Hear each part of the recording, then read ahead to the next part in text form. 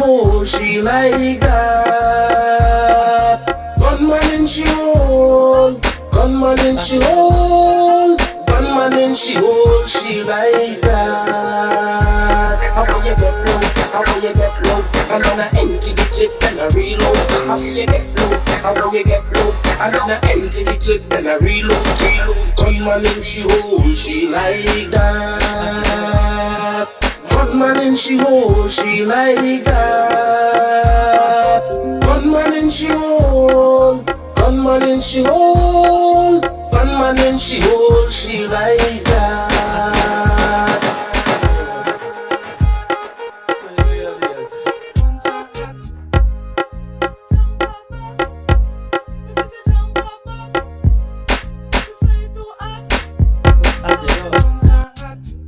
Living in your house, trying to raise your family in a law-abiding manner, 9 o'clock in the morning.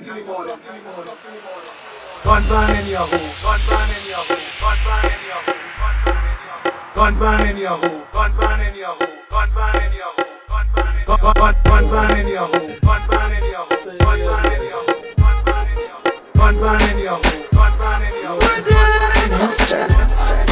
Gunman in she hold, she like that. Gunman in she hold, she like that. Gunman in she hold, gunman in she hold, gunman in she hold, she like that.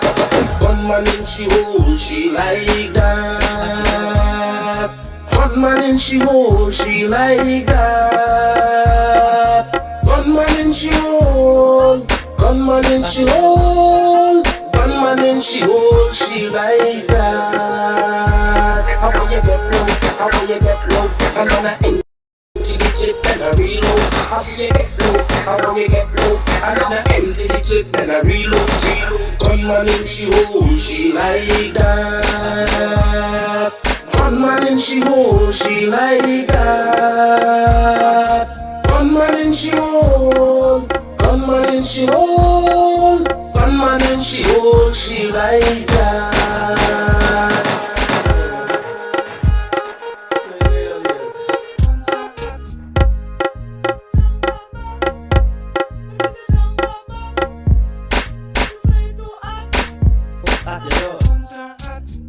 Living in your house, trying to raise your family in a law-abiding manner, 9 o'clock in the morning.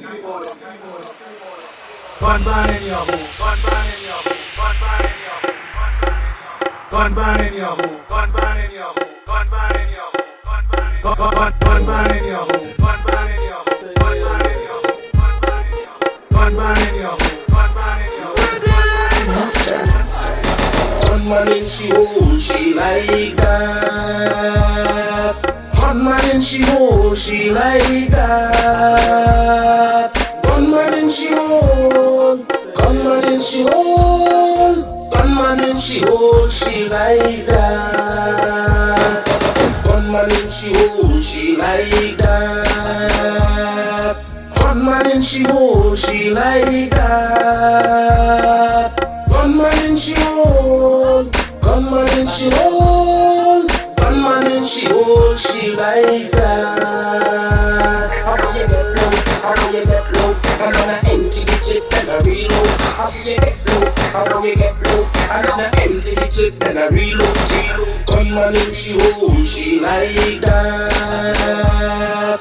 Gunman in she hold, she like that. Gunman in she hold, gunman in she hold, gunman in she hold, she like that.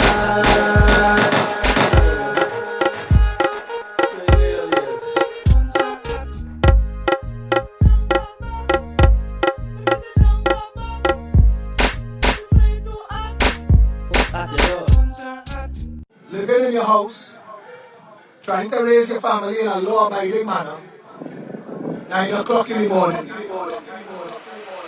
Gunman in your home, gunman in your home, gunman in your home, gunman in your home, gunman in your home, gunman in your home, gunman in your home, gunman in your home, gunman in your home, gunman in your home, gunman in your home, gunman in your home. Gunman in she hole, she like that. Gunman in she hole, she like that. Gunman in she hole, gunman in she hole, gunman in she hole, she like that. Gunman in she hole, she like that. Gunman in she hole, she like that. Gunman in she hole, gunman in she hole, gunman in she hole, she like that. How do you get low? How do you get low? I'm gonna empty the clip and I reload. How do you get low? How do you get low? I'm gonna empty the clip and I reload. Gunman in she hole, she like that. Gunman in she hole, she like that. Gunman in she hole, gunman in she hole, gunman in she hole, she like that.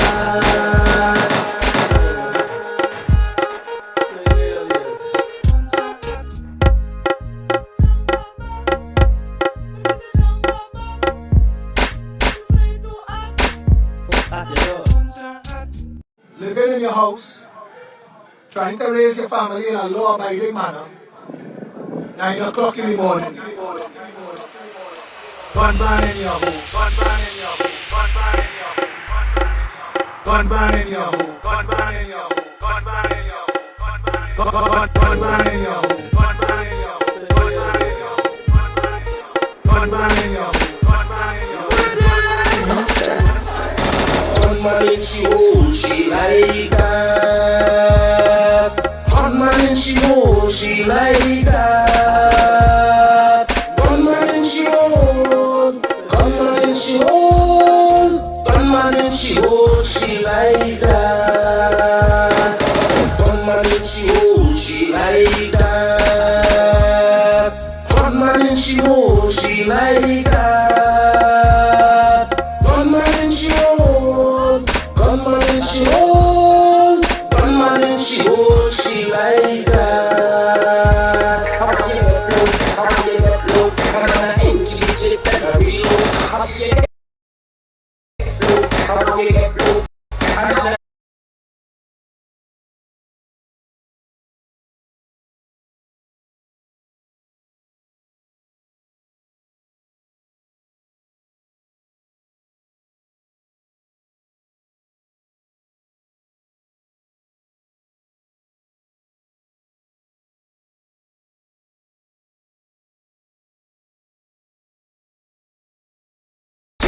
gunman in she hole, she like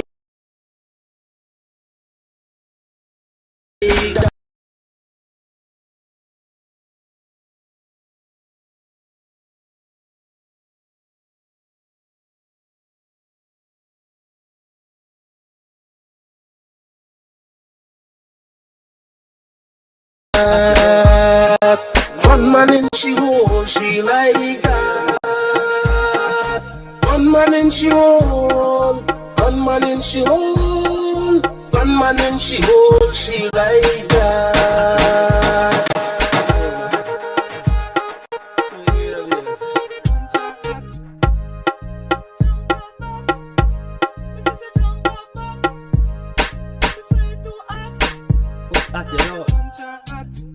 Living in your house, trying to raise your family in a law-abiding manner, 9 o'clock in the morning.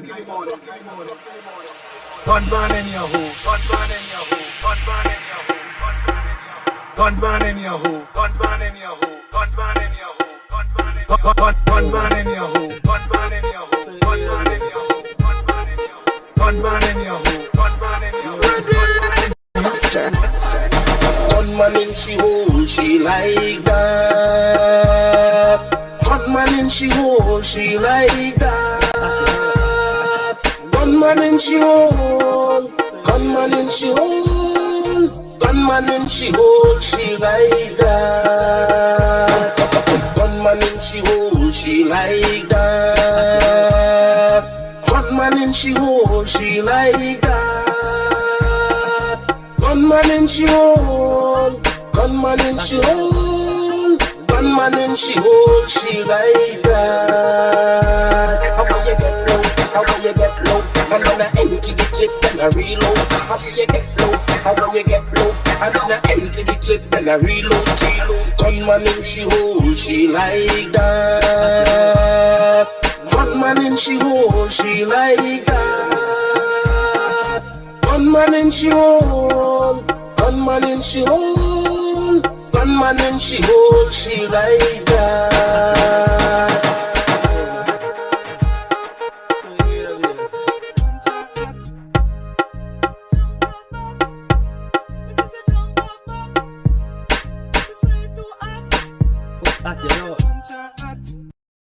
Living in your house, trying to raise your family in a law-abiding manner, 9 o'clock in the morning. Gunman in your hole, gunman in your hole, gunman in your hole, gunman in your hole, gunman in your hole, gunman in your hole, gunman in your hole, gunman in your hole, gunman in your hole, gunman in your hole, gunman in your hole, Master. Gunman in she hole, she like that. Gunman in she hole, she like that. Gunman in she hole, gunman in she hole, gunman in she hole, she like that. Gunman in she hole, she like that. Gunman in she hole, she like that. Gunman in she hole, gunman in she hole, gunman in she hole, she like that. How will you get low? How will you get low? And then I empty the clip and I reload. How will you get low? How will you get low? And then I empty the clip and I reload. Gunman in she hole, she like that. Gunman in she hole, she like that. Gunman in she hole, gunman in she hole, gunman in she hole, she like that.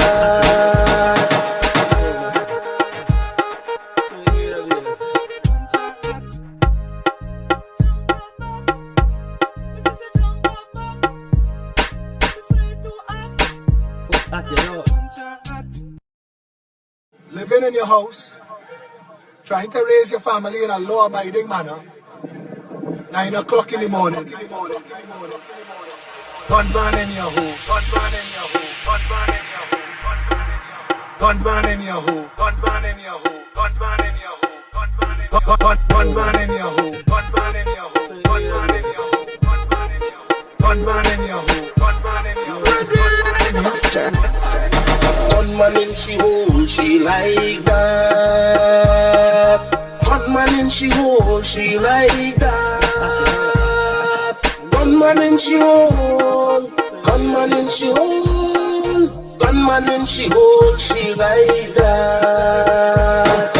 Gunman in she hole, she like that. Gunman in she hole, she like that. Gunman in she hole, gunman in she hole, gunman in she hole, she like that. How will you get low? How will you get low? And then I empty the clip and I reload. How will you get low? How will you get low? And then I empty the clip and I reload. Gunman in she hole, she like that. Gunman in she hole, she like that. Gunman in she hole, gunman in she hole, gunman in she hole, she like that.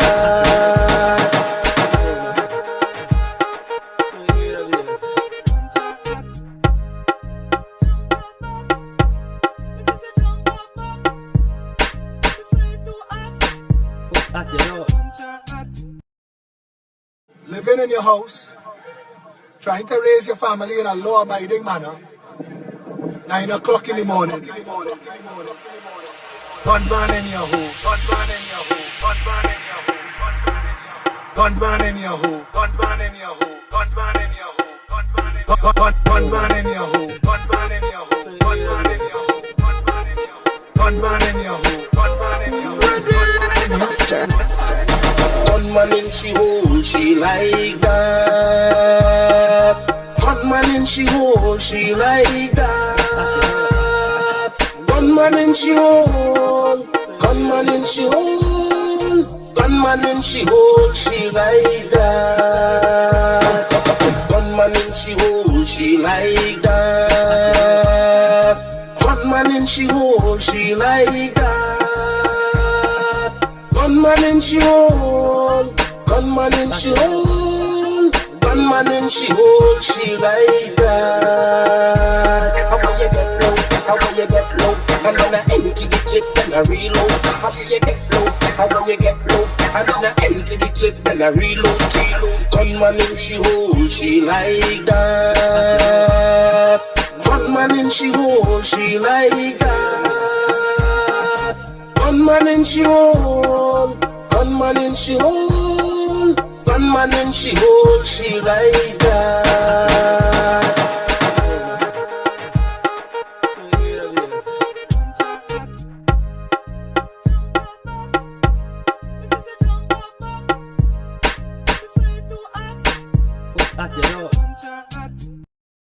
Living in your house, trying to raise your family in a law-abiding manner. 9 o'clock in the morning. Gunman in your hole, gunman in your hole, gunman in your hole, gunman in your hole, gunman in your hole, gunman in your hole, gunman in your hole, gunman in your hole, gunman in your hole, gunman in your hole, gunman in your hole, gunman in your hole, Master. Gunman in she hole, she like that.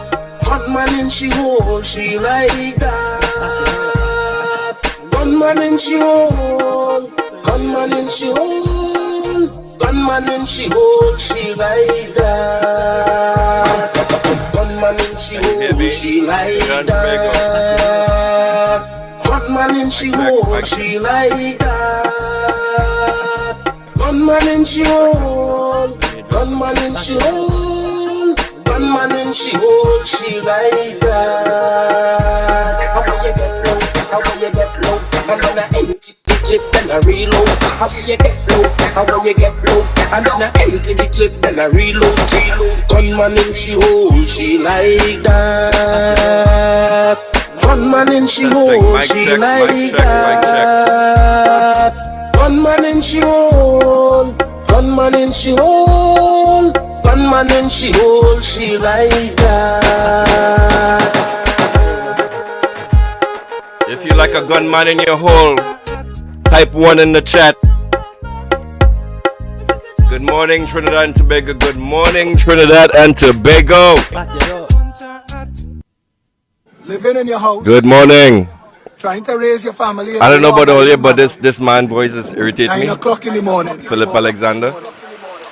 Gunman in your hole. Gunman in your hole this morning. How do you feel? How do you feel when you wake up in the morning and you see this news? How do you feel? Huh? Welcome to the Slimy Show. We're broadcasting on the Workers' Rights platform, YouTube platform, the Workers' Rights YouTube channel, and also on X. If you like a gunman in your hole and you like that, 1 in the chat. Good morning, good morning, good morning. We have a lot of news. Gunman in she hole, gunman in she hole, gunman in she hole, she like that. How will you get low? How will you get low? And then I empty the clip and I reload. How will you get low? How will you get low? And then I empty the clip and I reload. Gunman in she hole, she like that. How does the audio sound? How is the audio? Gunman in she hole, Give me she feedback on the like audio, because I don't want to be doing this shit and then hear the audio is bad. Gunman in she hole. So once I get the feedback, I'ma start.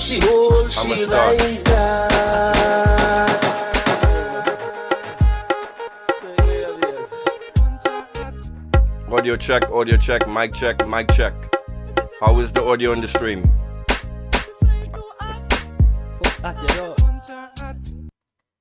Living in your house, trying to raise your family in a law-abiding manner. 9 o'clock in the morning. Gunman in your hole. Gunman in your hole. Gunman in your hole this morning, Trinidad and Tobago. Gunman in your hole. You're getting bull pistol from the left, you're getting bull pistol from the right. Gunman in your hole. Gunman in your hole. Gunman in your hole. Gunman in your hole. Gunman in your hole. Master. Gunman in she hole. So the breaking news overnight, Venezuela cancels all deals with Trinidad and Tobago. Gunman in she hole. Gunman in she hole. She like that. Gunman in she hole. She like that. Gunman in she hole. She like that. Gunman in she hole. Gunman in she hole. Gunman in she hole. She like that. How will you get low? How will you get low? And then I empty the clip and I reload. How will you get low? How will you get low? And then I empty the clip and I reload. Gunman in she hole. She like that. Gunman in she hole. She like that. Gunman in she hole. Gunman in she hole. Gunman in she hole. She like that.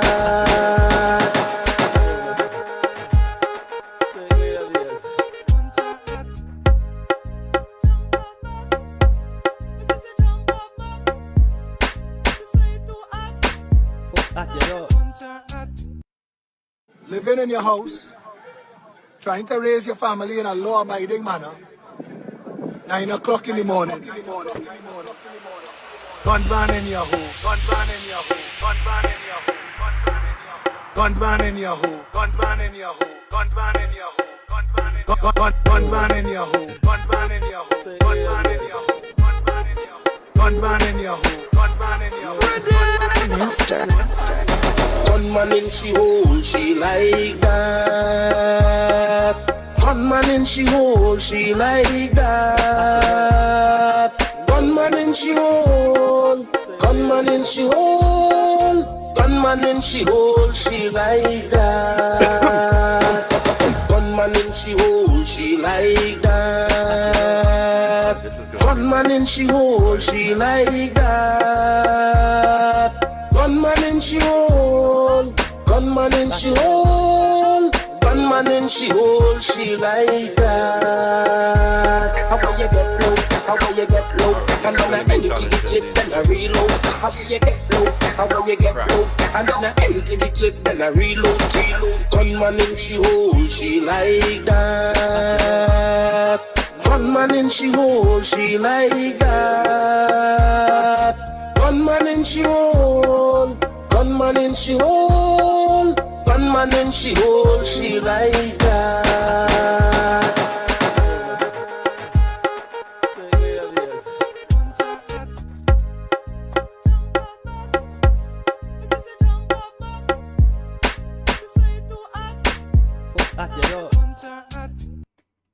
Living in your house, trying to raise your family in a law-abiding manner. 9 o'clock in the morning. Gunman in your hole. Gunman in your hole. Good morning, Trinidad and Tobago. Good morning. Gunman in your hole. Gunman in your hole. Okay, let's get started. I'm assuming my audio is fine and everyone can hear me perfectly. Gunman in Let your me hole. get rid of this shit here. Master. Gunman in she hole. She like that.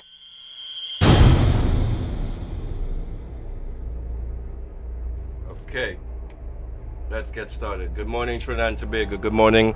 Welcome to the Slimy Show, broadcasting on the Workers' Right platform. If there's any issues with the audio, please let me know because I can't actually hear this. So, the topics I want to discuss today with you is the breaking overnight. Nicolas Maduro, President of Venezuela, canceled all gas deals with Trinidad and Tobago. God damn it, Trinidad, wake the fuck up. While you're now sipping on your expensive rum, because of that recent budget, rum is going up 100%, pretending this is just another sunny crisis, those Yankee warships are churning up our waters like sharks in a feeding frenzy, and it's dragging us straight to the bottom.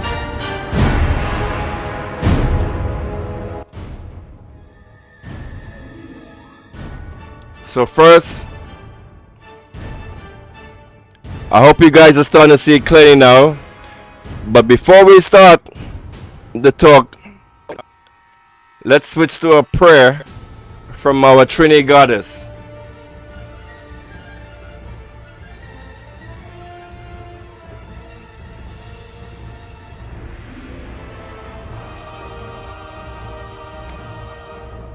Reminder of the imperial arrogance that has long treated Caribbean lives as expendable in the name of security. Let us be clear, this is not protection, this is recolonization. Trinidad and Tobago's alignment with US military objectives marks a catastrophic betrayal of the Caribbean consensus that our region must remain a zone of peace. In a single stroke, our leadership has reversed decades of struggle towards regional autonomy, from the Federation dream to the founding principles of CARICOM, by inviting a foreign power with documented history of anti-Black, xenophobic, and extractive aggression into our waters. This government has traded the dignity of the people for the optics of proximity to empire. We must name it for what it is: the sale of sovereignty dressed as diplomacy.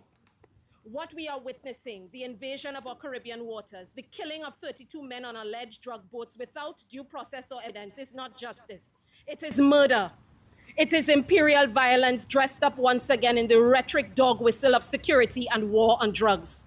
Again, let us be clear, this is not about drugs. It is about natural resources. It is about oil. It is about power. The United States, abetted by local collaborators, has long used narratives to justify control over territories rich in natural resources and geostrategic access. Our region has been a pawn in their empire building for centuries. With the apparent complicity now of our own leadership, the cycle continues. To our goodly Prime Minister, I say this: allegiance to empire is not leadership, it is capitulation. It is the mimicry of colonial power masquerading as progress, even as it alienates us from our Caribbean brothers and sisters who continue to insist on peace, independence, and regional self-determination. I write not as a partisan. I have long unsubscribed from our party-led politics, nor do I subscribe to the bankrupt capitalist system that sustains them. I write as a Caribbean socialist, aligned with the unrealized visions of those who imagined freer, fairer, more humane futures for our people. From Claudia Jones to Una Marsan to CLR James to Morris Bishop to Audre Lorde to Sylvia Winter, may they all walk in power. Their work reminds us that another world was always possible, even when empire insisted otherwise. What we face now is a moral and ideological crisis, not just of governance, but of imagination. It is time to reclaim both. We must begin to dream again, knowing we do not have all the answers, but still willing to painstakingly envision a brave new hybrid, uncolonized way of being, living and thriving outside of the death-riddled machinery of capitalism and militarism that has never served us. Caribbean sovereignty is not for sale. Caribbean lives are not collateral damage. And peace, true peace, must never be bartered for power. I am taking this public stance for my baby girl so that one day when history measures who stood silent and who spoke, there will be record that I did not sit idly by. However small, inconvenient, maybe terrifying or inconsequential it may seem to some, silence in moments such as these is complicity. So I stand here today for my daughter, for our children, for those not yet born. Let this be on record. I am Abeo Aisha Christabel Jackson, 6th generation American from the lineage of Amphi and Bashana Jackson. Okay. Oh. Amen, amen. That, my dear viewers, this morning was our daily prayer. I hope you take that forward with you this morning and you listen to everything she said. You know what? That speech was so powerful, I think we need to hear it again.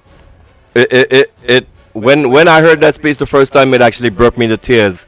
This is the Trinidad. This is what I'm supposed to be hearing from you people. Instead of capitulating to the United States and their goals, you should be fighting back. So once again, let's go back to this speech from this girl. Well, it was very powerful. God bless you, Aisha. I want you to somehow get in contact with me if you can, if possible, please. Telling reminder of the imperial arrogance that has long treated Caribbean lives as expendable in the name of security. Let us be clear, this is not protection, this is recolonization. Trinidad and Tobago's alignment with US military objectives marks a catastrophic betrayal of the Caribbean consensus that our region must remain a zone of peace. In a single stroke, our leadership has reversed decades of struggle towards regional autonomy, from the Federation dream to the founding principles of CARICOM, by inviting a foreign power with documented history of anti-Black, xenophobic, and extractive aggression into our waters. This government has traded the dignity of the people for the optics of proximity to empire. We must name it for what it is: the sale of sovereignty dressed as diplomacy. What we are witnessing, the invasion of our Caribbean waters, the killing of 32 men on alleged drug boats without due process or evidence, is not justice. It is murder.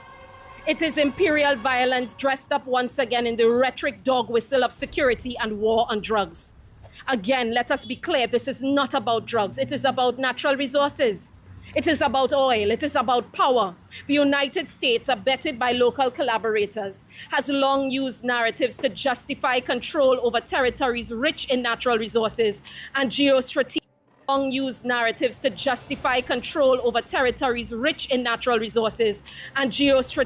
access. Our region has been a pawn in their empire building for centuries. With the apparent complicity now of our own leadership, the cycle continues. To our goodly rhetoric dog whistle of security, power with documented history of anti-Black, xenophobic, and extractive aggression into our waters. This government has traded the dignity of the people for the optics of proximity to empire. We must name it for what it is: the sale of sovereignty dressed as diplomacy. What we are witnessing, the invasion of our Caribbean waters, the killing of 32 men on alleged drug boats without due process or evidence, is not justice. It is murder. It is imperial violence dressed up once again in the rhetoric dog whistle of security and war on drugs. Again, let us be clear, this is not about drugs. It is about natural resources. It is about oil. It is about power. The United States, abetted by local collaborators, has long used narratives to justify control over territories. What did she say? What did she say? What did this queen just tell? What did she just say? The United States, aided and abetted by local collaborators. Who will those local collaborators be? Would you tell me? Has long used narratives to justify control over territories rich in natural resources and abetted by local collaborators. United States, abetted by local collaborators. United States, abetted by local collaborators. United States, abetted by local collaborators. United States, abetted by local collaborators. United States, abetted by local collaborators. United States, abetted by local collaborators. United States, abetted by local collaborators.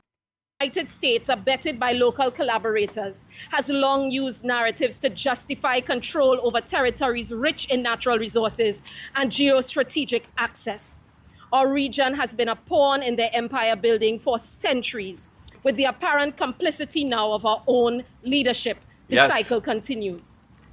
To our Prime Minister, I say this: allegiance to empire is not leadership, it is capitulation. It is the mimicry of colonial power masquerading as progress, even as it alienates us from our Caribbean brothers and sisters who continue to insist on peace, independence, and regional self-determination.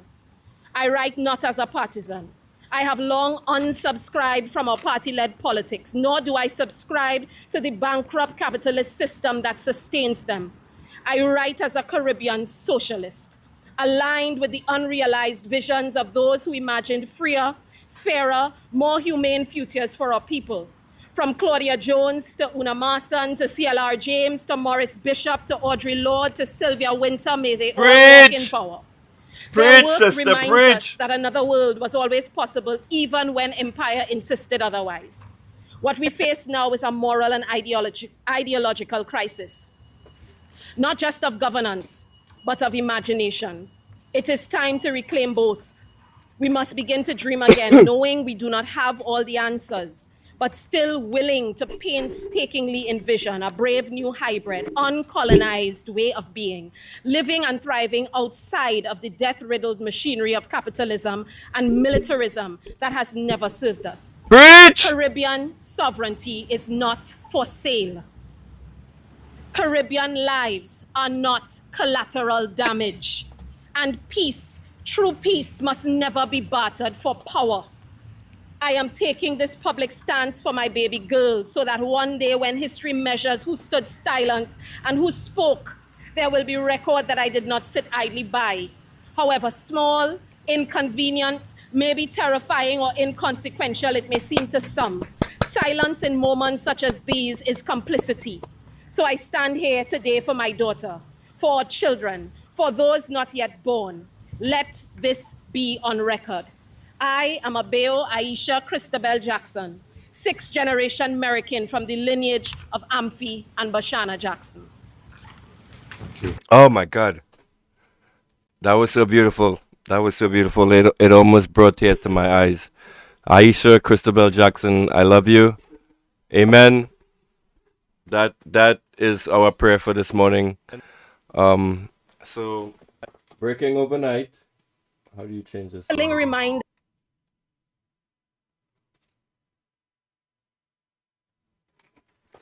All right. Oh, no, I don't want to start this. All right. So, ladies and gentlemen, it's nothing but winning and winning and winning and winning and more winning with this UNC government. I don't mean to laugh because this is really serious what is happening, and this is it's going to be nothing but bad news for Trinidad and Tobago with the news that happened overnight. Venezuela has cancelled all deals with Trinidad and Tobago. I have to wiggle around this camera. Yeah, so Venezuela has cancelled all deals with Trinidad and Tobago. This is so upsetting and depressing. I almost don't want to be on this live. I don't want to be here. I am ashamed. I am embarrassed. I'm humiliated by everything that this government is doing. The way we look on the world stage, for like no one has ever heard of the country Trinidad and Tobago except for this week. So we have international journalists on Trinidadian soil reporting live, Al Jazeera. That could only signal bad things for the country of Trinidad. So Trump is ramping up this war with Trinidad. So apparently overnight, not overnight, but yesterday, Maduro foiled a plot between the CIA and Trinidad. So now Trinidad is complicit in actions that are negative to Venezuela. So Nicolas Maduro did the correct thing by amping up the pressure and suspended all gas deals with Trinidad and Tobago, all deals. And I suspect this has been in the making for at least a few days, because we're hearing news now that this great big company Nutrien is closing up shop in Trinidad. And the narrative they're trying to paint to you is this is something because of port fees or some other nonsense. But I think Nutrien sees the future and sees what is coming, and they are packing up shop before bombs start dropping on Trinidad and Tobago.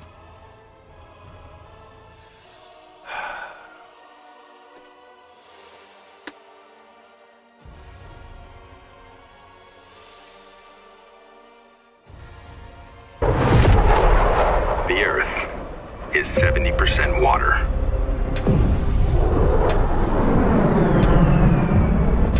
And 30% land.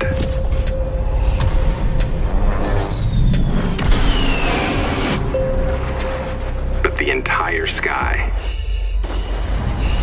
belongs to us.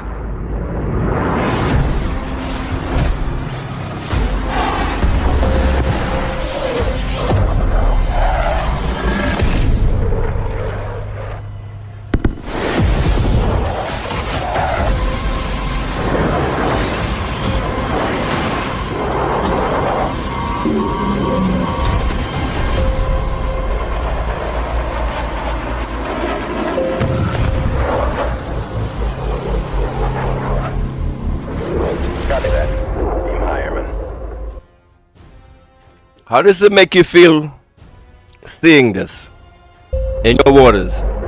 Does it make you feel safe? Does it comfort you that now you have US warships doing maneuvers, fancy maneuvers like that over Trinidad and Tobago? Because I've heard reports, I've heard it from you. You guys are actually reporting you're seeing drones and all this stupid shit now happening over Trinidad. My God, what have you people done? What have you done? What have you done to my country? I am so upset. If ever we needed a reminder of how unstable and how dangerous this world that we live in is, and how vulnerable our Caribbean region is, it is now with us, facing a multiplicity of threats. We don't need to look any further than the menacing vessels, military vessels from the United States across the Caribbean Sea. She is talking about the United States gravely, freshly chased out of the Middle East by the Houthis.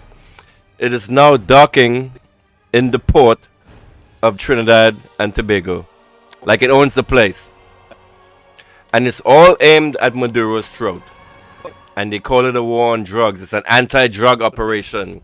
You know, striking speedboats in international waters, killing 43 people since September, with the co-signature of our Prime Minister, Ms. Kamla Persad-Bissessar. Including what is reputed to be the world's largest warship. These are not times of pirates anymore. This is 2025. And we have cause to be duly concerned. Because even as that is happening, one of the most dangerous hurricanes for the 2025 Atlantic season is bearing down on... Oh, as she mentioned the hurricane, that's one of the second stories that I want to speak about. The best and brightest of Trinidad and Tobago stranded in Jamaica. That's the second story I'll speak about after I speak about this topic here. Our brothers and sisters in the Northern Caribbean, Melissa, we are facing, my friends, an extremely dangerous and untenable situation in Southern Caribbean. And as a people with a tragic history of being subjected to centuries of big power, orchestrated genocide, terrorism, and warfare, and as a small state, we have invested tremendous time and energy and effort in establishing and maintaining. And this is what another thing that upsets me terribly with the decision of Trinidad and Tobago to side with the United States. For the past 2 years on my screen, I've been seeing nothing but blown up babies. A genocide being committed. The Holocaust of our time, the Holocaust of our lifetime. And no one in Trinidad and Tobago is speaking up about this. No one. In the past 2 years, who has protest? Who has spoken up about this? And now we see the government of Trinidad and Tobago siding with demons. It is very upsetting. It's very embarrassing. I don't want to do this. I don't want to be here. I am so ashamed of you people that I almost want you to just accept the consequences for your actions, because you see this dumb shit happening every day. Every day it's something escalatory that's happening in the news.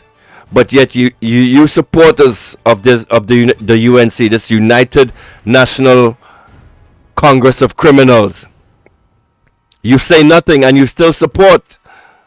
You have warships parked in your ports and you say nothing. And you still support, and you still go on the news shows and say this is something to do with drugs. You fucking morons. Our region as a zone of peace. Peace is critical to all that we do in this region. And now that peace is being threatened, we have to speak up.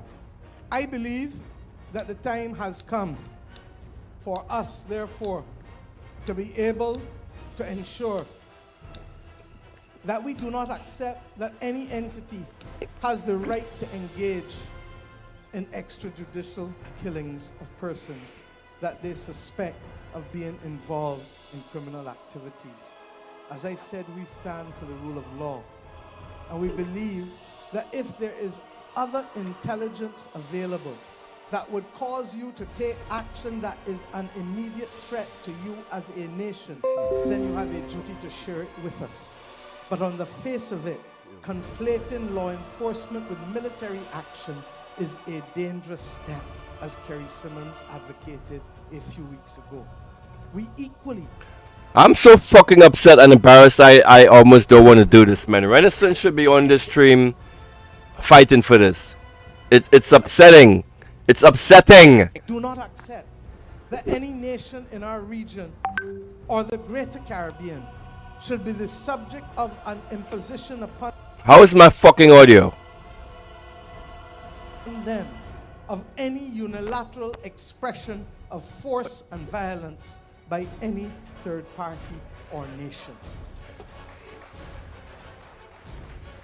If there are conflicts and disputes that are in need of resolution, then the place that they need to be taken for such resolution is the United Nations organization. And the methodology that must be deployed for the resolution is one of negotiation and peaceful actions taken in order to ensure that we can settle disputes. Barbados has always been that place, and that is why we were the location for the opposition and government in Venezuela to sign the pact here a few years ago, because we are friends of all and satellites of none. And I say so comforted that this has been the position of every single government of the country since independence. The violent actions that this buildup has led to needs to be the subject of dialogue. And I ain't gonna lie to you guys. I actually didn't like Mia Motley a year ago because she was like pushing this climate change, this climate whole change agenda, like and she was like a servant of the imperialists. So I had a kind of dislike for her because she's pushing a message that was fed to her by. But whatever. Let's not talk about that. You know, I don't want to like piss anybody off right now. But let's focus on this message, Mia Motley. I wish I had that video with Keith Rowley, speaking about the consequences of gas. I don't have it on me. And I have said If before, anybody has it, the number, my WhatsApp number is on the screen. You have it. Just send it to me. Renaissance, if you have that video, send it to me. almost every war in the world in history has been ended by dialogue. So let us have dialogue to prevent the war from starting rather than to stop it when it has started.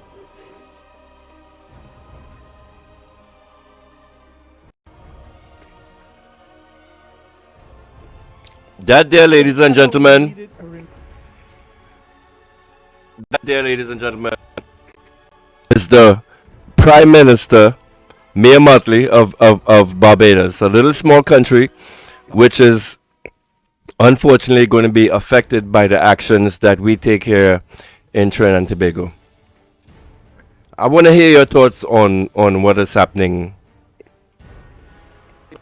The number to call in is 347-791-3311. Calling on WhatsApp. Don't call me directly. I am not responsible for your charges. If you're stupid enough to actually not use WhatsApp, then that's on you. But the number to call on WhatsApp is 347-791-3311. Just take that a note. And I'm not one of those radio talk shows that will actually, if you call in and you start talking shit, like you don't support President Maduro or Maduro wasn't elected or any of that imperial nonsense, I will shut you down immediately. Don't call in trying to fuck my head up with that stupid shit.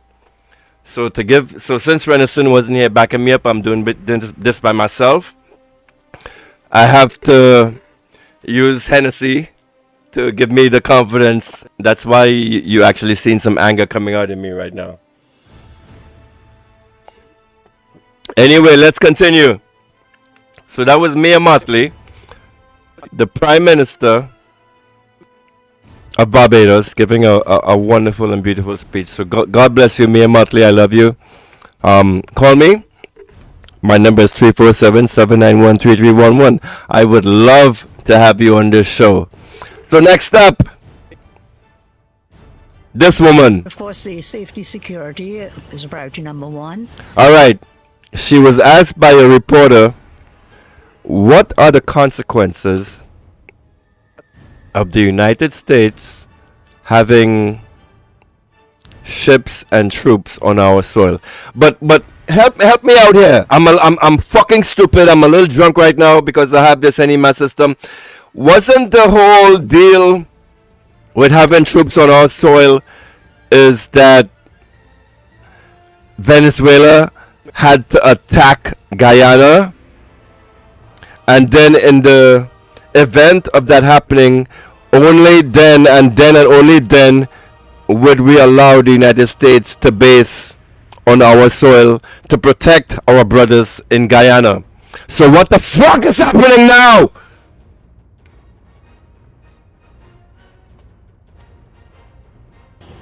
To help keep the narco traffickers, the drug traffickers, human traffickers out. And they're also going to give us some assistance, technical assistance, IT assistance, and some humanitarian work in using their Marines. Yes, ladies and gentlemen, yes. The United States Marines and that warship is there to give fucking humanitarian assistance to the citizens of Trinidad and Tobago. They're here to build schools, you stupid bitches. Navy members to help us with, schools or maybe some of our bases to upgrade.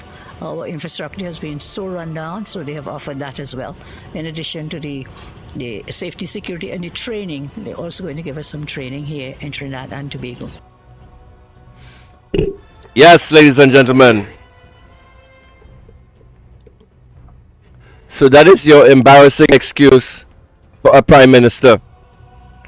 I am here calling on the Slimy Show on October 28, 2025 that Prime Minister Kamla Persad-Besessa should fucking resign from her post as Prime Minister of Trinidad and Tobago. What she has done is I'm drunk, I'm sorry. This woman needs to resign. What she has done is she has put each and every citizen of Trinidad and Tobago at risk. She has given up our sovereignty to Donald Trump. Oh God. And most of you will know I used to be a supporter of Donald Trump. I was one of these dummies in the red hat saying make America great again. But if making America great comes with the destruction of Trinidad and Venezuela and fucking CARICOM, because what happens with Venezuela, there's going to be rippling effects throughout the entire Caribbean region. So we see CARICOM uniting against Trinidad and Tobago. But yet still, we have military vessels doing covert CIA operations launched from our soil. So now all bets are off with Trinidad and Tobago. Trinidad is now a military target of Venezuela. And the first step, the first step of that is cutting off financial relationships with the country. And that is exactly what has been done last night. The president of Venezuela, Nicolas Maduro, has terminated all oil and gas deals with the country of Trinidad and Tobago.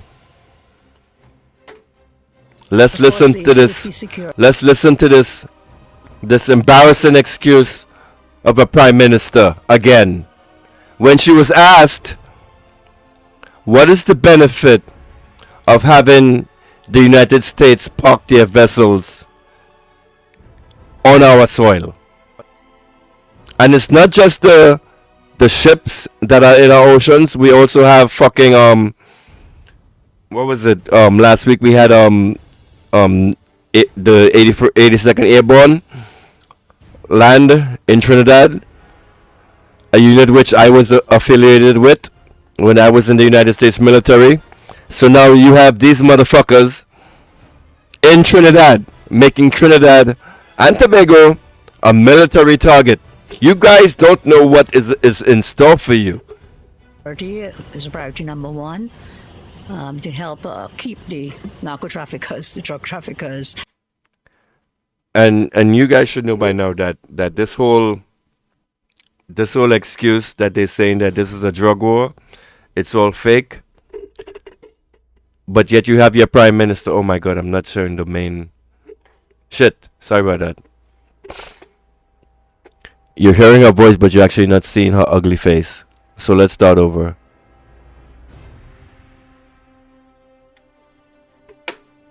The safety security is priority number one, to help keep the narco traffickers, the drug traffickers, human traffickers out. And they're also going to give us some assistance, technical assistance, IT assistance, and some humanitarian work in using their Marines, their Navy members, to help us with, schools or maybe some of our bases to upgrade. Our infrastructure has been so run down, so they have offered that as well. In addition to the safety, security, and the training, they're also going to give us some training here in Trinidad and Tobago. You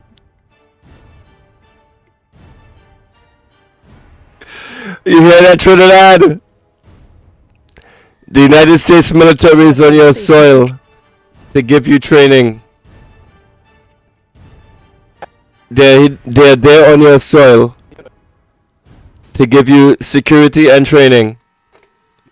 You're hearing this? This woman said that there's only good things that's going to happen with the United States based on our soil. But anyway, breaking news. Venezuela has successfully captured alive CIA-backed mercenary groups planning a false flag operation in the waters near Trinidad and Tobago, according to Reuters. So what had happened, and I am so impressed with the Venezuelan military. This is the second false flag operation that they foiled so far. The first false flag operation was the attack on the United States Embassy in Venezuela. They foiled that. Now, yesterday, with this, the United States gravely docked in our waters, they captured another they dismantled another false flag operation. So what was actually going to happen is, with the ship being docked in the ports of Trinidad and Tobago, that ship was supposed to be attacked, and the attack was going to be blamed on Venezuela.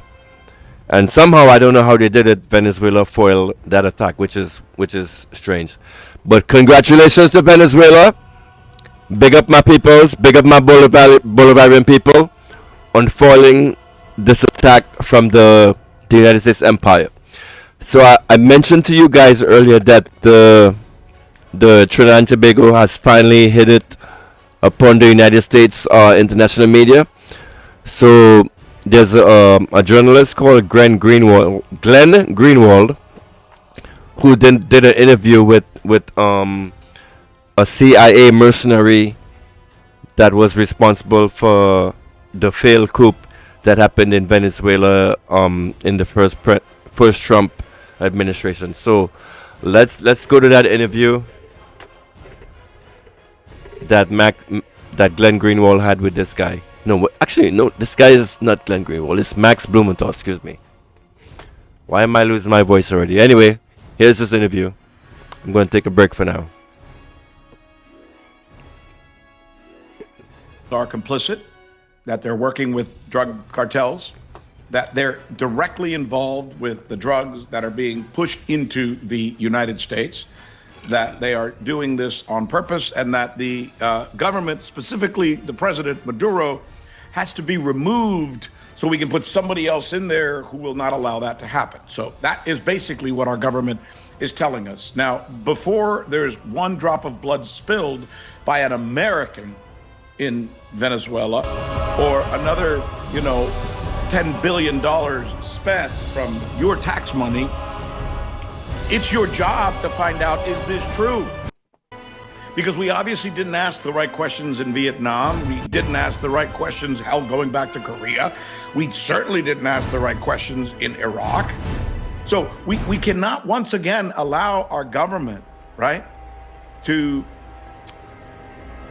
start a war and spend our money, our treasure, our blood, our children's blood on a lie. So is this a lie? Simple, right? That's what I have to do. I claim to be a journalist. Well, then, damn it, be a journalist, right? So over the last couple of days, even late last night, I woke up and I started thinking about this. I said, we have to make sure this doesn't happen.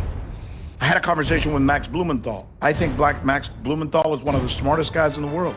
I'm going to play some of Max Blumenthal for you, by the way, his take on this as well. He just had a conversation with a guy named Jordan Gaudreau. Jordan Gaudreau is hired by the CIA and the Trump administration, the previous Trump administration, to go to Venezuela and remove Maduro and somehow create a coup in the government so that they can be replaced with people who are more favorable to U.S. multinational corporations in the United States so they can make more money off of the hydrocarbons that are in Venezuela and the resources of Venezuela. According to Max, even the gold in Venezuela. My God, it sounds like we've gone back 100 years. But let's go back to the question. This is what you and I need to talk about. So, U.S. government says this. Is that true? Right? They say the Venezuelan government is involved in drug trafficking, blah, blah, blah, blah, blah. Is there truth in that? Or is this a story being made up, a fabrication, if you will, so that the United States can get its way for the sake of some very rich assholes who will make a ton of money off of Venezuela, like a lot of rich assholes made a lot of money off of the war lie in Iraq. Okay, let's do this. I looked it up. I started doing some research, and here's what I have found. Let me take you through it. First, I went to the Washington Office on Latin America. It's called WOLA. It's an agency that puts out information. And what I did was I started looking at all the information that was put out by all the major organizations and agencies prior to the Trump administration making these accusations about Venezuela. In other words, I wanted to see what they were saying before we were being told this. And here's what I found. WOLA says Venezuela, in their annual report of 2024, Venezuela is not a transit country for U.S. bound drugs or cocaine. Not. WOLA. DEA. I want to see what the DEA has been saying about Venezuela. This is their, according to the DEA threat assessment for 2024, there's not even a mention of Venezuela as an international threat assessment to U.S. citizens. Huh? So in 2024, it wasn't even mentioned, but all of a sudden in 2025, it is the biggest threat to U.S. citizens, and we have to send submarines and 10,000 soldiers to go there and fight because of something that didn't even exist in 2024. You seeing a pattern here? You seeing what I'm seeing? Let's go to the National Intel Council. This is the Intelligence Council of the United States. It says, or finds, Maduro does not control drug trafficking in this portion of Latin America. Wait, we're being told that Maduro does control drug trafficking. So I'm looking at the agencies that put out the necessary information regarding Venezuela and drug trafficking, and all of them in 2024 were telling me, no, Venezuela is not like Ecuador, Venezuela is not like Mexico, Venezuela's drug cartels, Cartel de Sol and Tren de Aragua are yes, problematic criminal organizations, but in comparison to the big cartels in other parts of the world, they're relatively small. So wait, again, this is not matching up, right? What else did they find? According to the NIC, Venezuela has no role in the production and or export of synthetic drugs to the United States, including fentanyl or opium derivatives. So Venezuela is not involved in fentanyl production. They're not exporting it into the United States. This is the National Intelligence Council, and nothing to do with opium, for example. Well, that's a hell of a thing, because my government's now telling me that it's completely the opposite, right? And you know what's almost ironic about this? You know which country has been responsible for the transport and development of opium in the world? The United States. So if you really think about it, and I'm sure I don't have to tell you this because most of you guys who watch my podcast are pretty smart. So when the United States controlled Afghanistan. Ladies and gentlemen, I just got an alert from Mr. Renison. Anything said on this stream, the Workers' Right platform does not claim responsibility or support or agreement. Anything said on this platform is not necessarily supported. I need a disclaimer, Renison. Send me a disclaimer, man. so I can read this shit out. So the words said on this platform does not necessarily reflect the thoughts, emotions, and whatever of Workers' Right A6A, because I may get him in trouble. I have been sipping a little Hennessy. So you guys that are listening, if you think you can challenge Slimy while I'm drunk and high, please call in. You Daughters Ground Report viewers, I am here for you now. So what is this guy who like to talk shit about me, Trev Den and Just Cool? I am here for you. The number to call in is 347-791-3311. I just read the disclaimer of the Workers' Right A68 platform. Now let's get back to this interview with Max Blumenthal. I need you guys to pay attention to this clearly, because apparently you don't know. Carry on. Opium production out of the poppy fields of Afghanistan increased about 10 or 20-fold. So in other words, when we were in charge of Afghanistan, the heroin, the opium production the opioids that were being created in Afghanistan went up 10, 20-fold.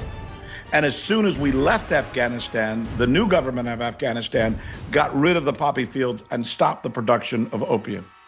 So does that mean we were involved in the trafficking of opium and opium production? You bet your ass we were, at least unless you're blind and you can't see the actual stats. So maybe if we need to invade a country, what, do we invade ourselves? If we want to find a country that was actually systematically involved in the production of drugs to be distributed throughout the world, that eventually came to Americans and got Americans high? Shots. These are the facts. Say that again. To be distributed throughout the world, and that eventually came to Americans and got Americans high. I mean, these are the facts, Jack. These are the facts. And I think it's incumbent upon us to do this. So, then, and let me introduce Max. Let me let you get Max's take on it. Ladies and gentlemen, Max Blumenthal, world-renowned journalist. You're hearing this guy for the first time. You did this Trini. Please pay attention to this and learn and understand everything this man is about to say. It is very important. It's about to have the country destroyed.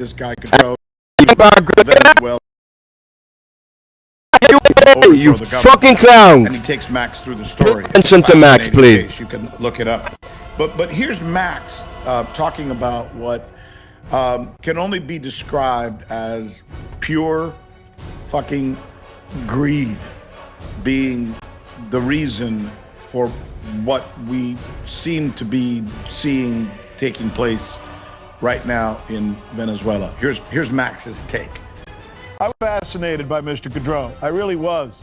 And I think he generally seems to be telling the truth. And you were pushing him, and he was kind of nervous and scared throughout the entire interview. Is he telling the truth about this coup that he tried to pull off?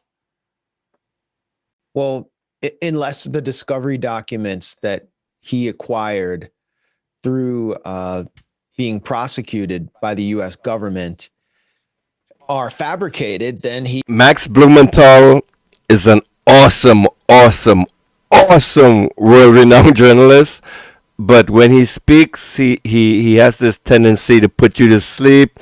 He talks in this slow, like, relaxed tone and monotone and rhythm, and it really puts you to sleep. But this guy is really amazing and awesome, and you should pay attention to everything he says. He is telling the truth. This is a really amazing interview. Much higher than we realized. And I think if we look at what the Trump administration is doing now, not just in Venezuela, but in Greenland, in Congo, in Pakistan, and I'll explain why those areas are relevant here. Very relevant. It's a straight up resource grab in Venezuela. And that's why Jordan Goudreau was initially recruited by this group, Global Governments, which was run by Trump's body man, one of the closest people to Donald Trump, someone who might not be that well known to the public, but who is extremely influential right now, named Keith Schiller. So we have all the names of influential people in the Trump organization, what you could kind of call a Trump regime. And they're all over these documents. What wound up happening was an embarrassingly failed coup, which left Jordan Goudreau. Oh, for you guys that are asking, I'm wearing my military getup because we had war, niggas. We had war. Everybody in Trinidad should be dressed like me because this is what is about to happen to you. We're literally facing military aggression from Venezuela, so everybody should arm up. No, my God, you don't have guns in Trinidad. Oh God. Anyway, carry on. Hung out to dry, and so they all have plausible deniability right now. But now they're going for the same thing with the U.S. Navy on a massive deployment, and once again, they're all vying for contracts in the day after in a post-Maduro Venezuela. So what we Did you hear that? So what is happening right now with the Trinidad and Tobago government is you have Kamala Prasad Bissessar. Notice whenever she's asked, is Nicolas Maduro the president of Venezuela, she never answers that question. Pay attention to that. Pay attention to that, Trinis. Pay attention to that. Okay? So you have the government of Trinidad and Tobago planning for the aftermath of Nicolas Maduro. But let me tell you this now. Nicolas Maduro represents at least 75% of the population of Venezuela, which are either socialists, which is 33%, or communists, which is like another 25%. So the people of Venezuela are highly left. They're very left, and there's only 25% of the population, which, well, damn, I should really get into a history of Venezuela with this for you. There's kind of like what is happening in Trinidad, where you have the elites on one side, and you have the regular people, the blacks, on the other. You see this happening in Venezuela. People with a light skin, there's high racism in Venezuela, where you have these light skinned Spanish blood people who consider themselves the rulers of the country, and then they are fighting with the other dark skinned people. And you will see this in a video that I'm about to show you, which will get some of you upset. If you're listening to this channel, the video that I'm about to play with you, maybe like a half an hour from now with this woman, will get you upset. But let's continue with this interview with Max Blumenthal. I'm sorry for interrupting. I know you guys don't really want to hear my voice. Operation Gideon, which was the plot that Jordan Goudreau enacted, which is now mocked as the Bay of Piglets, the stupid Bay of Piglets. Follow Max Blumenthal on Twitter. If you want to stay educated, if you want to stay informed, this journalist is one you need to follow. So please, on Twitter, just type in Max Blumenthal. He comes up. Make sure he's followed. And started out as Operation Edgemont, was sort of a pilot program for what Marco Rubio is attempting right now. He actually says at one point, the plan is to take out Maduro, and that way we can monetize his assets. I mean, how disgusting. How much more plain can he be about what the intent of this was? Sounds like just pure greed based on lies. Yeah, I mentioned Keith Schiller. He was the Trump body man, sort of played bodyguard, but was also sort of a private liaison who had an arms export control license. He was one of the initial figures in making this deal to secure someone like Jordan Goudreau, who was Special Forces, a former U.S. Green Beret, as the kind of muscle. They believed that they had consolidated a force close to Nicolas Maduro within the military that would flip, and that it would be easy for them to secure some kind of coup. And they were working within the Venezuelan opposition with two figures, Jorge Betancourt and Lester Toledo, who Jordan, I think, correctly identified as CIA assets. Lester Toledo is now an advisor to Nayib Bukele, the Salvadoran president. And these were the key guys who then folded this operation into a formal contract signed by Juan Guaido, recognized as the president of Venezuela by the U.S., and J.J. Rendon, the top political consultant in Venezuela, to actually kidnap Nicolas Maduro and extricate him out of Venezuela in exchange for a $10 million performance bonus. I mean, this was a formal contract. But going back to Keith Schiller and this global governments group, yes, the openly stated objective was to steal Venezuela's resources by removing this kind of nationalist government of Nicolas Maduro and installing someone like Maria Corina Machado, the Nobel War Prize winner, who has openly promised in an interview with Donald Trump Jr. Whoa, hold on.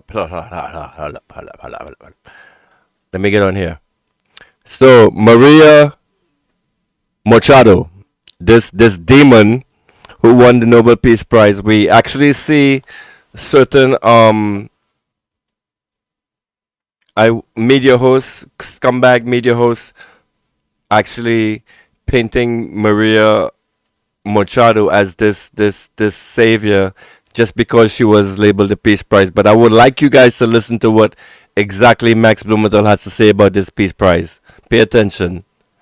To hand over lucrative contracts to Trump Incorporated. And where is Keith Schiller right now? He's a lobbyist for Pakistan to negotiate rare earth mineral deals with the Trump organization. And he's been in and out of Greenland with his new company called GreenMet to attempt to plunder Greenland's rich mineral resources out from under the government of Denmark, which controls Greenland. So it's really obvious what's going on and what Trump Incorporated is about, which is to use the U.S. military or private operators, mercenaries, in order to enrich themselves. And I guess as U.S. taxpayers, we're kind of footing the bill and paying the price of the backlash, which, if there is a regime change in Venezuela through an invasion, would be another massive migration wave. I think Max is one of the best news gatherers in the world right now. And I say that interestingly enough because I love Max Blumenthal. He is literally one of the best journalists out there. You know that thing we learned from our parents, hopefully from your mom, my mom, your dad, my dad, right? And they used to say to me, and I'm sure they said to you too, tell me who you hang around with and I'll tell you who you are. Yeah. So I was just watching some of the different, Sunday morning shows and some of the other cable news shows, and you know who they're interviewing? Instead of looking at the facts like I just did, which by the way, it took me an hour and a half maybe of researching different agencies and looking at their reports, what I just read to you. Instead, you know how they're getting their information? They're interviewing U.S. senators.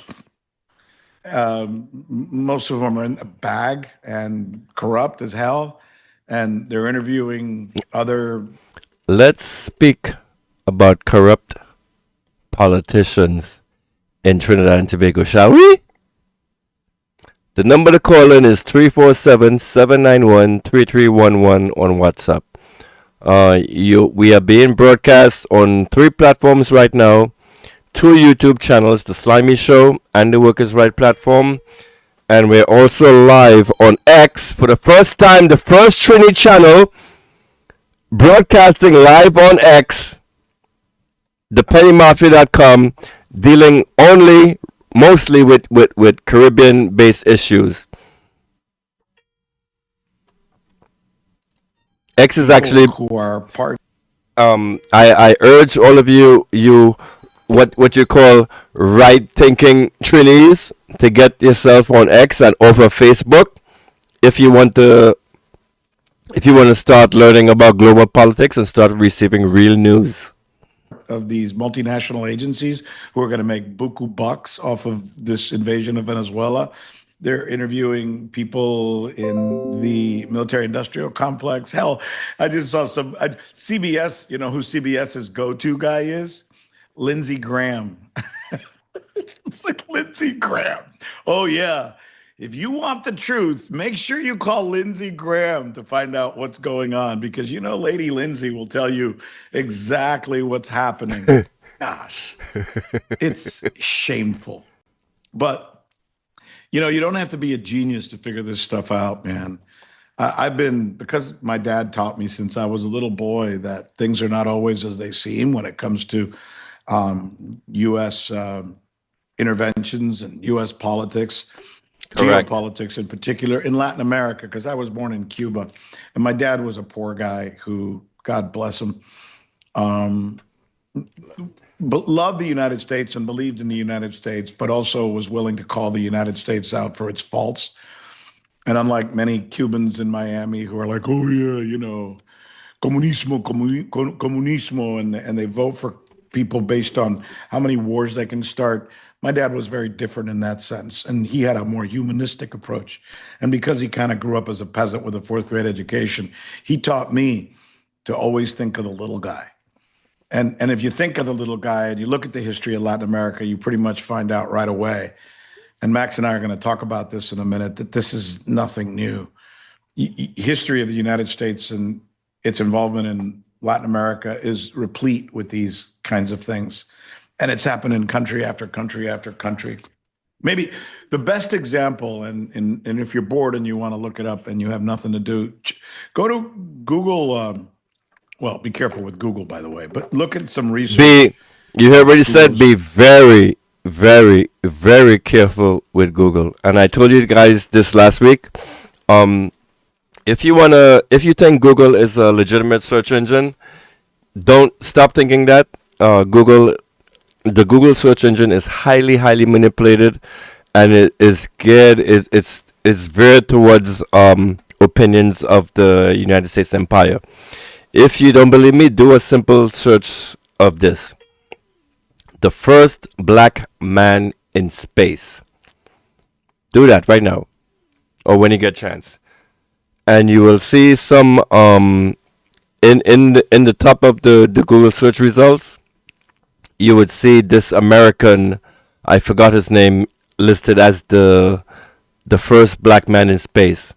But when you scroll down, like maybe like lower in the search results, you would see that the actual first black man in space was a Cuban, and he was launched from the Soviet Union, and way before the Americans even did it.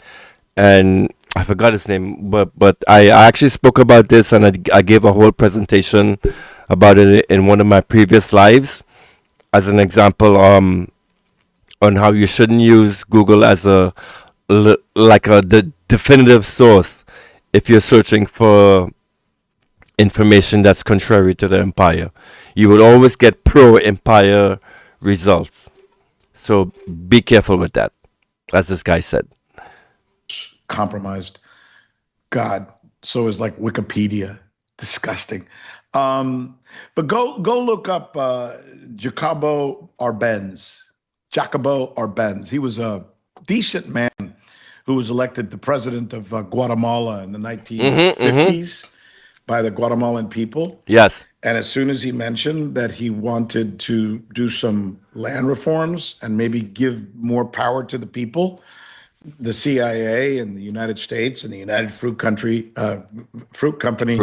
found out about it, and they went in and had him removed, started a coup, which led to a civil war. We paid off the corrupt generals to take over the government. That civil war ended up in the deaths of like 200,000 Guatemalans. Speaking of civil war, right?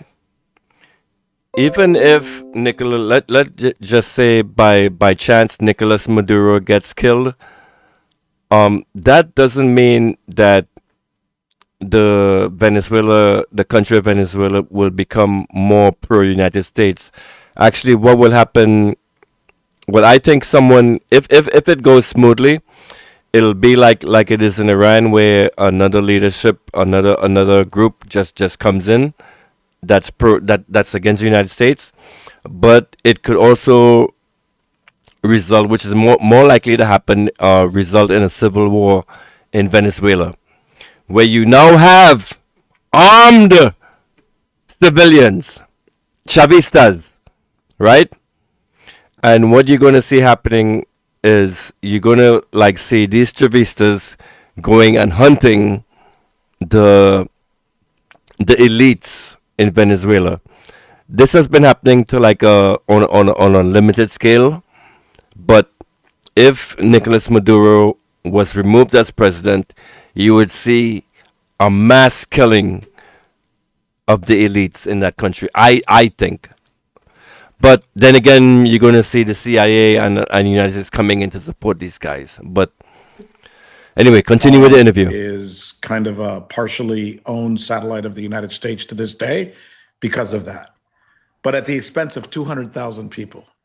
Nice, huh?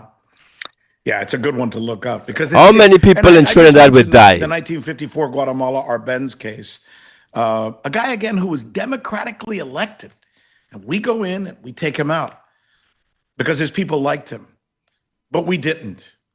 Is it our job to go around deciding who we like and don't like, or is it the people of those countries' job to figure out who they want to be led by, even if they pick a loser, right?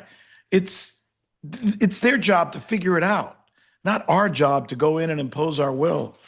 But this has happened over and over and over again.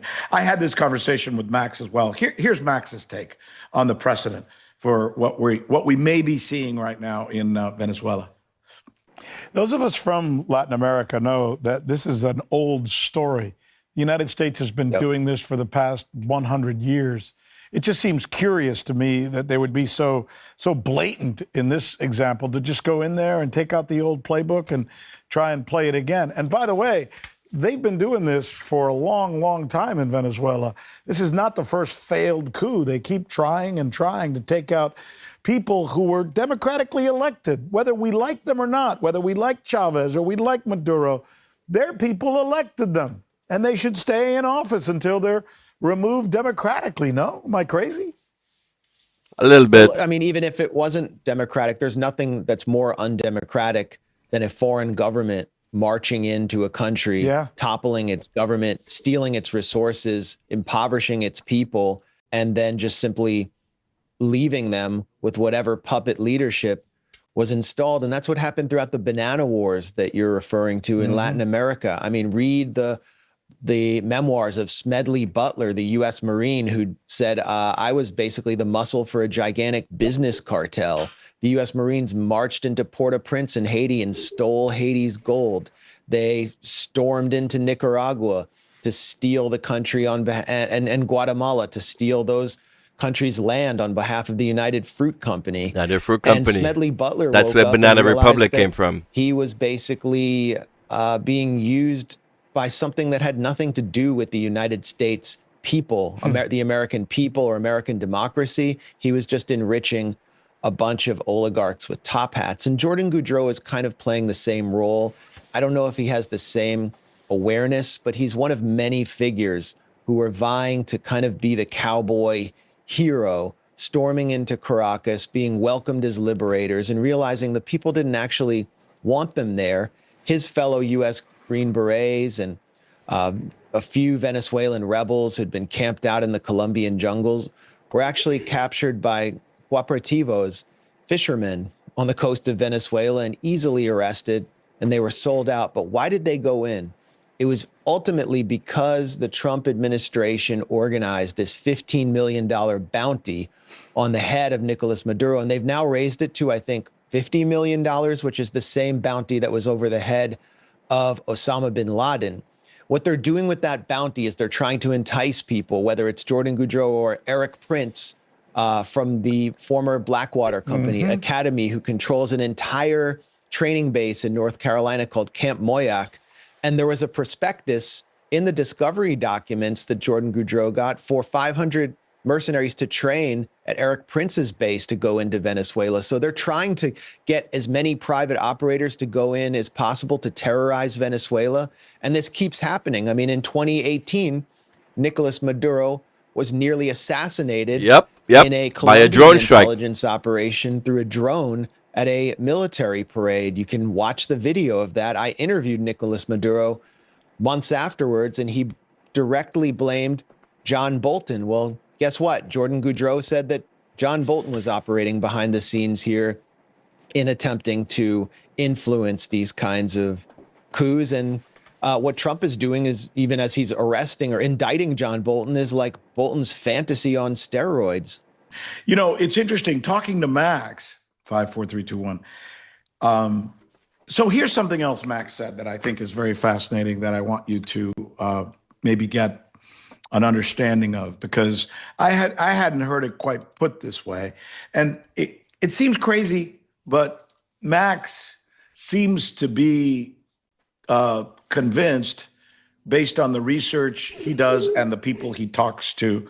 One of the best things about Max Blumenthal are his sources who take him through these kinds of explanations. And what he's talking about now is, the good old-fashioned domino effect that some of us remember, or our grandparents or our parents lived through in the 1940s and 50s after World War II, where we just went around basically saying we have to invade or take out a government or remove or start a war somewhere because of the domino effect. It's like, well, we don't like their government, and we fear that if we allow that government, then the government next door will be like that government, and bad will be followed by more bad and more bad. And it's a ridiculous concept that basically says you then have the right to remove anybody anywhere based on the principle of, if I don't like them, I fear others might. And if others might, then they'll do the same as that. And then we, instead of having one president or one leader in one country we don't like, we could have two, and then three, and then four, and then five. It's crazy. I mean, it goes beyond the Platt Amendment and the Monroe Document, at least in Latin America, that says, oh, we're responsible for the governments of all those countries. No, we're not.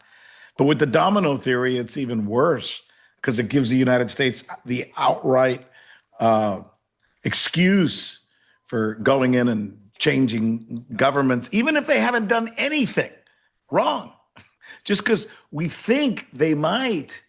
And then they might influence the other country next to them, to the left of them or to the right of them. Oh my God. It's obviously a bullshit reason, but it's been used in the past. And according to Max, it's kind of the thing that's being discussed now. He says in this case, it's not just Venezuela, but it's Cuba, Nicaragua, and Colombia. So is the United States getting ready to go into Venezuela and Colombia and Nicaragua and Cuba? That's a hell of a thing. Here's Max. Well, those people you're talking about in Miami, unfortunately, those are my people. And, as you often say about some Jewish Americans who seem to be more intent on backing the government of Israel than the government of the United States, we almost have to say, forgive them, for they know not what they do, but they're caught up in this whole thing, and they never stop to think about the consequences or what the actual actions are behind this, because they're just in on it.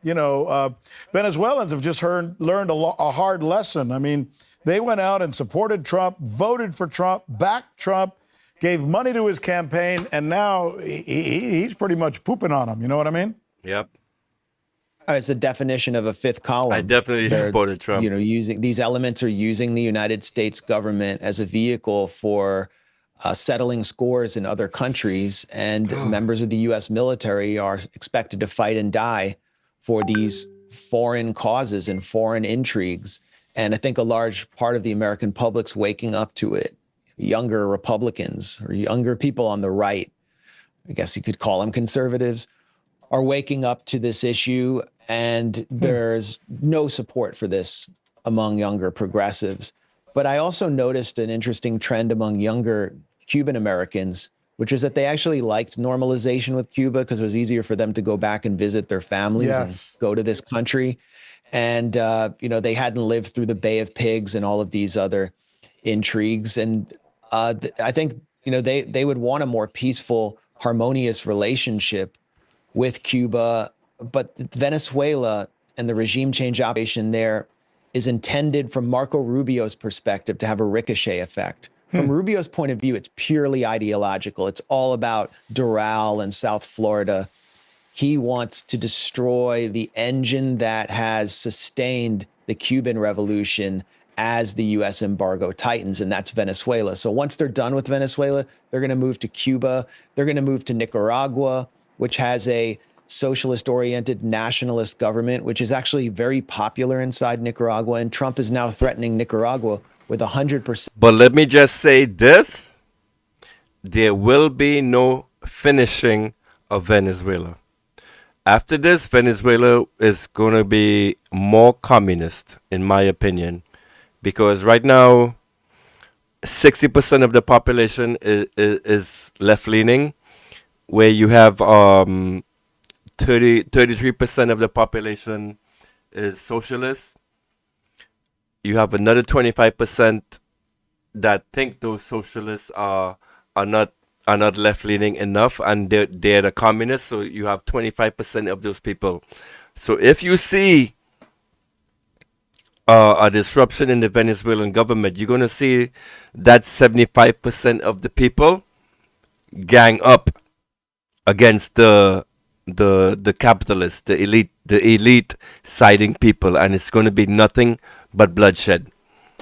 Trust me, I'm telling you this is gonna happen because as a Chavista myself, this is how I feel about traitors to the tariffs, government, which will traitors have to the the movement. usual effect of causing a migration wave from a country that has not had many migrants to the U.S. You don't meet a lot of Nicaraguans around the U.S. If they go to work, labor jobs, they'll go to Costa Rica. So this is another disaster in the waiting, and it has to stop at Venezuela with some sanity. And that means the U.S. people need to demand that their members of Congress actually vote on this. And U.S. journalists need to start researching and filing FOIA requests on what the U.S. is doing in the Caribbean and ask tough questions, which are not possible at Correct. the Pentagon, because the Pentagon has imposed new censorship rules which resemble those of the supposed authoritarian countries the U.S. constantly denounces. Now I want to talk about something that I think is so important based on the need for us to understand. Let me start this one again. 5, 4, 3, 2, 1. Okay, now I want to talk about something that's really, really important, which cuts against everything that the Trump administration stands for. This is such a fucking paradox. Think about this for a minute. What will happen if what Max describes takes place? What if we were to invade or create a conflagration, if you will, light things up in Cuba, Venezuela, Nicaragua, and who am I missing? Colombia. What do you think will happen? Let me tell you what will happen. What is the one thing the Trump administration is most against and got elected for? Correct.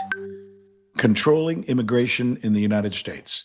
Making sure America is for Americans, not for people coming here. What do you think will happen if we do this in those 4 countries? Just the opposite. The number of people who will come to the United States will be at least 5-fold increase in immigration to the United States from those countries. Every single time we unsettle a country, why do you think there are so many Guatemalans in the United States? Do you think Guatemalans hate their country and want to come here inherently? No. Guatemalans would love nothing more than to stay in Guatemala. Cubans would have loved nothing more than to stay in Cuba. Venezuelans would have loved nothing more than to stay in Venezuela. Yep. All the people who leave their countries, right, would love to stay in their countries.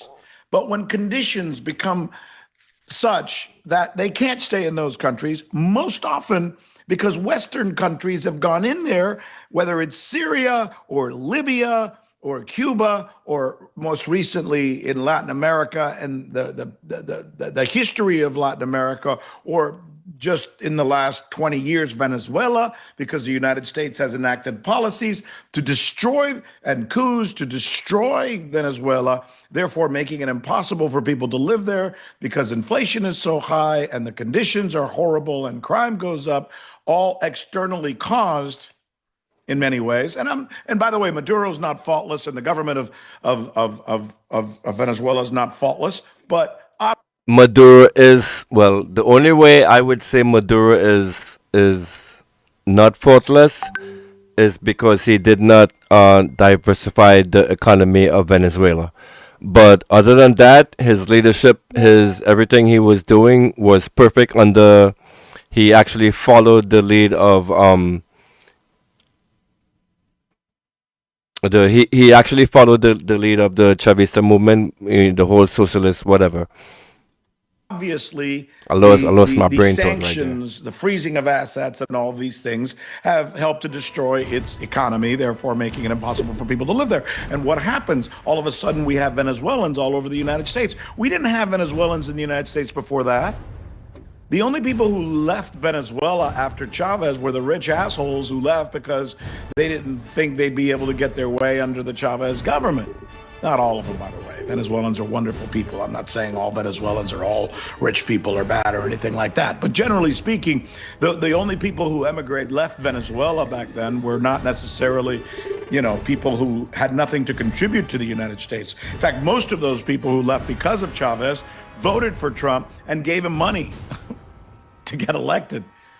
So that's the situation that I think we have to really understand when it comes to something like this. So if MAGA's entire initiative is America for Americans, which I agree with, by the way, control the borders, which I agree with, by the way, make sure we don't have people coming to the United States. Well, then this is the polar opposite of that, this action that we're talking about. Correct. Now, which is another reason that people in the United States should be questioning it and saying, whoa, wait a minute.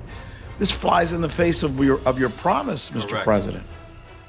This is just the kind of stuff that we need to talk about and understand, but we never do, and the media never even mentions it. In the United States, the immigration debate is always about, they're taking over this and they're eating cats, et cetera, stupid shit. And it's never a real intelligent geopolitical explanation of the facts. So here's my conversation with Max Blumenthal on this very issue. I think there's no question that anytime you do these types of things, there's always going to be a backlash. And the backlash, more often than not, is the immigration or emigration to the United States. I mean, this happens over and over again. It kind of bothers me, Max, that never becomes a part of the discussion when it comes to immigration. Nope. I never hear people say, yes, we've got a ton of Hondurans here and a ton of Guatemalans here because we started a civil war there that chased people off their land and killed almost 200,000 people. Of course they don't want to live there. They'll go wherever the hell they can go to get out of that place. They never, ever, even on left of center pro-Democratic Party media, will never, ever tell you why we keep having all these migration waves. They'll either tell us we either need to just take them in and love them with open arms, or we need to send them to torture centers in El Salvador and humiliate them and denigrate them in the streets. But they'll never give you the context, which is the drug war. That's one of the biggest pieces of context that can be provided that destabilized Mexico. What about NAFTA? Something that Trump capitalized on. NAFTA also destabilized Mexico, destroyed its rural economy, was responsible for a massive migration wave. How about the U.S. propping up leaders like Juan Orlando Hernandez in Honduras, who is a de facto drug lord who's now in a federal prison in Florida?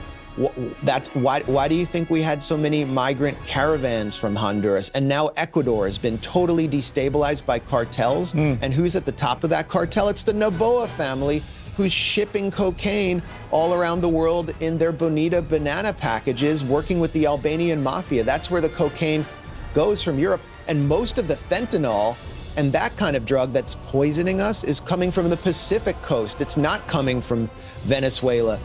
Everybody knows that, but nobody says that. And so we get no context. And here's what will happen in Venezuela if Marco Rubio gets his way. There will be a invasion of Venezuela after decapitation strikes. There will be, in that case, civil war inside Venezuela, a bloodbath, because the Chavistas will have to fight because they know that as Maria Corina Machado, the planned U.S. quote-unquote governor for the day after, has said, she will violently purge all iterations of Chavismo from Venezuela and will basically be Pinochet in a skirt. Do you think the millions of people who have stood for Chavismo for decades are going to put up with that and let themselves be. So the Nobel Peace Prize winner, who other radio stations in Trinidad are bigging up that she's the greatest thing since sliced bread, is calling for a violent purge of all the Chavistas, which is like 75% of the population of our country. So if Nicolas Maduro was to be removed from power, what do you think that 75% is going to do against the 25, knowing that the 25 is coming to try to kill them?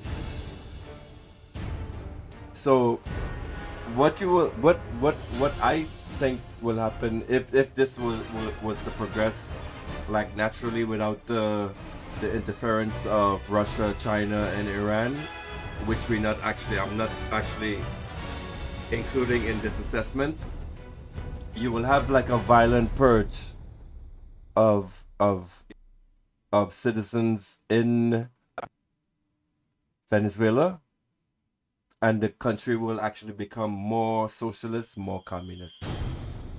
Dragged into prisons and executed. So there's going to be a civil war. But one thing they can't do is they can't do some clean military coup because the military is with Nicolas Maduro. Why did they give her the Nobel Peace Prize? Do you think it was? Do you think they were doing that to take a shot at Trump?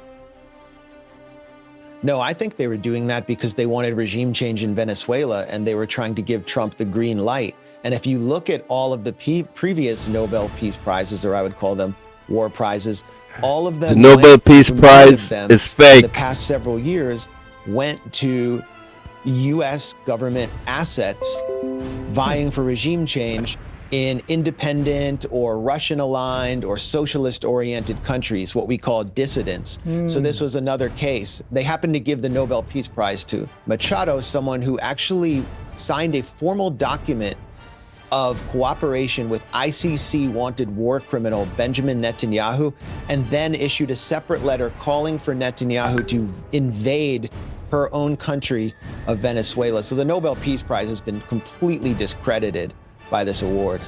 So once again, let me just bring you up to date before I close this out. This is Jay Speak. I've always said this to you because I think it's important. It's important to have access. It's important to learn. It's important to go around the world and get different ideas about the things that we have been told.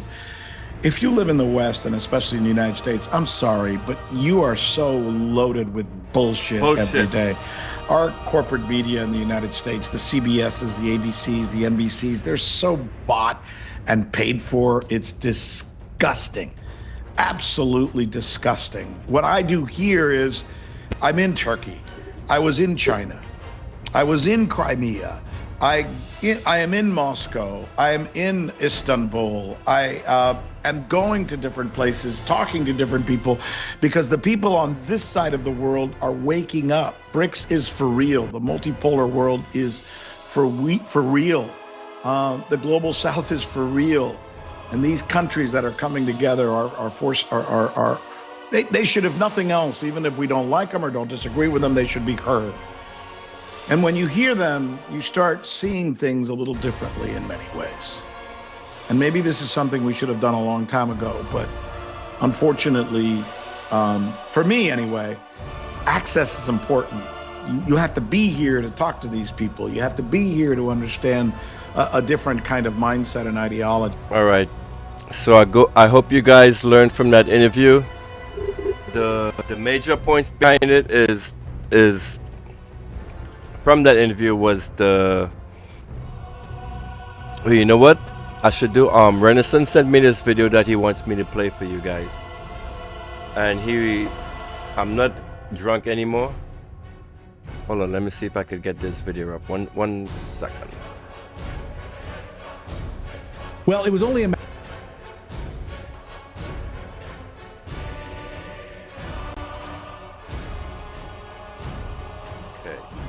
Hello, good day.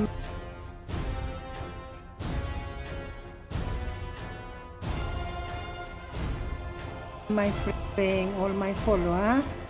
all those people. Gotta move this. Oh my god, I can't move the screen.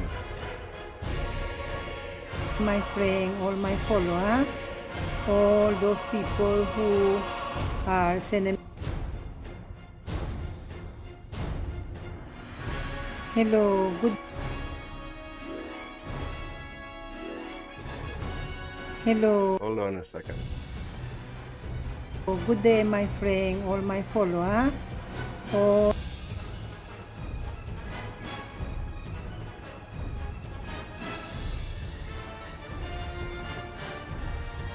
How do I get a WhatsApp video to view on this main freaking screen?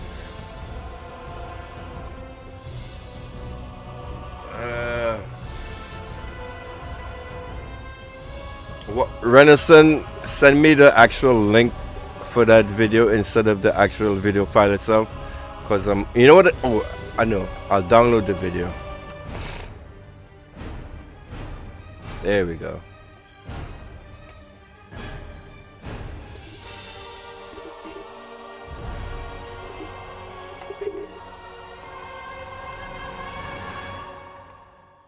Hang on a sec.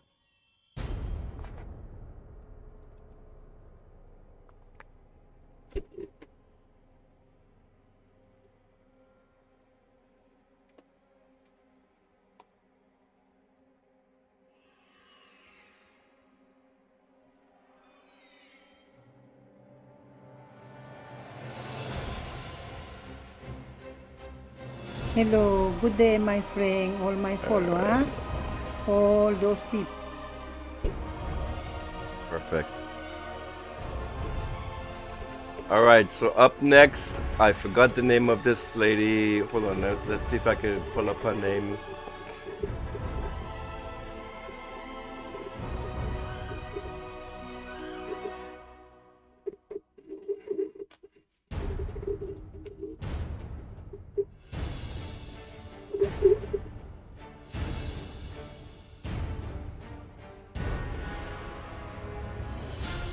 Oh, this lady, this evil, this satanic woman did an interview yesterday. I would like to actually.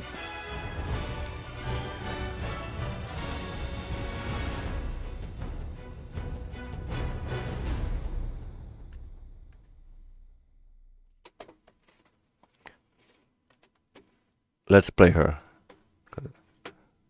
Hello, good day, my friend, all my followers, all those people who are sending me message. Thank you so much for following me, for being my fan.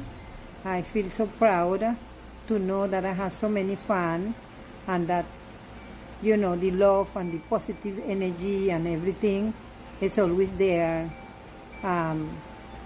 in our life, and I am keep sending you all the positive energy. My friend, I have something very important to say today about my country, Venezuela, and Trinidad and Tobago. Both of the country are my life, part of my life, because I came to Trinidad when I was about 18 years old, and I live here since, and I am Venezuelan Trini, or Trini Venezuelan. Even though there is very disrespectful people who want to say, well, you not belong here, it no matter. That is negative energy, and every time they open their mouth to say something negative, they swallow that, and it's going to the universe, and the universe giving back what they deserve to get for being malicious and bad-minded. What I want to say is, what I want to express myself is that I want to clear this, very clear. Venezuela is not Maduro. Maduro is the biggest criminal that you ever seen. You lying bitch! He had destroyed a lot of country with the drug trafficking, sending drugs to the US, killing people in Venezuela. Even drugs are in Trinidad because of Maduro. Maduro is an organized criminal who controls all the criminals in the world. Yo, Renaissance, why the fuck you sent me this video, bro? Because I always This woman is just getting me vexed. Maduro is a criminal, he's a narco regime, he and his people are criminal. They killing people. They kill Venezuela people. They make people run for their life.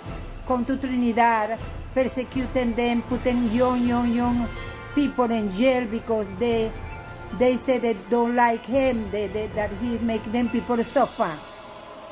No electricity, no food, nothing. And they say, oh, the American is the one. All right. No electricity. The CIA has been caught in Venezuela disrupting the Venezuelan electricity. There was actually some operation they conducted that blew up some electrical plants. This is not the cause of Maduro. This is actions against the country by forces like this evil woman right here. You have Venezuelans suffering because of the sanction. So how come the Venezuelan people suffering? Poor people suffering. They eating out of the garbage in the countryside. If you go, you will see poverty, right? How come, if America is responsible for having Venezuela the way it is, how come Maduro is the richest man on the world? He take all the gold. He take all the gold. He have big, huge mansions in Dominican Republic, in You lying all bitch! over the world, in America. He have money, money laundering. He have all the money. Look at the hands. The man is the richest man. He and his regiment of criminals and his family benefit. He have 11 cars, 11 limousine and Mercedes-Benz and all sorts of fancy life. Yo, Renison, why you send me this video, bro? You just trying to irritate my soul this hour of the morning. People suffer. Venezuela is no Maduro. Maduro is a criminal. You lying bitch. He's an illegal president. He is not the president. He lost the election. He never show how many votes he won. He never show it. The election. All right, and this is another thing that get me upset with you Trinis in the chat. Maduro won all the fucking elections. He took in the last election. He won the votes by 64%. He won by 64%. All right, let's get that clear. And I'll do another live stream on that in the future, where it actually showed that international observers went into the country of Venezuela, and they actually certified the votes. So everything that Maduro is saying is actually true. He won the election by 64%. This woman here is just lying. I don't know, Renison, why you sent me this video yesterday and today. President Edmundo Gonzalez, the president, and he decided to take over the country and kidnap us, hostage us. And this woman doesn't even live in the country of Venezuela. The worst criminal. This is right in Venezuela. You have let me see if I can pull up pictures of this for you to show you.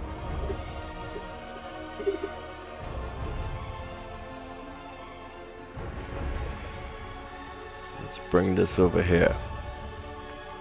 I want to show you pictures of the Venezuelan parliament.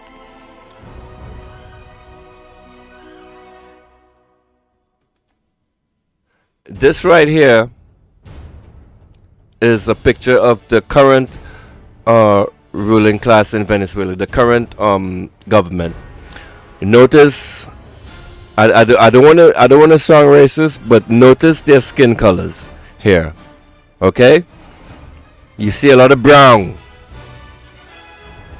Now let's scroll down to the side that supports the United States.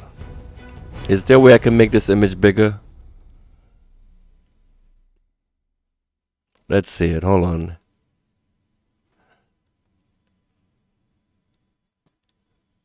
There's some deep racism that goes on in Venezuela, and like I said, I'll do a deeper video on that in the future. But this is the opposition of Venezuela right here. Look at their skin colors.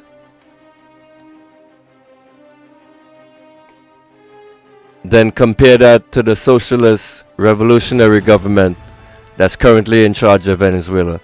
So I'm trying to paint a picture of what is happening. And when you see people speaking out, this is something you should make a note of.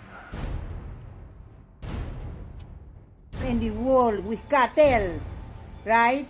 Killing people, human trafficking. He's involved in all kind of bad things. He and his regime, Diosdado Cabello. I always say it since then.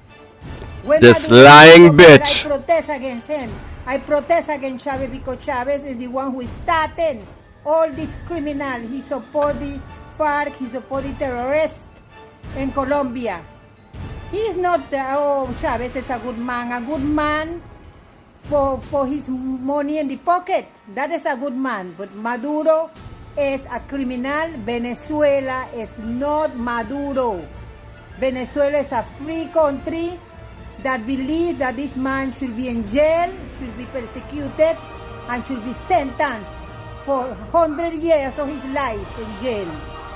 So I only telling you, Venezuela is a country that dying for the day to come for us to celebrate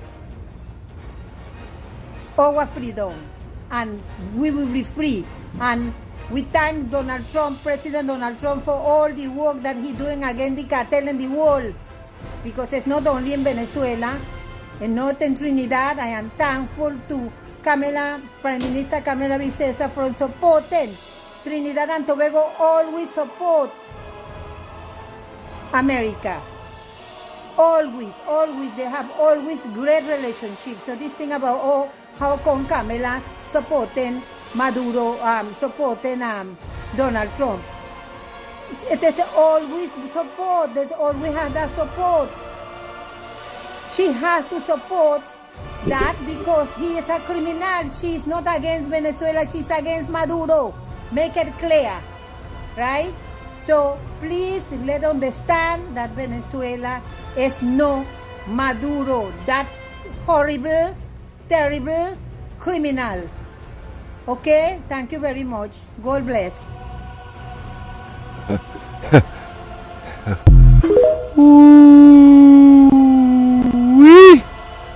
Renison, fuck you for sending me this video. I'm vexed with you right now. Alright. So this is a perfect opportunity to go into... Where's my damn slide?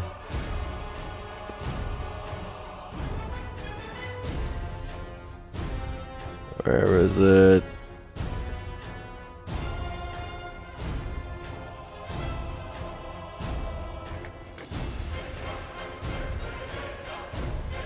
Hang on 1 second.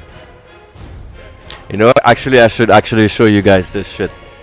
You know, since we just hanging out and we just browsing, I'd like to introduce you guys to my Twitter.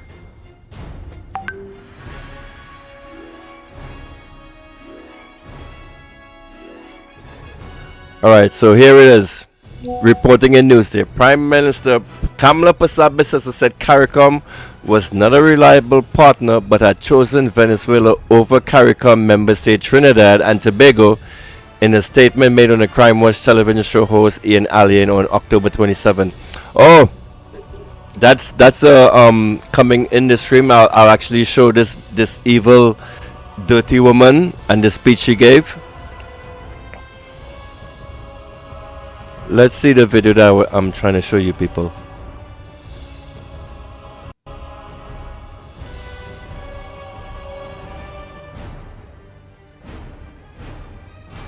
There it is right here. Okay. So this woman just got on the screen calling Chavez a dirty evil monster, right? And he was a criminal. So let's discuss this post here on Twitter. The real cause of misery, poverty, and exclusion is capitalism. Christ's mandate is impossible to attain under capitalism. Leader of Venezuelan Bolivarian Revolution, Hugo Chavez.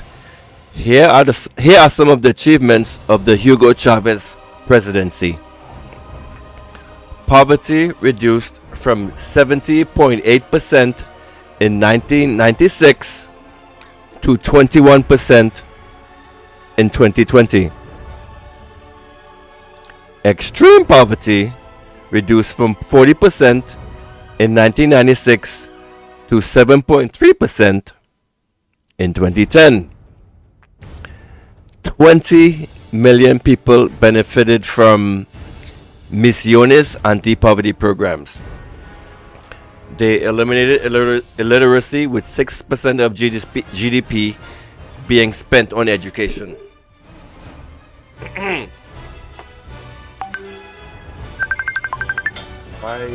Yo.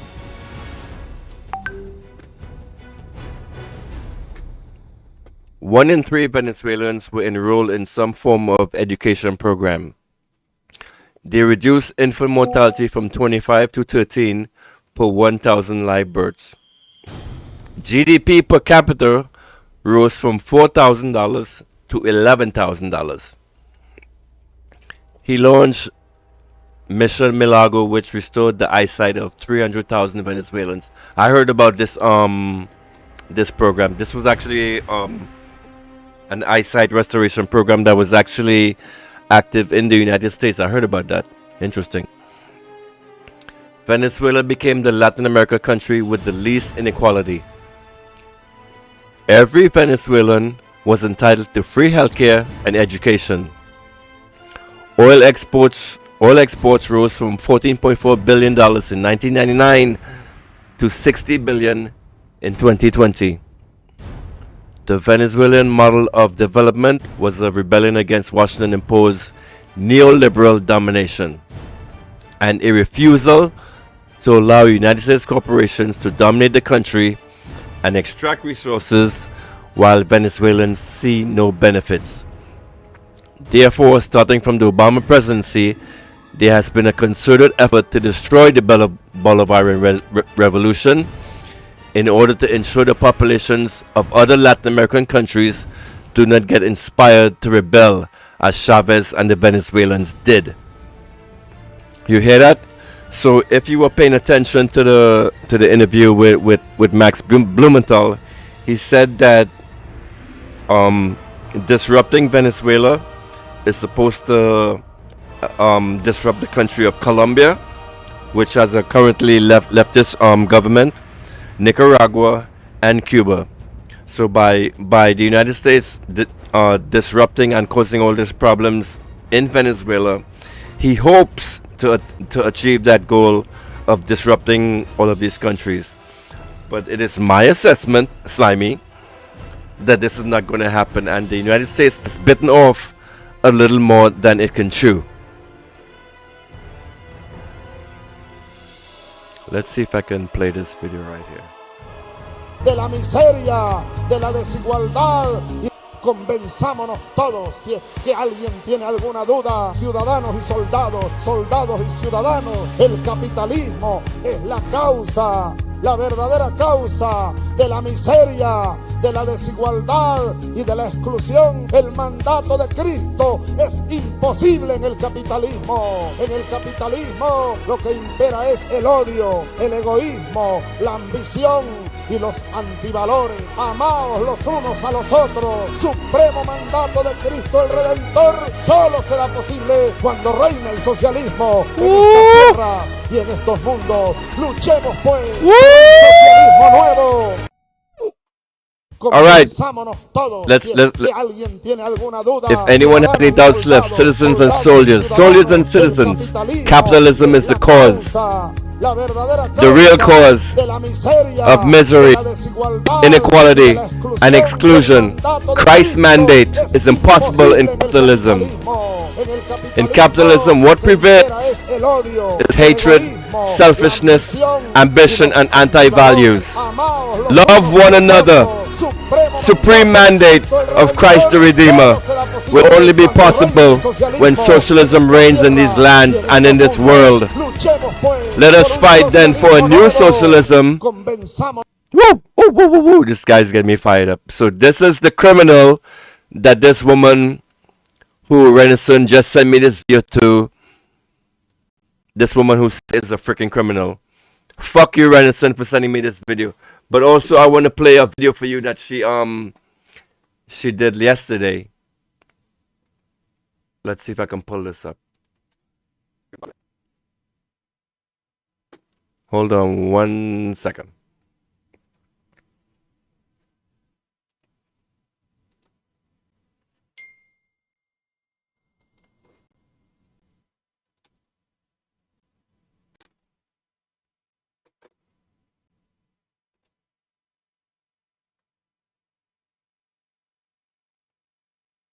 My computer just froze up. 1 second. I'm trying to pull up this interview that was done yesterday.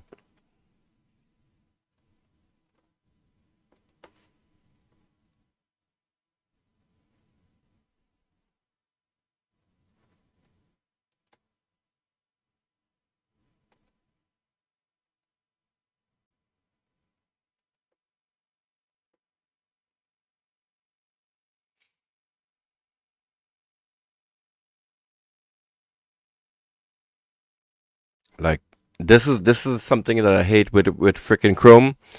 Every like 10 minutes the whole fucking program just freezes up on you. It's very annoying.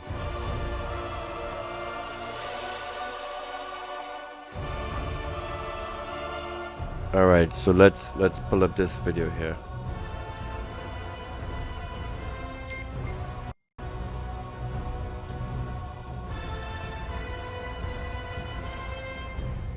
This woman, I don't know her name really. Let's just call her Satan for right now.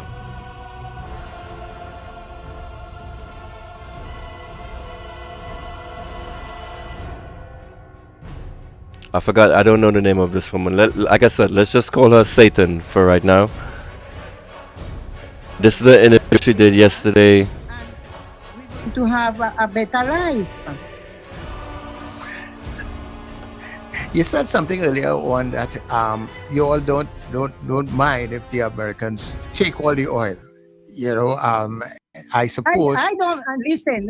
If I have to make a choice, I don't want Maduro to take the oil. He continue taking the oil and regging people and thieving and corruption and have all these criminals coming and going, right?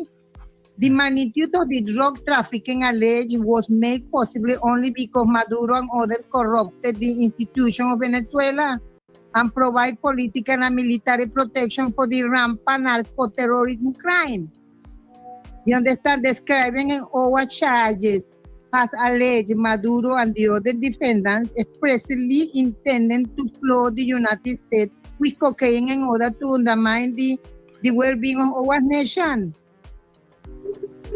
All right, so for, as far as you're concerned, this liberation, you're hoping that it will come very soon, and it will for sure. It will come to an end. What are the other Venezuelans? And I am thanking our Prime Minister Camila Vicesa for supporting the Venezuelan and for allowing the Americans to be here to do the exercise to catch Maduro, to get rid of this narco regime, to get rid of the Tren de Aragua, to get rid of all of them. Once Maduro out, all of them will be in pieces. So we want that. So you are saying also, as you just said, that you applaud the government for having them here to do exercises. So you are feeling that exactly when this ship finishes exercises here, you expect that this particular ship, because one of the things that I have been wondering about is that after Trinidad and Tobago here, the ship leaves in the next couple of days, where it will be going. Nobody knows that. But from what you are saying, you feel that ship will be heading straight to Venezuela. Well, I can't say what is going to happen if they're going because of the ship or all of that, because you're talking about this equipped with so many missiles and whatever it is there, you know. So I really can't say how they're going to attack. You understand? But it's either he coming out in black bags or in yellow uniforms. Mm-hmm. You understand? Maduro could give himself to the authority. He's a criminal. And if he really feel that he's innocent, will face the charges and see live, how bitch. you defending yourself. Shady live. Shut the What fuck is up, Why it? you Shady hide live. him? What is the Stop feeling? fucking And texting you me. actually kidnap Venezuela. He kidnapped Venezuela. He oppressed the people in Venezuela. He killed people by his own regiment. Have all those motorbikes and things terrorizing people with El Tren de Aragua. It's terrible over there.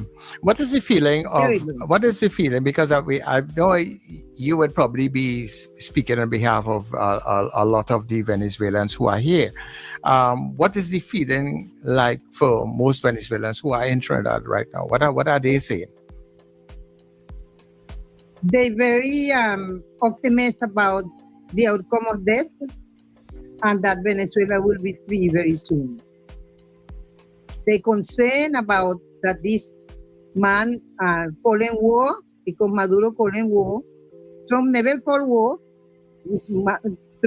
President Trump called war against the cartel.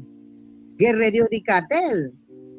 Right? But they never called war to enter into Venezuela and attack people and kill people. That is not going to be like that. It's not like that. If Maduro want that, he want to create that kind of a scenario to make him feel, okay, well, look, the Americans want to do this and look, they're killing people. That is not true. If there is going to be, or there is a war that takes place or starts right now between the Americans and the Venezuelans, how long do you all feel that something like this would last? Is it going to be? Do you all feel it's going to be short term, or this is going to be something that is going to, like how we have Russia and Ukraine going at it for almost 2 or 3 years? No short term. Short term. At least in Maduro is starting to create a sort of skeleton, a war in Venezuela, and starting to kill the people and attack people and get desperate and get mad more than what he is. That is the only way, but we're hoping that listen, they are very weak right now, They are frightened, they're scared, they're hiding. It's just a matter of time. We're hoping that some of the military there will negotiate and say, okay, we're going to give Maduro and let everything move on, in a peaceful manner. But you can't negotiate with criminals. But what do you feel? At least one of them will want the 15 million US. Yeah, but if there was to be some sort of regime change, who do you feel will be running the country, and how would they be able to do that? But we won the election. Edmundo González Urriete is the president of Venezuela. Maria Corina Machado, she is the vice president.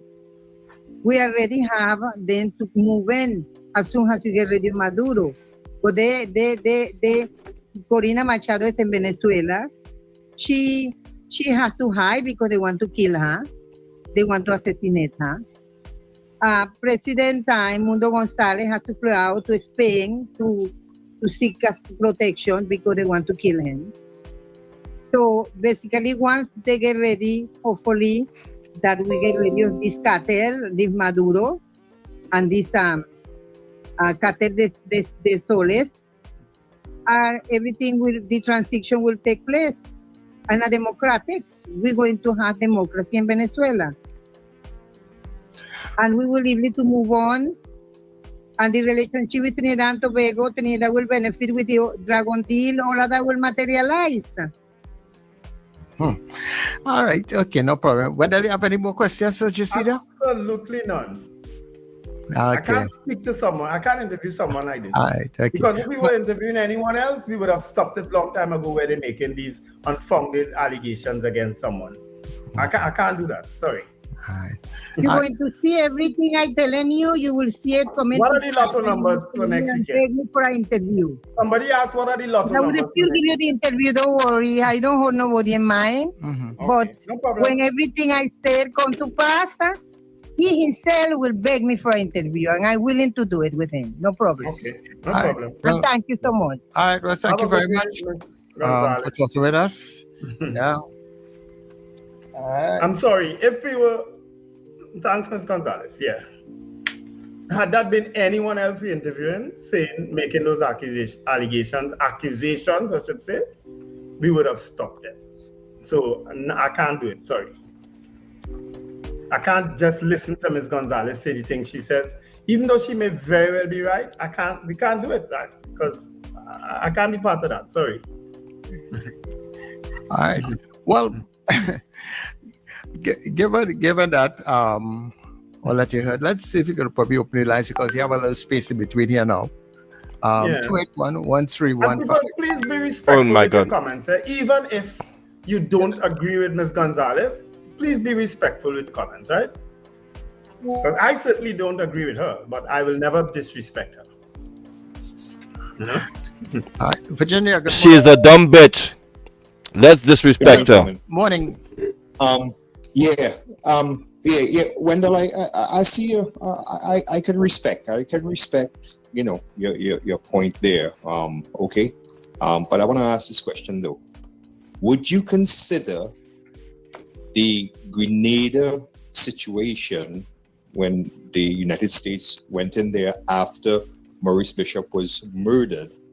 Would you consider Grenada and most likely Venezuela an invasion or a liberation? And the reason why I asked that, do you consider Venezuela a democracy? Yes or no? It's not a democracy. Guado. He's not making the link that you're right. Yeah, so you would have to make your point because I don't think when he's understanding exactly what you're saying. Well, what I'm asking is that I understand that he didn't want to continue. The situations are completely different, right? Mrs. Gonzalez, and I could understand, you want to protect your your station and so on. That's fine, right? So if you use the word alleged, then maybe he should have explained that to her. Just say alleged. But listen, she's from Venezuela. But right? I did explain that to her. Okay. Well, maybe she didn't understand then. I think there might have been that. But just getting back to the question here. Guado and what's the other lady's name? The vice president, right? The man is in hiding. There isn't a democracy in Venezuela. It's a dictatorship there. And you know what? Okay, don't interview Mrs. Gonzalez. You already have, but still, you could interview her later on, right? Whenever as you both promise each other. But just ask the average Venezuelan. Get one on. You could find them very easily in Trinidad or even internationally, who have fled. They didn't leave on their own, gentlemen. They fled.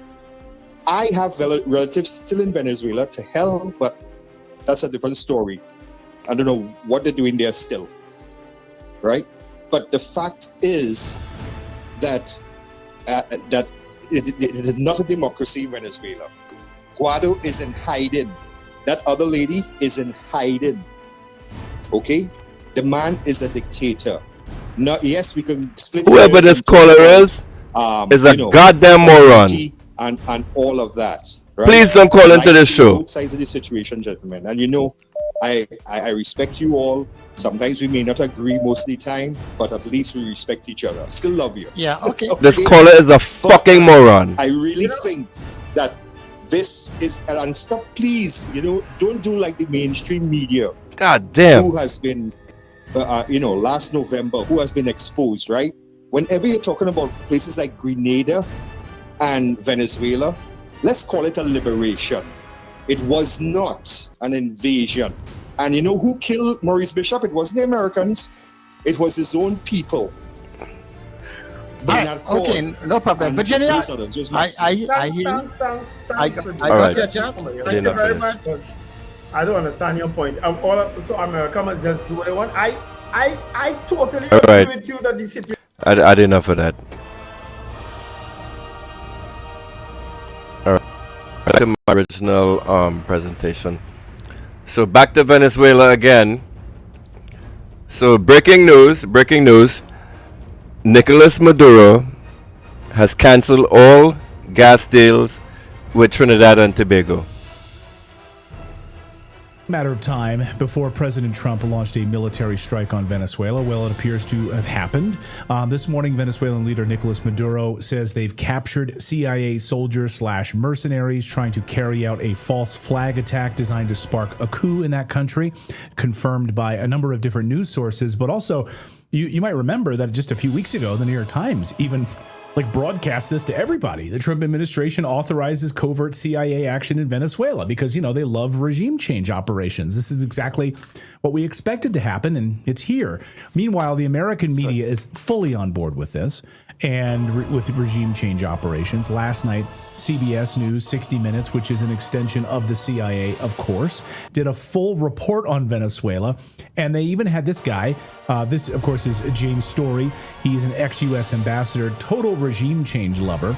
So they got him on here to talk about how he really let the cat out of the bag. Now, we can't show you any 60 Minutes because they'll copyright strike us. They always do.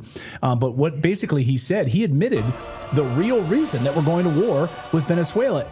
Guess what? Newsflash, it has nothing to do with those narco boats at all. It has everything to do with what I reported this weekend, which is about oil. And he admitted, quote, Venezuela is sitting on top of the world's largest oil reserves, minerals that will fuel the 21st century economy. So, of course, we can't have Nicolas Maduro and Russia and China's influence in Venezuela at all.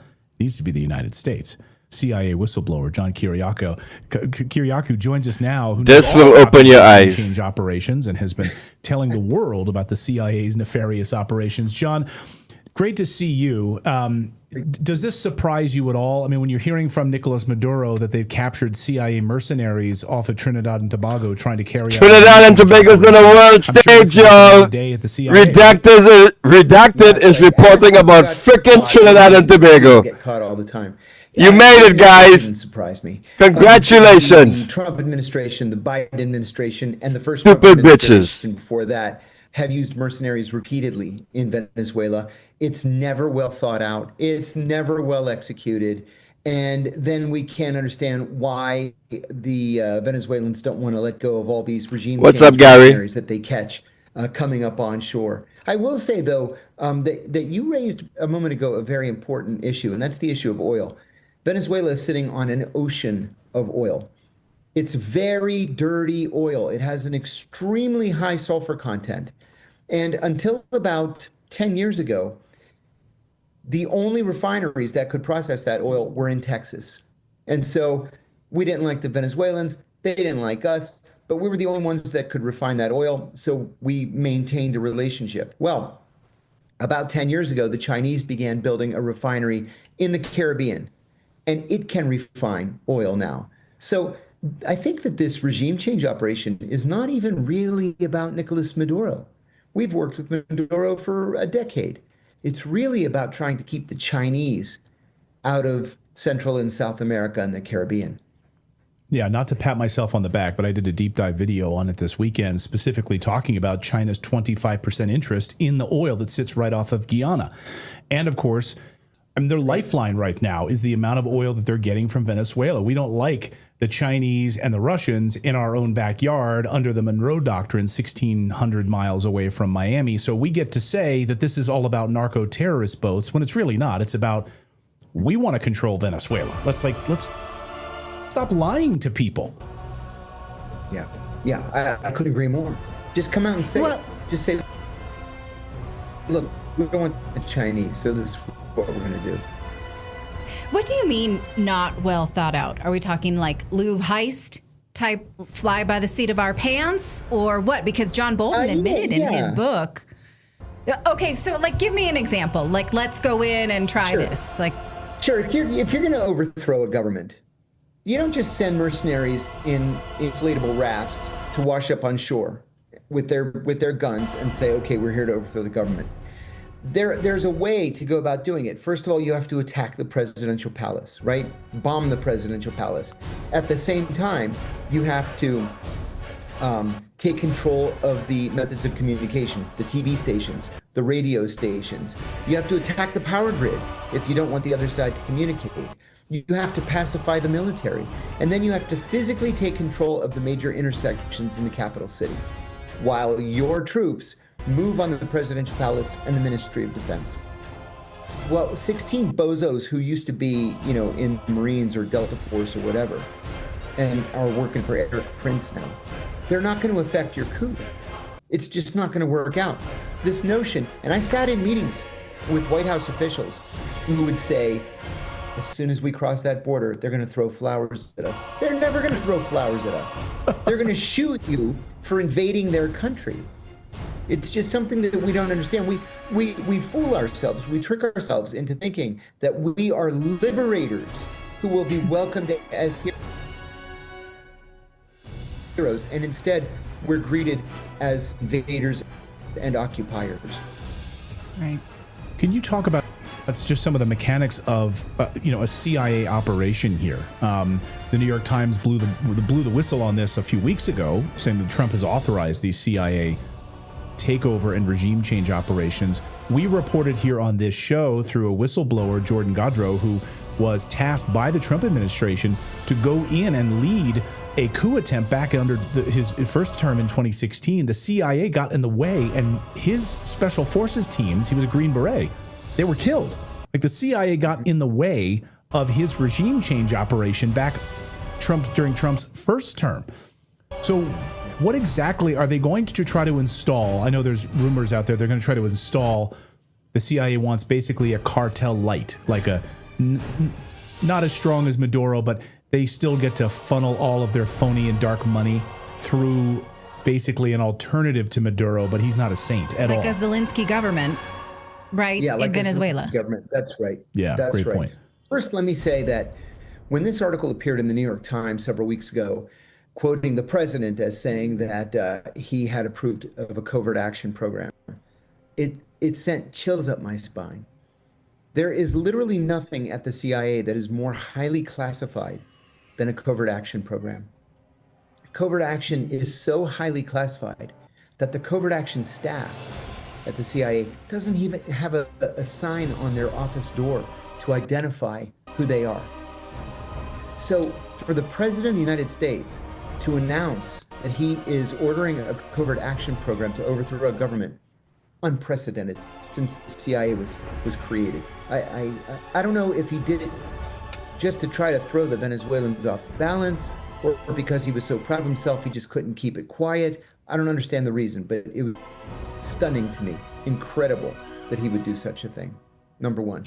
Number two, in that show Narcos on Netflix, just as the DEA is going to go in for the big arrest or the big kill, the CIA station chief steps in and just screws up the entire operation. Well, the reason that was in Narcos so frequently and in other TV shows and movies is because it happens in real life. The CIA always screws things up. So on the one hand, you have a group of mercenaries in 2017, probably working at the direction of the National Security Advisor. And then the CIA comes in and screws the whole thing up. People get killed. Others are arrested and then have to be swapped for Venezuelan prisoners. All right, my computer's starting to act up now. This is a lack of coordination. It's a lack of planning. And frankly, I'd like to know who in the Justice Department's Office of Legal Counsel and who at the General Counsel's Office at the NSC approved of this operation. It's patently illegal to just go around overthrowing other governments because you don't like their politics. You can't do stuff like that.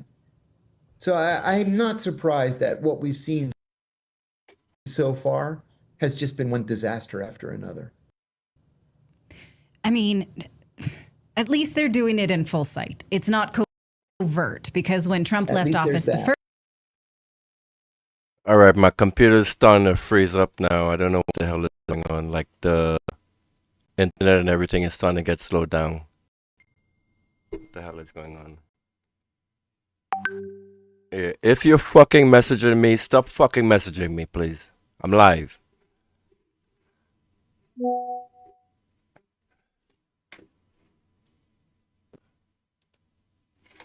Goddamn annoying.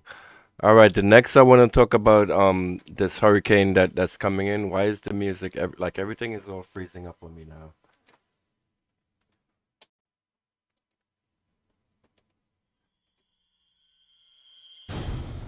All right. Let's do a refresh of everything. Close all these goddamn windows. All right, like I said, I'm in a bad mood. I'm annoyed. I'm ashamed. I don't want to be doing this. Renaissance should be the one doing this. You know, you're the one who's living down there that in a country that's about to get bombed. So I really don't want to fucking be here. The number to call in, 347-791-3311. Don't call in with no daughter shit supporting Maduro or supporting Kamala Bissau. I want to hear Trini's right thinking. You know, as you guys may say, the right thinking Trinis. I want to hear some right thinking Trinis that can call in and speak up against this nonsense that's happening right now in your borders. You have given up your sovereignty, as someone said on a previous radio show. Kamala Bissau has opened up the legs of Trinidad and Tobago for the United States. So let's get off this one depressing topic and go on to another depressing topic. The best and brightest of Trinidad and Tobago is currently now stranded in a Cat 5 level hurricane. And this is a good time to point out to you the website, Workers' Right website.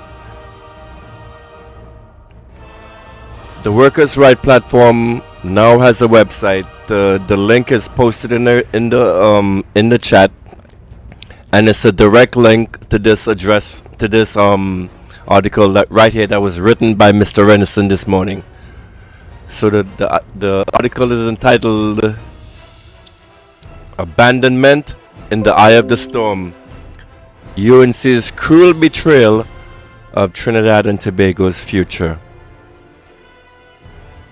Once again, this article is on the Workers' Right website blog. I invite you guys to check out the website. This is the main page of the website, workersright868.com. Check it out, check it out.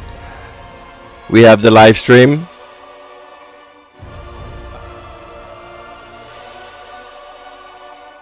Yeah, this is actually pretty cool, man. I'm looking at myself on a live stream. We have a video library.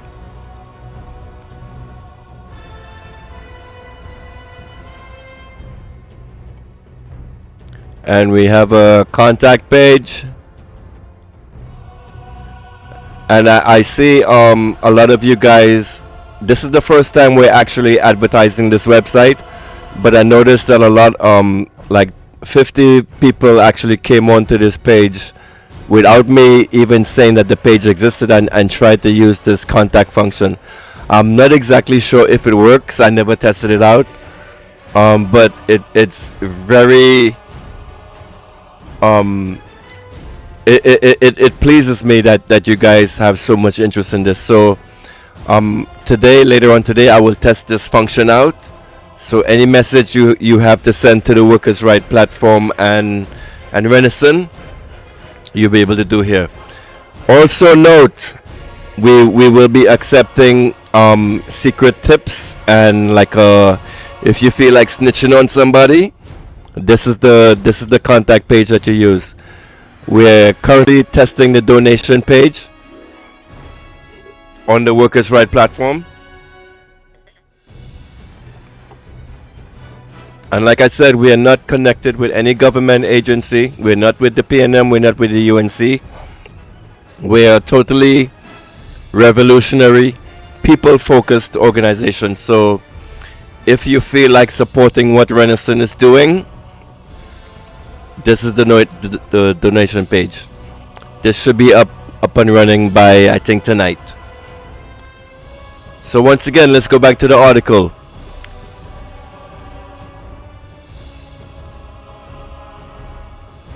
Abandonment in the Eye of the Storm: the UNC's betrayal of Trinidad and Tobago's future. This is the first blog post by Renison on the Workers' Right platform. They send thoughts, prayers, and cricks. Yes, you people, you Trinis out there, you read it right. the Kamla Prasad processor sent like three cans of tuna and some cricks to the best and brightest stranded in Jamaica. In the in the annals of political negligence, a few chapters burn with the same toxic mix of cowardice and callousness as the UNC government's response to Hurricane. Why does it say Zeta? A category 5 is Hurricane Melissa, isn't it? Renaissance fix this. A category 5 monster that rode across the Caribbean like divine judgment on spineless leaders. With the storm's 200-mile-per-hour winds and 30-foot storm surge, battered Jamaica's trapping hundreds of This is not right. Renaissance, check out this article. I think he used artificial intelligence to write this. But check this out, people. This is not. So there's a multitude of us, right? This is not everybody, but we were sent 3 tuna tuna, 3 sausage, some crackers, 2 peanut butter, 1 Milo, 2 corned beef, and a club social with 9 packs to feed a multitude. That's how it's looking for the whole team. Albedo, it don't even matter if I'm talking to one person. If one person is listening, that is only one person I need. Okay, Albedo? Good morning to you, Albedo. Alright, so where is the response by Wayne, by this guy, Sean Sobers? Renaissance, you need to fix this webpage, sir. Why you have me presenting it and it's not functioning on the website, on the live?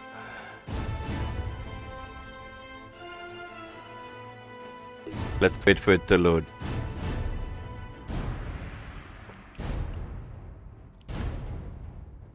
Here we go. So the arrangement with respect to the discount, I believe from what I'm seeing here from Cal, and Cal can confirm that, there would have been 2 emails that would have been sent out, one at 8:33 p.m. and another one at 9:15 p.m. on Thursday, the 23rd of October, informing students of the discounted figures, right?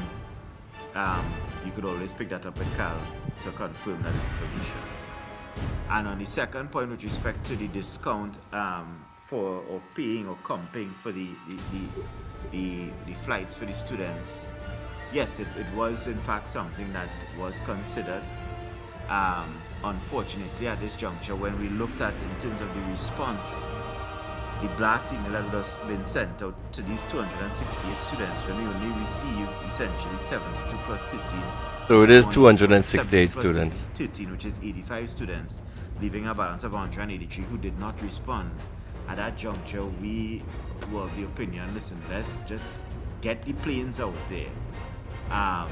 To say that we would send the planes for free just like that, and we don't know if it would serve a greater number of persons.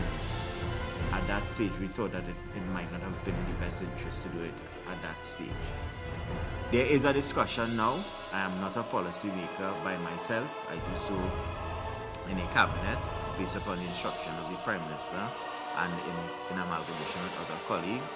There is a discussion right now based upon whatever the aftermath. God, we hope, we pray to God that the aftermath is not bad. That in terms of an extraction, that the plane that will be sent to extract all of those who will be minded to leave at that point in time. There is a discussion surrounding comping that flight. I can't say if that is going to be the absolute position. How embarrassing for Trinidad and Tobago. Directions from the Prime Minister, the Cabinet, and once we liaise with the Chairman of CALA, that is.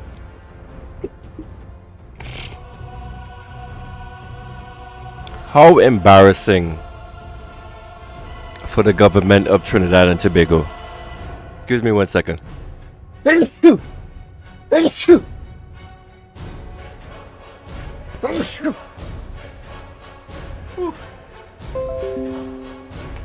No, sorry about that. My allergies are starting to act up. To be fair, This is exactly the kind of nonsensical excuse you would expect from someone with a hairline like this. Oh, how embarrassing. Hold on 1 second.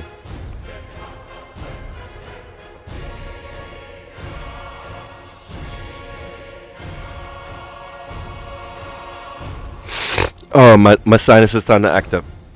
Sorry about that, people. And then I'm getting some alerts from YouTube. Alright.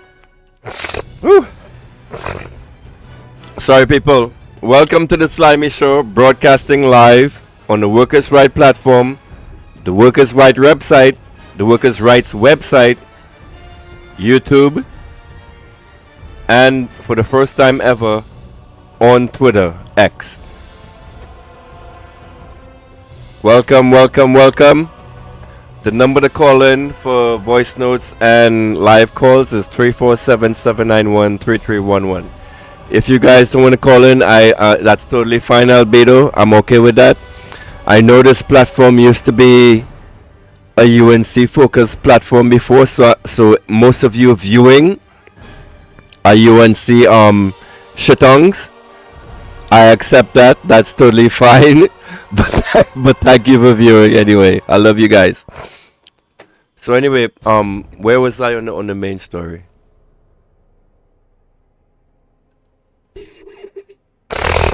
Oh, I gotta clear my nose. Hold on 1 second.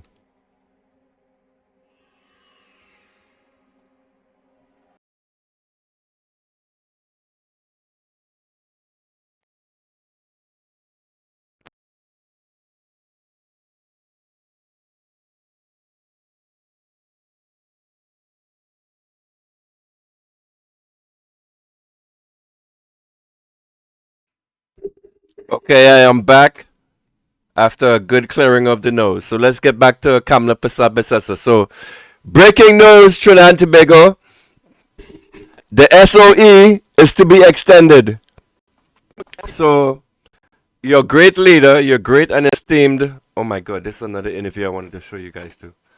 Let's see if we can transition that. This is a very informative interview that I wanted to play, but this stream is getting a little too long and I'm getting annoyed. Let's go to the next slide. Next slide. So, amid the Venezuelan government's proposal on October 27th to suspend all gas agreements with Trinidad and Tobago, Prime Minister Kamla Besessa has defiantly declared that TNT does not need Venezuelan gas and never did.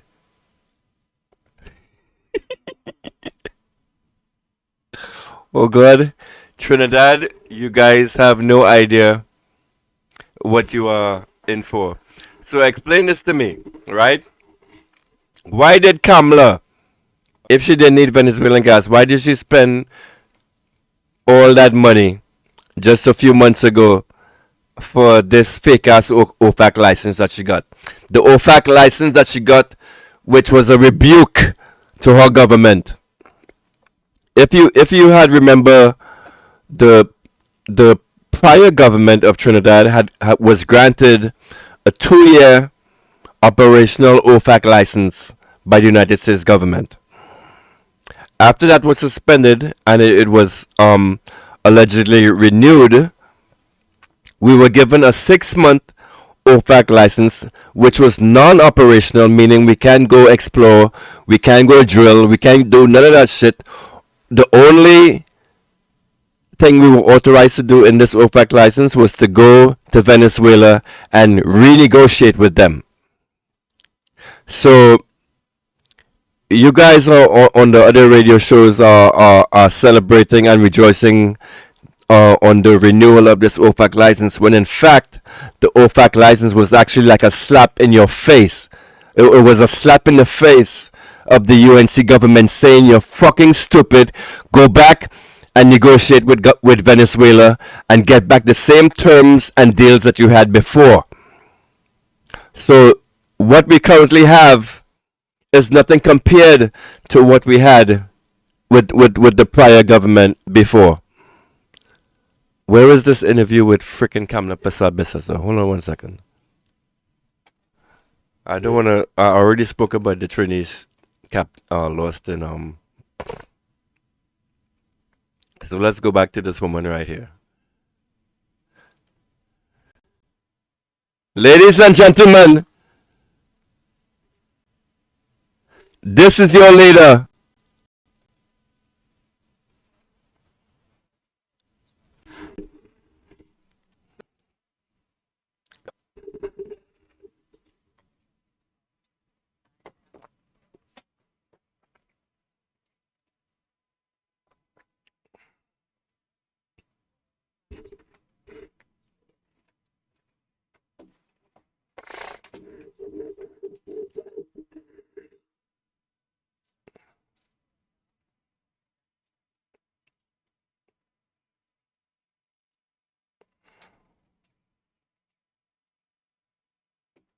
Trinis, aren't you embarrassed? How do you feel, guys? How do you feel hearing that? Huh?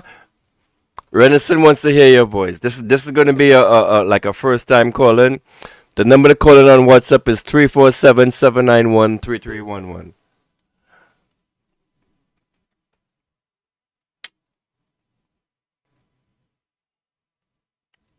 So this lady did an interview with Ian Alien yesterday. Where is it? Please tell me I loaded up in this freaking slide.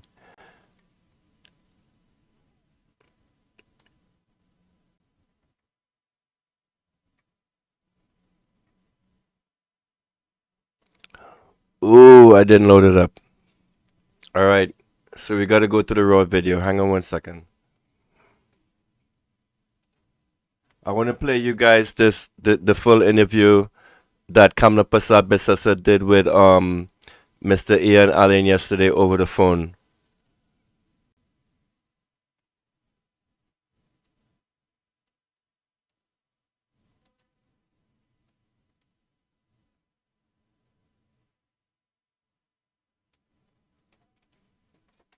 Here we go.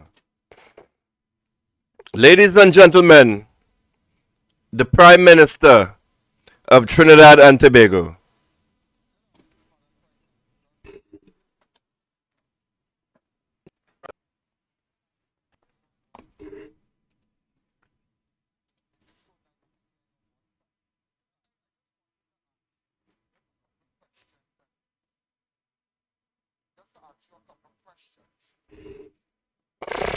Let me know how this audio is coming out, if you can hear everything properly.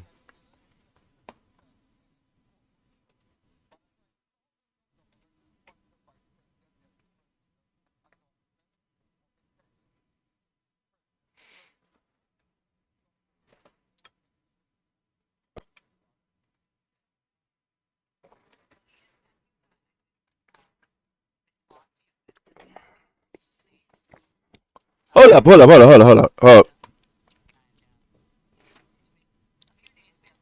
Who is Albedo? Oh, I know who Albedo is. Welcome, Albedo, to the chat. Welcome, Gary Abode. Q Banger. Welcome, you guys, to the Slimy Show. This is like my first broadcast I've done this early in the morning. Thank you guys for coming in and joining me.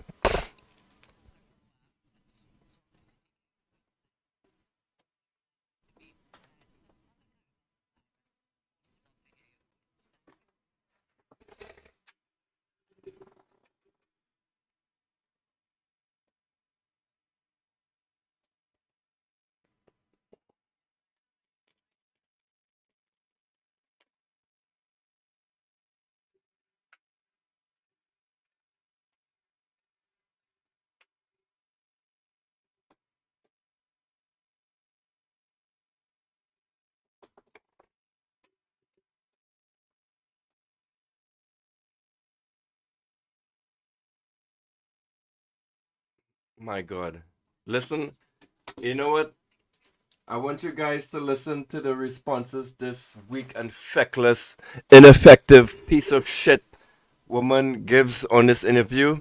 And I want to ask yourself, why aren't you calling for the resignation of this woman after you hear this interview? I just listened to this thing, and her responses just kept getting me upset throughout the entire everything. Listen to how she's talking, and she has this kind of like in her mouth, like she's sucking on some kind of something.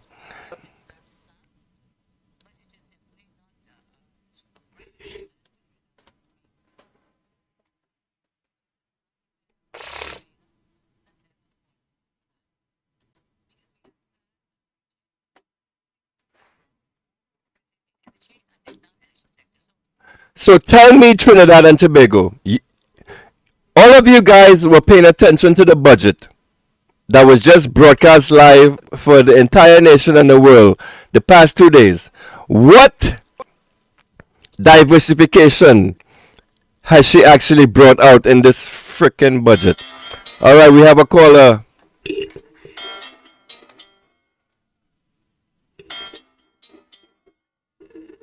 We have a caller. All right. Welcome to the Workers' Right platform and the Slimy Show. How are you, sir? How can I? What is on your mind today?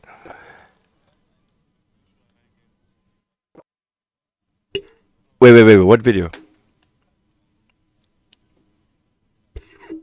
We're on camera? Oh shit! All right, hold on. Let me get this. Let me start it. Thank you, sir.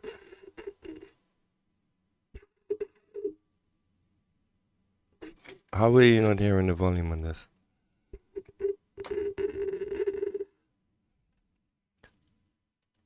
All right, so if you're not hearing the volume, all right, this is what I'm gonna do. I'm playing this from a live. Shit.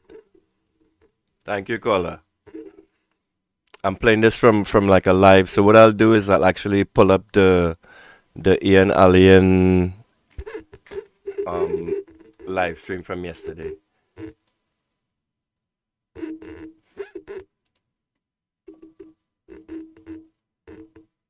Thank you, caller.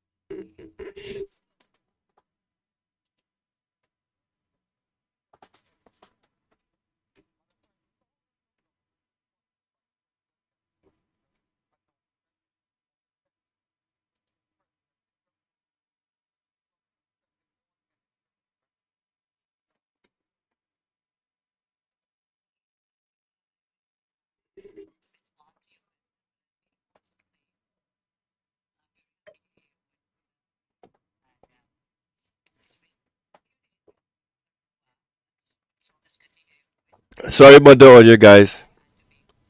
Let me know if you guys can hear this properly now.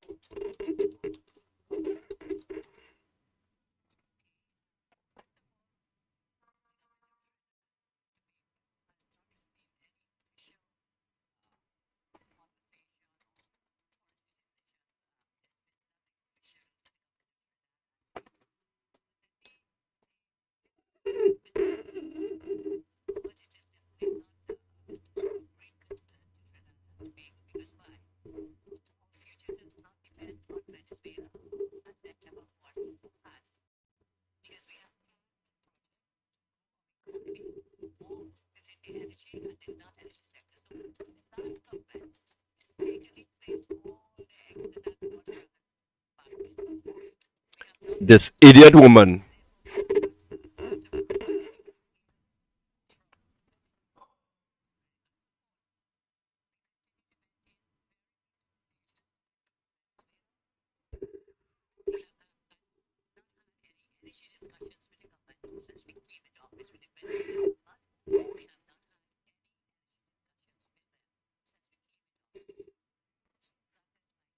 Oh my God.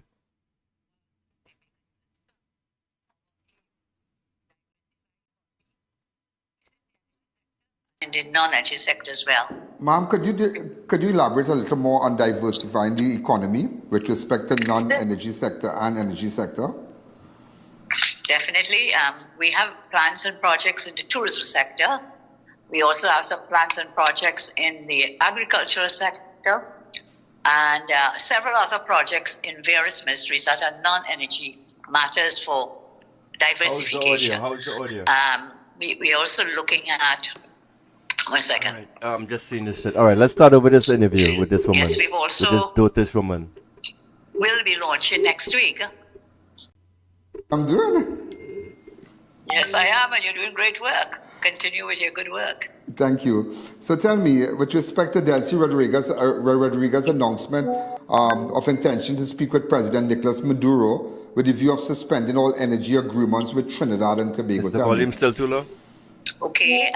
First of all, the government of Trinidad and Tobago has not received any official conversation or policy decisions. There's been nothing official to the government of Trinidad and Tobago. But let me say, this may be of concern to some, but it is definitely not of great concern to Trinidad and Tobago, because why? Our future does not depend on Venezuela and never was or has, because we have plans and projects to grow our economy, both within the energy and the non-energy sector. So the last government mistakenly placed all the eggs in that one dragon basket. We have not done so. And therefore, we are not susceptible to any blackmail from Venezuela for political support. We continue to maintain. Why is she talking to this man with like something in her mouth? Listen to her carefully. Not had any energy discussions with the government since we came into office with the Venezuelan government. Okay. We have not had any energy discussions with them since we came into office. So that is my take on that. Whilst it may concern some, our aim is to diversify the economy within the energy sector and in the non-energy sector as well. Ma'am, could you elaborate a little more on diversifying the economy with respect to non-energy sector and energy sector? Definitely. We have plans and projects in the tourism sector. We also have some plans and projects in the agricultural sector and several other projects in various ministries that are non-energy matters for diversification. We're also looking at, one second. Yes, we've also will be launching next week a full discussion and consultation with stakeholders, that is with the state enterprises sector, with the private sector, and of course the government sector. We intend to launch next week. We roll out some of those plans and projects in more detail next week, when you could get some more details about it. But we are not putting all our eggs in the energy basket, and most certainly we are not putting all the eggs in the dragon basket. Ma'am, how do you describe the Vice President Delcy Rodriguez's statement accusing? Let me just clear you get this up with you guys from this line. Either she's lying or she's dotish or she's evil. Let's start a poll. Which is it? Actually, yeah, that's a great idea. Let me see if I can set that up right now. Hang on 1 second, guys. But listen to this evil woman. This evil lying dotish woman. Trying to beg of collaborating with CIA to wage a war on Venezuela. What's your reaction to her claim? Well, again, I have no official communication from that, but I can answer. That is not true. Renison, if you're on the live, see if you can set up a poll. I know there's a way you can do it from Streamlabs, but see if you can set up a poll on Kamla Pasabis. Is she evil or is she dotish? And let's have a vote. Let's be democratic up here in the Workers' Right. Yeah?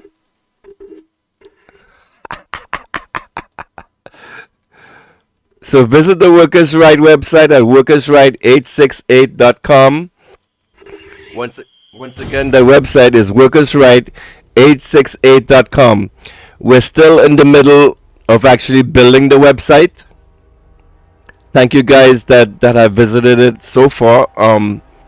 This is the first time we've actually talked about the website on the stream, but I've seen there's like a lot of interest in it, which is really, really weird. Why are people searching for Workers Right 868 on the internet?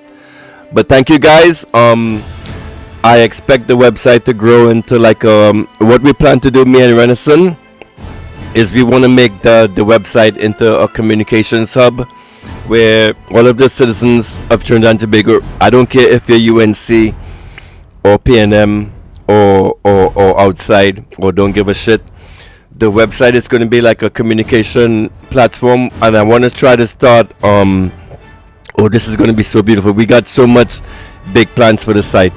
I want to try to start something like what they have in Venezuela in their communities, where they have like oh my god, it's like like when the United States imposed sanctions on the Venezuelan people, they actually banded together and started to like help each other in the community. So they had like I forgot the name of what it's called. It's like a main community center that they would have in every group, and this community center would set up like aid, food, and any assistance that people would need in the community. All of the communities would like get together and help each other.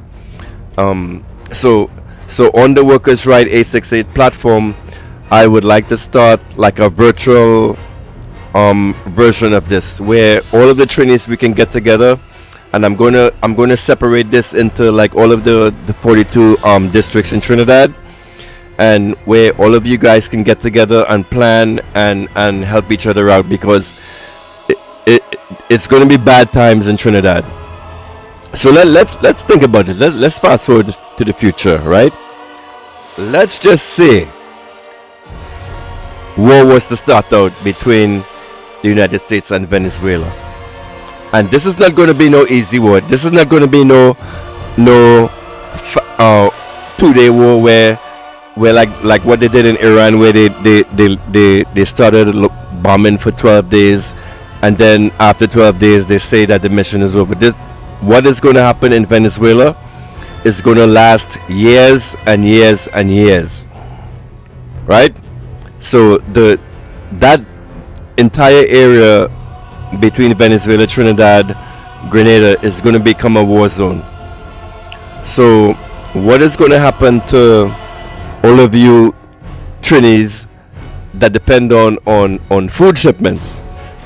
What do you think is going to happen to all of these ships all of the business ships that come into Trinidad to drop off the food that you import. What do you think is going to happen, Trinidad and Tobago?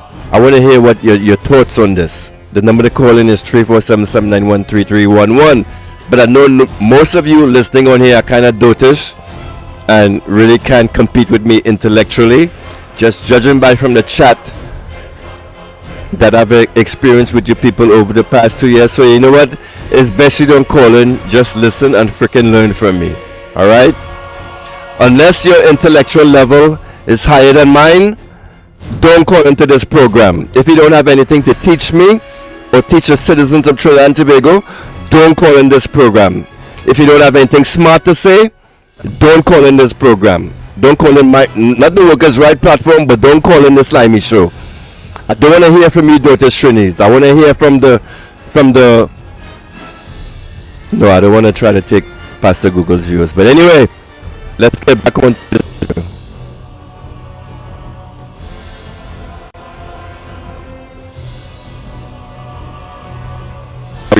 Come on, my dear.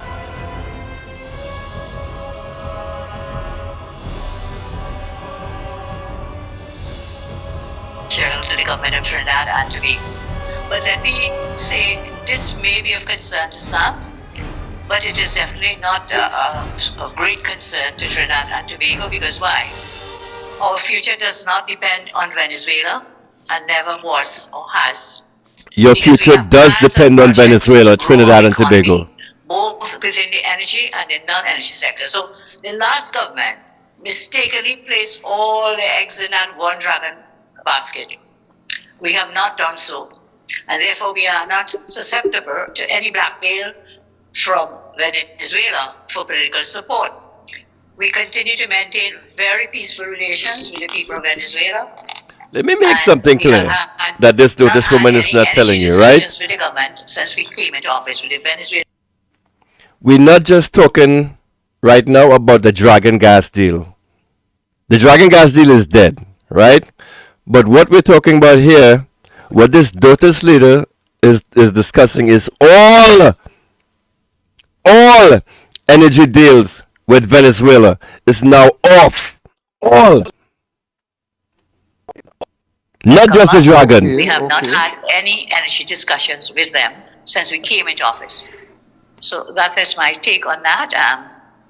Whilst it may concern some, our aim is to diversify economy within the energy sector and in the non-energy sector as well. Ma'am, could you elaborate a little more on diversifying the economy? Yes, please elaborate. The non-energy sector. Please elaborate, Kamala. Definitely. We have plans and projects in the tourism sector. We also have some plans and projects in the agricultural sector. She lying. So I did a live stream last week, where I actually criticized the budget. Actually, when I go through the live stream and I did my when I reviewed my actual live, because when Tanku was delivering the budget, I was actually like in a little video screen like we are right now, and I was criticizing the video live, and so far it seemed that the assessment that I gave live, like on the fly, was better than most of the assessments that was given by most people after. So in Tobago, there is a mega farm being constructed in Tobago, not Trinidad. So any push to that she's talking about diversifying in the agriculture doesn't apply to Trinidad. It's Tobago. And several other projects in various ministries that are non-energy matters for diversification. Let me go back a little bit on that video. Sorry. It's kind of upsetting. It's kind of upsetting. Listen to this woman talk. We place all the eggs in that one dragon basket. We have not done so, and therefore we are not susceptible to any blackmail from Venezuela for political support. We continue to maintain very peaceful relations with the people of Venezuela, and we have not had any energy discussions with the government since we came into office with the Venezuelan government. We have not had any energy discussions. Renison, if you listen to this, please start a poll right now in the chat. What does Kamala Prasad Besessa have in her mouth? What is Kamala Prasad Besessa sucking on right now as she's talking to as she's talking to Ian Allen? Renison, please start the poll. Discussions with them since we came into office. How do you do this poll? So that is my take on that. Whilst it may concern some, our aim is to diversify economy within the energy sector and in the non-energy sector as well. Ma'am, could you elaborate a little more on diversifying the economy with respect to non-energy sector and energy sector? Definitely. We have plans and projects in the tourism sector. In we also Tobago. have some plans and projects in the agricultural sector. In Tobago. And several other projects in various ministries that are non-energy matters for diversification. Not in the budget. We're also looking at, one second. Yes, we've also will be launching next week a full discussion and consultation with stakeholders, that is with the state enterprises sector. She is going to have private sector. She is going to have a very, very interesting conversation next week with those stakeholders once they find out this news that Venezuela has terminated all freaking energy deals with Trinidad and Tobago. So the shit you see happening with Nutrien, how Nutrien packing up and leaving because they no longer have the free gas, and you have warships in the water, the gunman in your hole.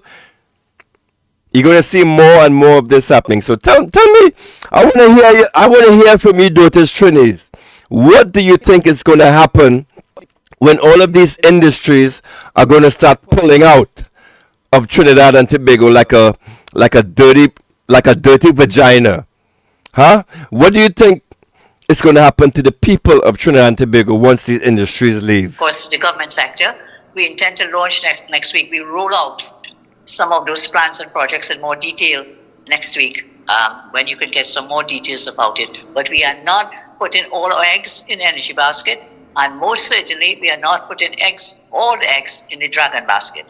Ma'am, how do you describe the Vice President Delcy Rodriguez's statement accusing Trinidad and Tobago of collaborating with CIA to wage a war on Venezuela? Because your daughters. To her claim. You see, Sandra, you supported this government, I'm assuming, because you wanted to see a better and brighter Trinidad and Tobago, right? You didn't just support this government because you're coolie, right? You supported this government because you wanted to see good things happen to the country. So if your support for a party, you should be able to criticize them when they do wrong, and you should praise them when they do right. You shouldn't be just a sycophant idiot supporting everything this woman does because she's a coolie, because she's an Indian. Be smart. Start thinking. If your government screws up, say, hey, have the balls, have the nuts to, like Mr. Anderson, to come out and criticize your government and say, hey, you're doing wrong, you're screwing up, change what you're doing. Don't be a weak idiot that just goes along with everything this freaking dotish ass woman does. It is very annoying seeing all of you in the chat supporting this woman, everything she does. Fuck all of you. Well, fucking again, idiot. I have no official communication from that, but I can answer. Sick of seeing you chat. That is not true. What You is blasted taking place fool, now Sandra. are joint training exercises between the U.S. and our military here for improving our internal security. Never in a million years under the leadership of Rowley would you seen warships and all these kind of military games under a Rowley government. You would have never seen this. Now everything is at risk in Trinidad. You are at risk for losing everything. You are at risk for losing everything that you've built over these past few years. They drag all of that infrastructure. Port Lisas right now is on fucking high alert because they think they're going to get bombed. Right now in Port Lisas, the dock workers are on high alert because of the actions of this government. Fuck you for supporting this government, you weak ass person. And I will share with you here, and I am Don't say that more in the chat. You fucking whether the idiot. Venezuelan government, CARICOM, or any other entity, no one will That's pressure a moron. blackmail my government. Trinidad is on the verge of getting destroyed. Drug cartels. Everything you've known You know is what? about to be You destroyed as I am, because you're on that beat. because of this We're woman. tired of seeing our citizens murdered, terrorized It's terrible. because of gang violence, driven by drugs, Sandra, you illegally, fucking arms idiot. trafficking, human trafficking. The safety of our citizens is my duty and my main concern, and we will do what we can to keep them safe and make them safer. I am so upset right now. I don't want to be fucking doing this shit right now. Operation in the USS Gravely visit. The arrival of the US Gravely and joint exercises with the Trinidad and Tobago Defense Force have drawn quick. And Ian is actually asking the correct questions, but he's not pushing her. He's not pressing her enough on this stuff. Thank you, Ian, for actually posing these questions to Kamala, but you didn't go hard enough on your follow-up questions to this woman. You letting her get away with whatever answer she gave, whatever bullshit deniment answer she gave, and you're accepting that, Ian. Criticism from Venezuela. How do you respond to concerns that Trinidad and Tobago is being used as a base for Very US good questions, military Ian. operations? But your That's what follow-up they say, answers, that your follow-up Trinidad is being questions are used as a shit. base. But that is certainly not true. Absolutely untrue. We are not being used as a base. We have had ships come here before. Ship came now, and ships will come after, because we have a history of cooperation with the United States. I mean, you must remember the United States is one of the largest nations, one of our largest trading partners, and of course we have a history of cooperation between the two nations. So I say categorically, So there is an agreement. We have no plan. We have no plan. We have no plan. No plans for Trinidad to be used as a base for any military interventions anywhere else. Sandra, feel free to how do call you in. balance national security Sandra. cooperation with the US while maintaining. Sandra, this is not the ground report, but I do accept call-ins. Please call in and spread your dotishness to everyone that's listening. I would love to hear you, Sandra. The number to call in is 347-791-3311. If you don't have the balls to call in live, feel free to leave a voice note. I'm accepting all dotish Trinis right now, because everything, I vex, I want to fight. Good relations with your regional neighbors. We maintain that we have good relations and all good things for the people of Venezuela. We stand in solidarity with the people of Venezuela, and I balance it in that regard, because that is our intention. Listen to her We have answers. no intention, as I say, or trying to be able to use as a base. There's been no such request from the US, and instead requests for training and helping, even humanitarian projects like these militiamen who are here could help us with projects at schools, or even some of our dilapidated Listen to this woman. military bases in the country. So that is what this visit is about, that military corps. The United States has destroyers, an aircraft carrier, drones, because they're coming to help Trinidad build schools, Sandra. Bravo! Yes! Kamala Prasad-Bissessar has mobilized the United States military and all their might to come help Trinidad and Tobago build schools. At least that's what the leader is saying, Sandra. Operation for training and for Training. humanitarian benefits as well to the people of Trinidad and Tobago.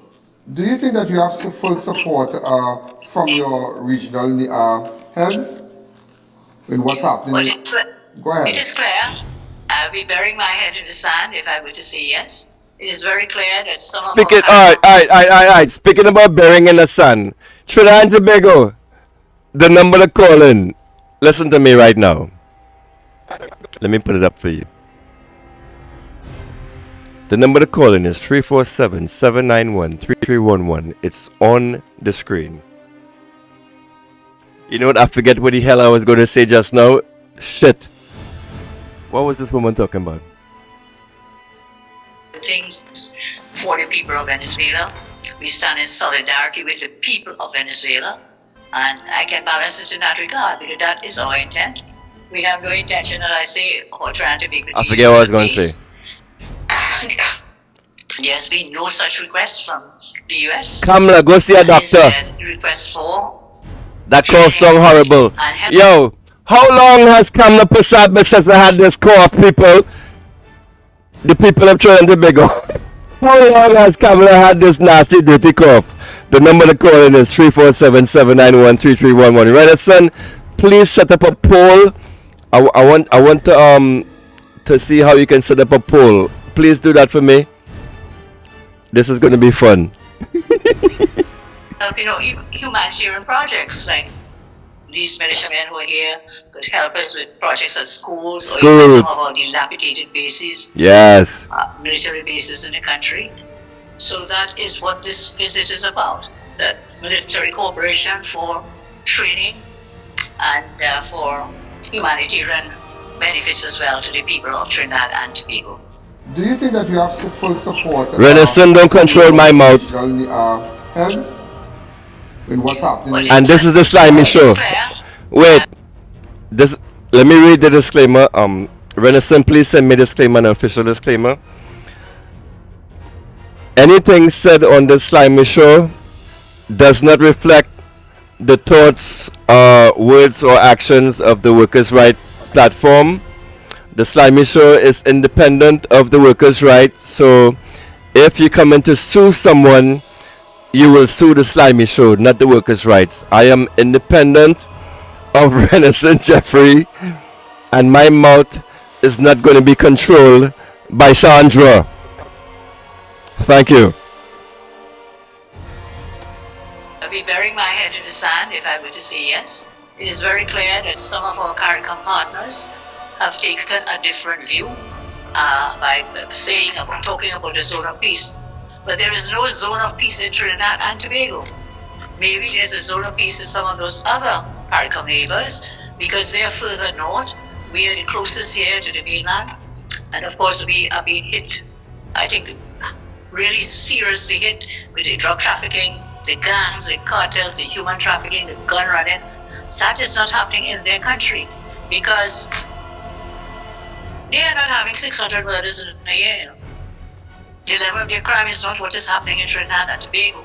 So they are saying it's a zone of peace, keep a zone of peace. But Trinidad and Tobago is definitely not a zone of peace. We have witnessed too many murders, too much crime, and too much drug running, human trafficking, gun running to Trinidad and Tobago. So CARICOM is proving to be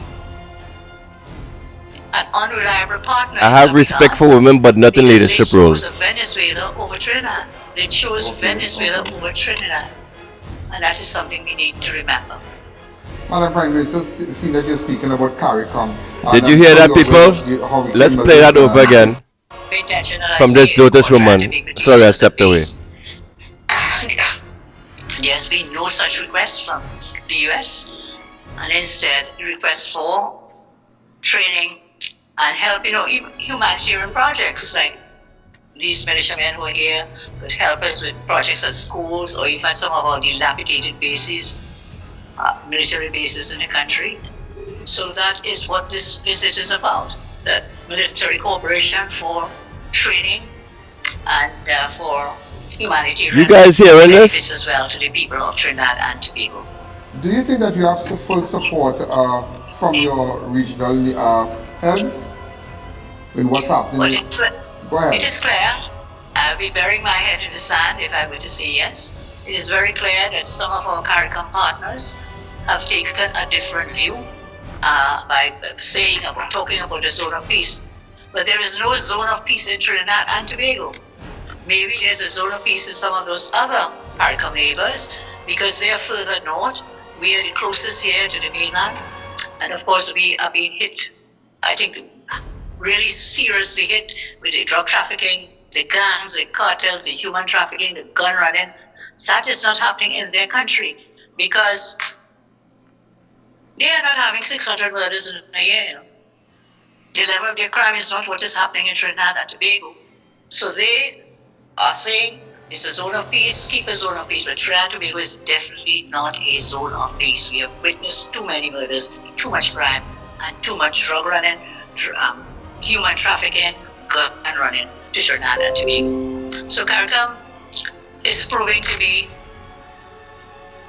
an unreliable partner in some regards because they chose Venezuela over Trinidad. They chose You listening to the shit? You listen to the shit to these answers? CARICOM chose. See that you're speaking about CARICOM, and I'm sure you're aware that the Hurricane Melissa and Trinidad and what's happening in Jamaica.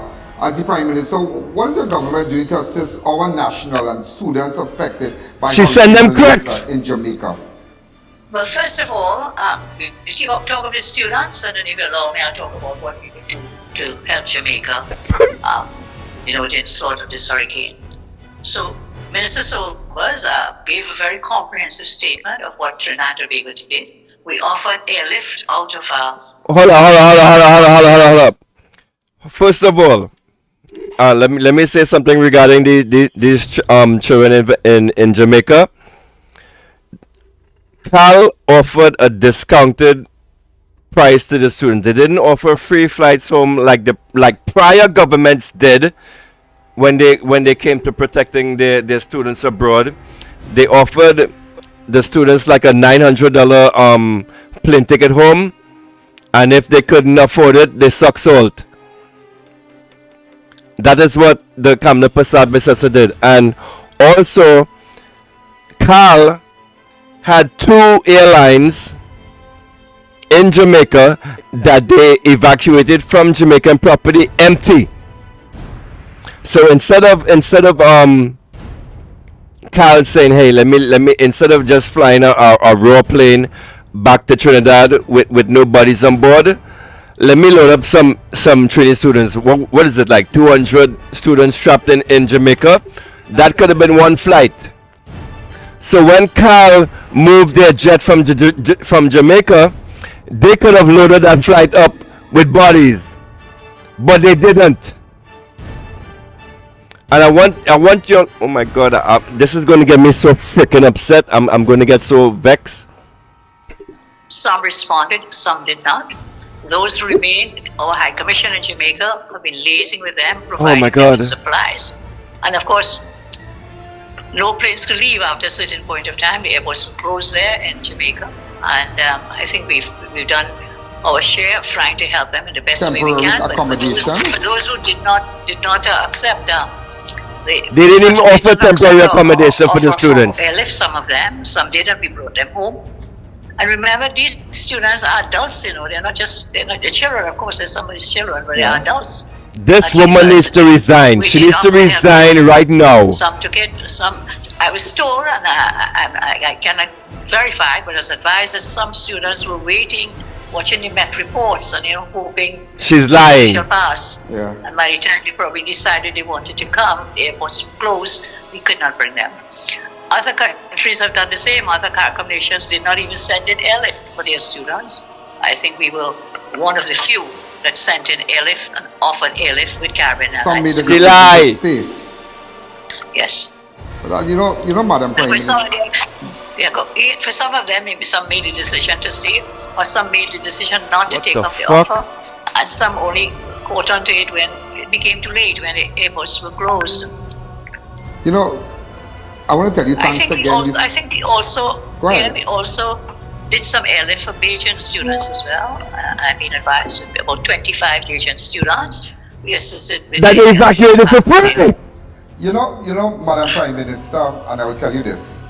What you are telling me here, 3/4 of Trinidad and Tobago don't know that you had extended, that assistance for those stranded in this woman is lying. Jamaica, and what you did.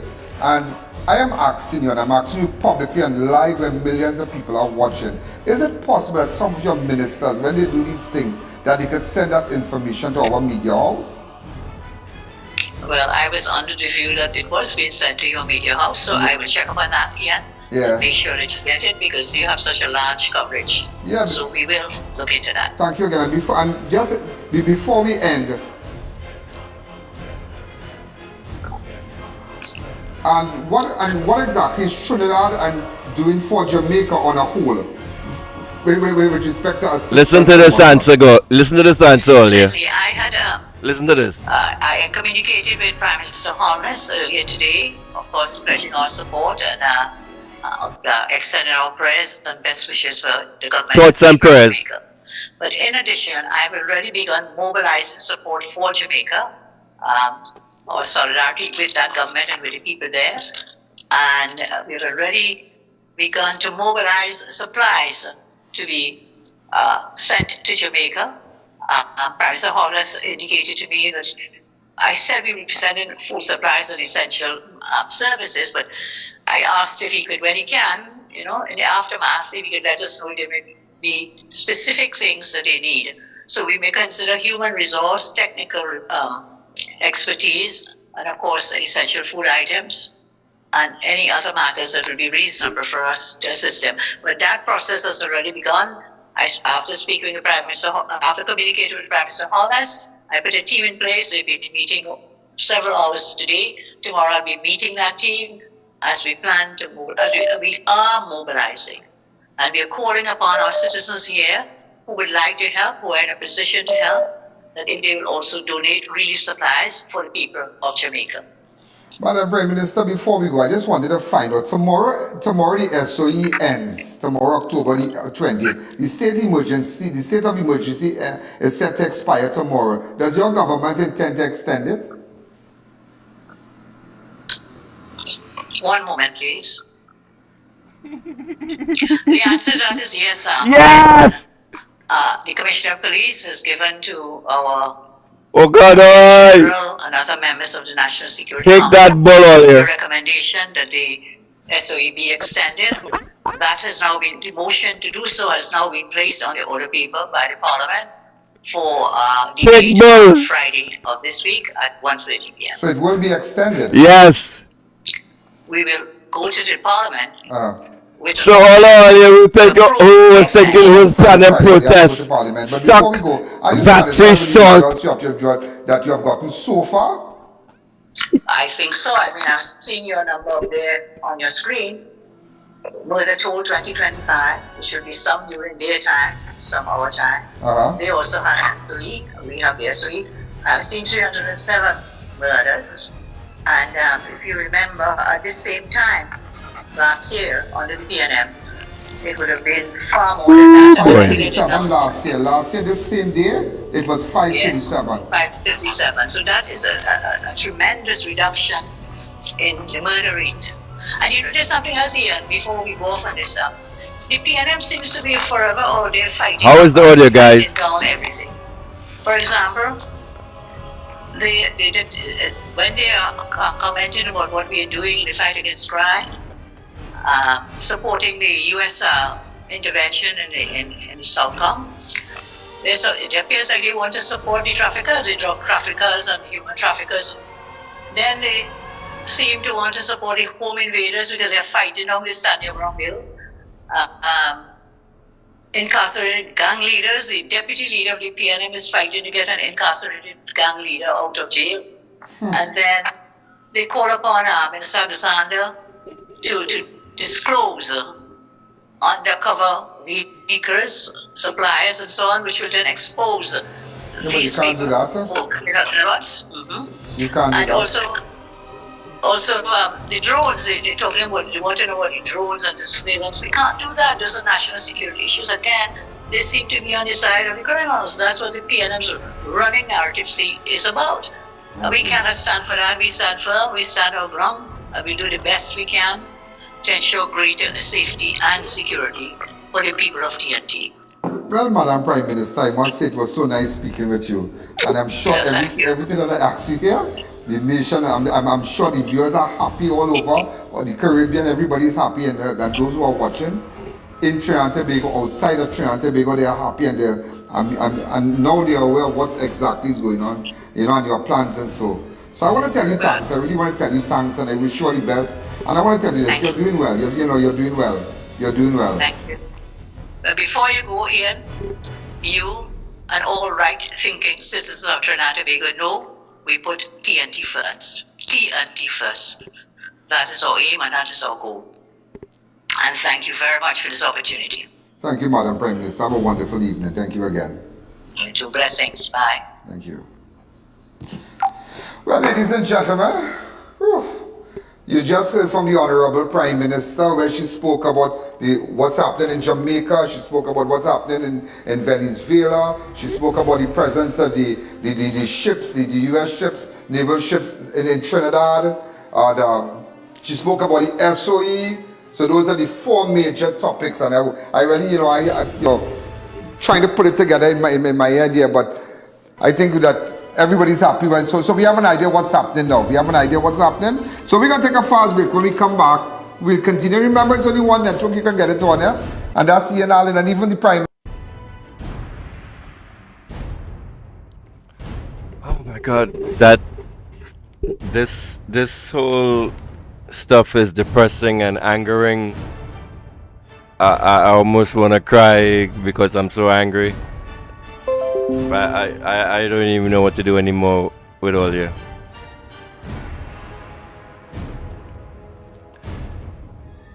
If my grandkids survive this,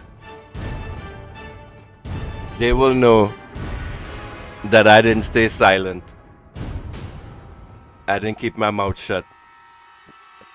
I would like to congratulate Ian on that interview. He asked some very pertinent questions, but like I said before, his follow-up questions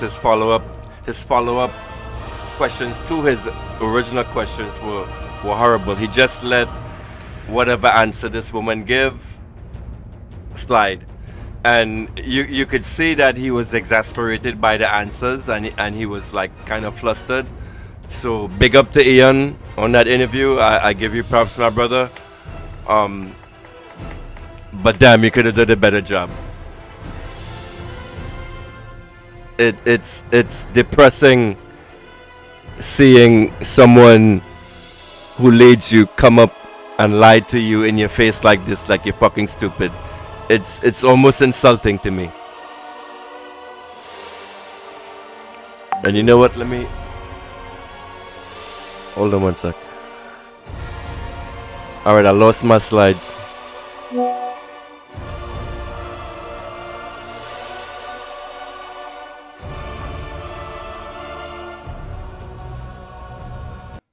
One second.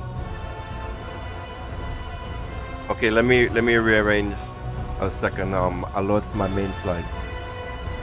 Where the frick did it go?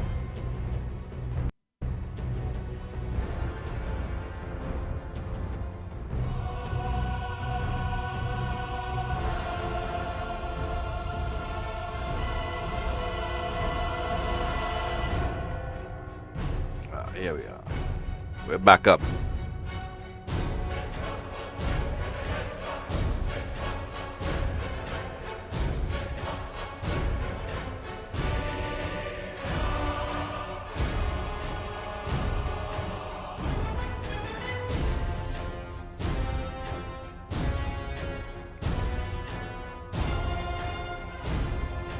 One more time, I'm going to play this video for y'all.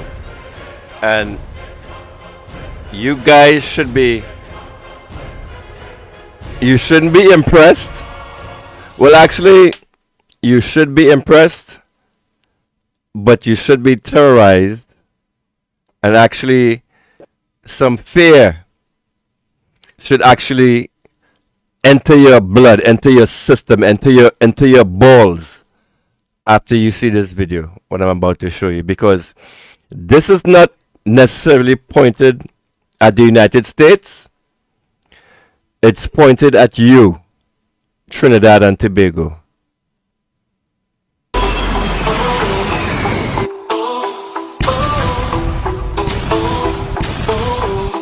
That's all for you, baby. Desde los monjes hasta el Cabo San Román, Se alza la patria firme en su misión. Sotavento y Barlovento marcan el camino. Guardianes del Caribe, un solo destino. Los roques brillando con luz soberana. La horquilla y la blanquilla, defensa temprana. La tortuga, los hermanos y Margarita. Los testigos, los reyes, Venezuela grita. Este mar tiene dueños, sangre de guerreros, herederos del Caribe, libres y certeros. Bolívar, Zamora, Chávez y el pueblo unido. Una sola fuerza, un destino compartido. Se alzan los caciques en memoria viva. Hueque puro Tamanaco, resistencia activa. Chacao, Manarure, Tunda y Paramaconi. En cada ola su voz de resistencia en mi historia.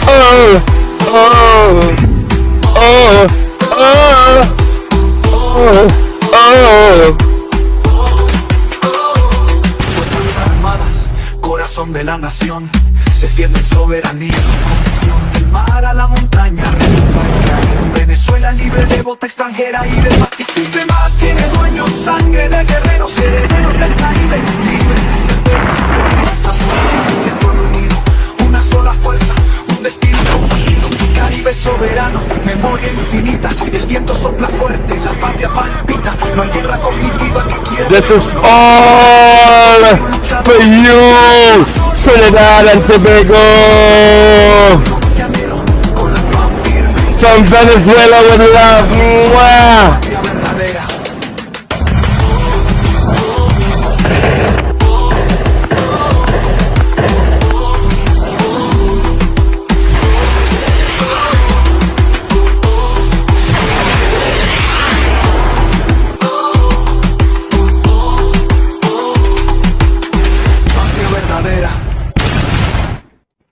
How you feel seeing that shit? Huh?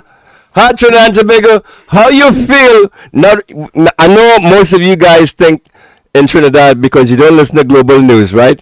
You all think Venezuela is this poor, rundown country that have like a little put military. So most of you seeing that Venezuela have freaking tanks. And not just regular tanks. Venezuela has fucking tanks that ride on the water. Why the fuck does Venezuela need tanks that ride on the water? Where are they going? Where do you think they are going? They're not going to Guyana. Like y'all didn't see that video before. Let me play it for you again. All you UNC supporters, and you know if Maduro, if you're listening, I have some advice for you. There's a good target map of Trinidad and Tobago. Just look at the election map. Everywhere in yellow, that is where you could bomb. Everywhere in red, leave that shit alone, because that's the right thinking citizens who will rebuild the country after the yellow mash it up. So once again, Trinidad and Tobago, from Venezuela, with love.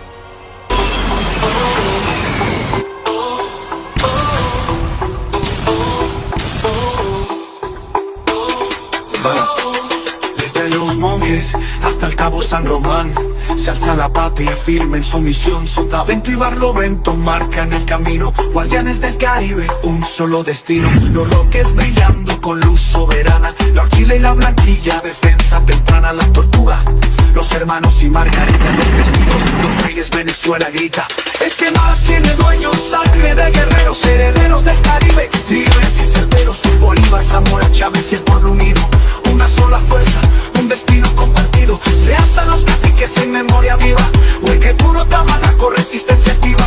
Chacao, Manarure, Tunda y Paramaconi. En cada ola su voz de resistencia. Did you see that video? Why the fuck does Venezuela need men to be jumping out of planes? Ah? Trinidad and Tobago, I want to hear your answer to that. The number to call in is 347-791-3311. Right thinking Trini's only. I don't want to have you notice UNC supporters calling. Why does Venezuela need airborne troops? Where are they going to land? Is Venezuela trying to do airborne missions in fucking Guyana? Trinidad and Tobago? That's a serious question I'm asking you. Why does Venezuela need all this shit?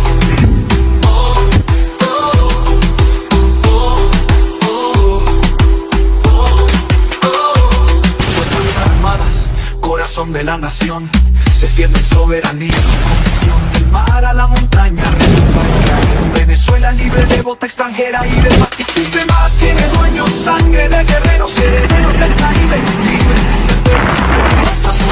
y el pueblo unido, una sola fuerza, un destino. Natalie Charles, yes, she could use the cannons up on the fort. Just put some grease on it, and we're ready to fight all here. What's the Fort George? The Fort George cannons. Camna could oil it up, and we're ready to fight. Venezuela, we're ready for all here. The Fort George cannons, we oiling them up. Let me go. Come on, Venezuela. El viento sopla fuerte, la patria palpita. No hay guerra cognitiva que quiebre el honor. En cada soldado vive un luchador. Detiene el invasor, toca este suelo. Nuestro mar flamea con orgullo llanero. Con la paz firme, Venezuela entera. Grita al horizonte, patria verdadera.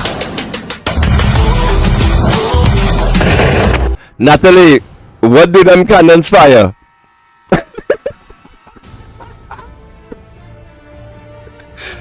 Wait, those are the cannons that fire cannonballs, right? And Natalie, Trinidad and Tobago will be firing cannonballs from Fort George over to Venezuela. Yeah, bring it, baby!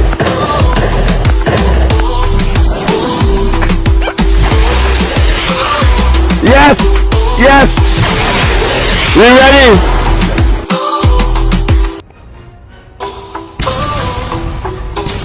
Wait, now you see that? No, I'm a little concerned. You see that jet fighter that they just have there?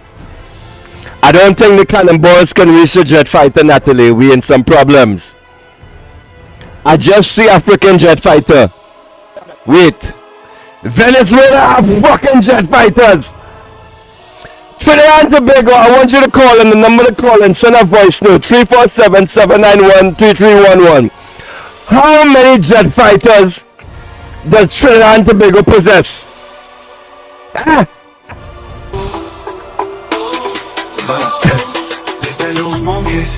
We can oil up the cannonballs. La patria firme en su misión, Sotavento y Barlovento marcan el camino, guardianes del Caribe. I'm giving myself a headache from screaming. Brillando con luz soberana, la horquilla y la blanquilla, defensa temprana, la tortuga.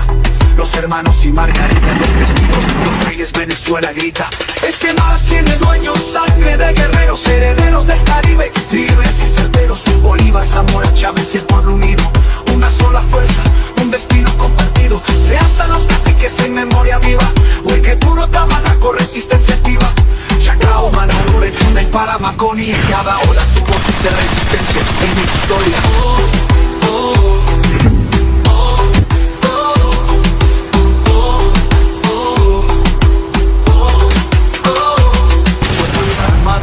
Corazón de la nación, defienden soberanía, convicción del mar a la montaña. What the ass?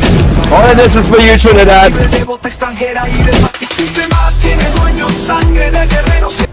And you people in Trinidad are not paying attention. This show of force, this happened last month, right? Last month.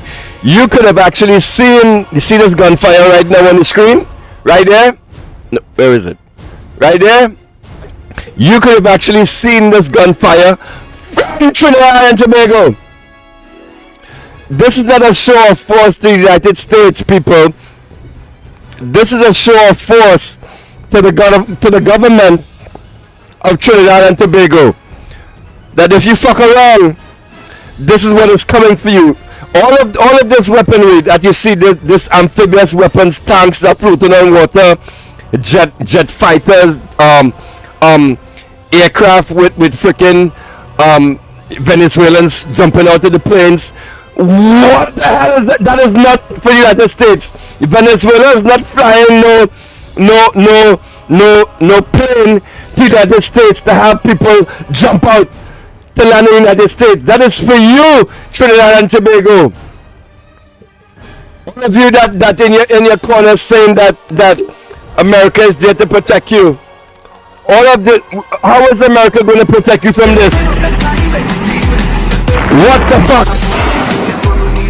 Una sola fuerza, un destino compartido. Caribe soberano, memoria infinita. El viento sopla fuerte, la patria palpita. No hay guerra cognitiva que quiebre el honor. En cada soldado vive un luchador. Que tiemble el invasor, sin tocar el suelo. Nuestro mar flamea con orgullo llanero. Con la pan firme, Venezuela entera. Gritadores, patria verdadera.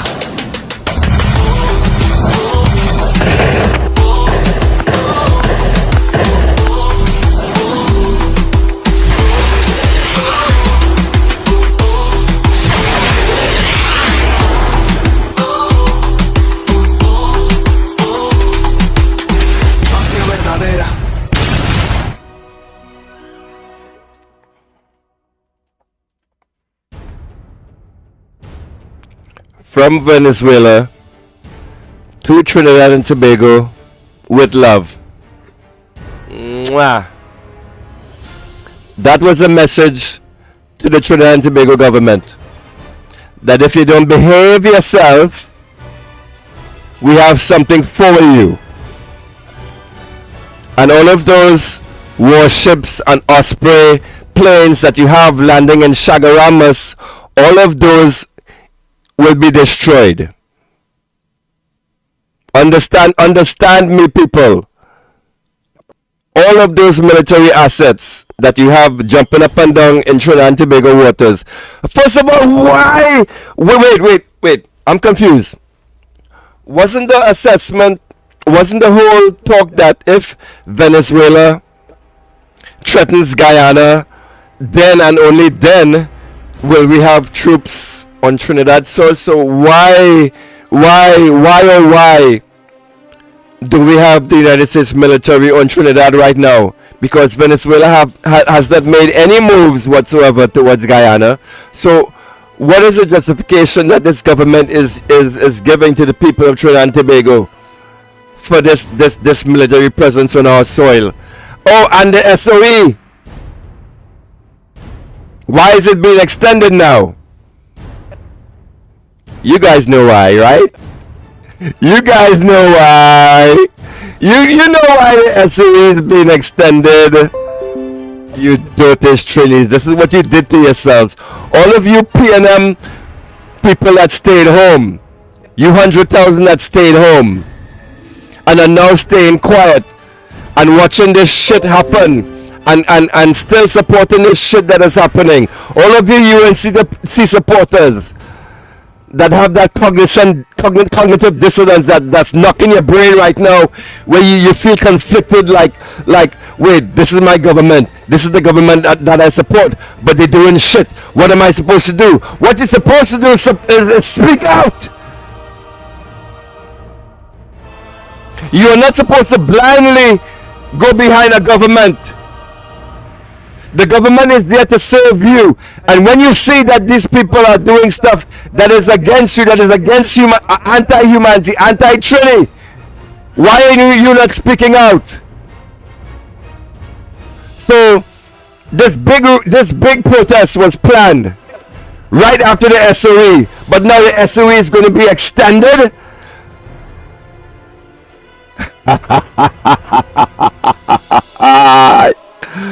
Take bull, Trinidad and Tobago. But wait, I have some advice. Wait 1 second.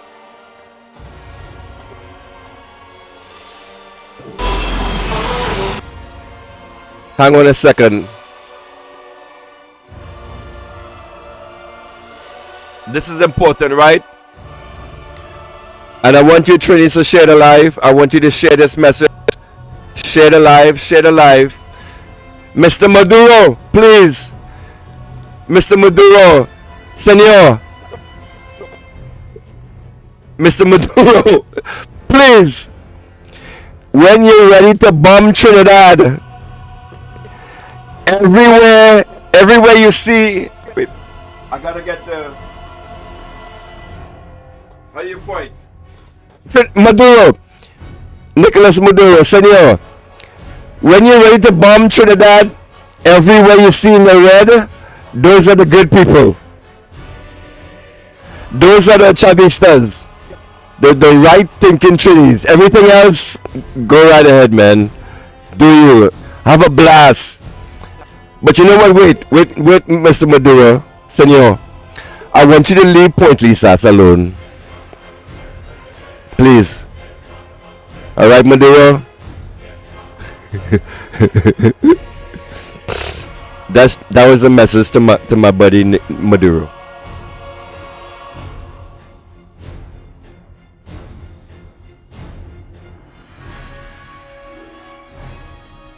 Yes, Natalie.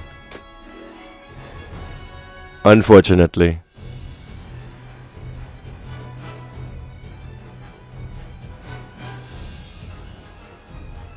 This is what we got waiting for us.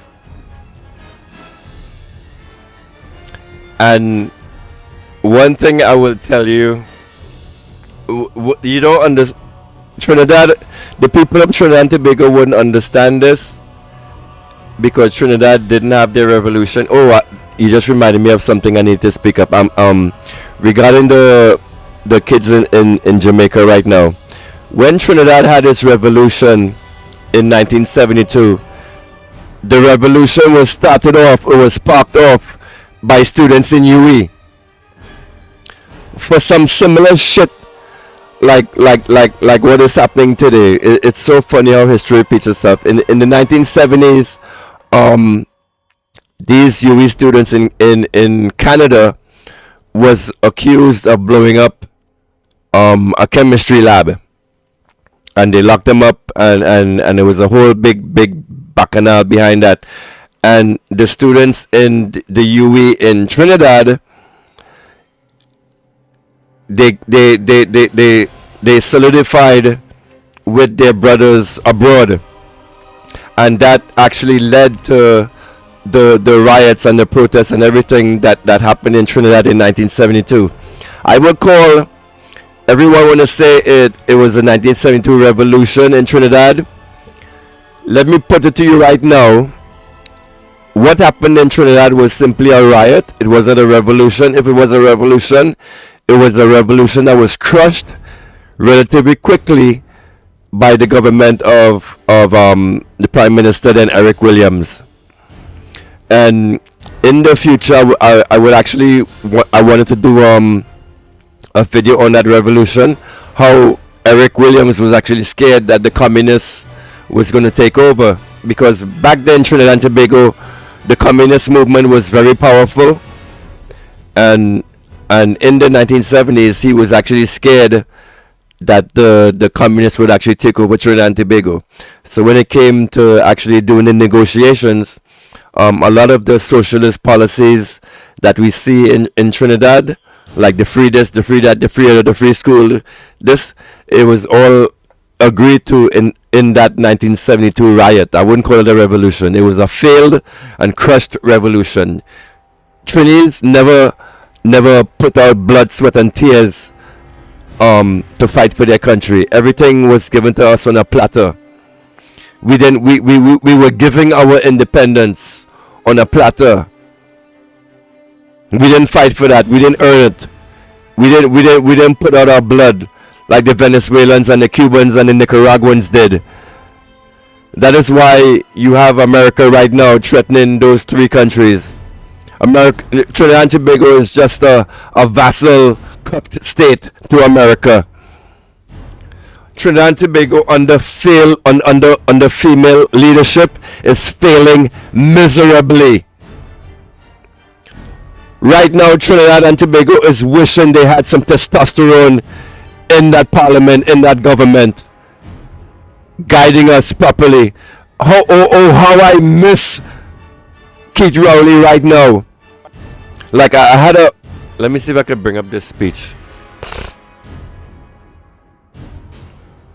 Rowley gave this amazing speech. I wonder if I have it in my slides. Hold on, let me see. Stop playing. I think I might have it. How are you guys gonna miss Rowley so much?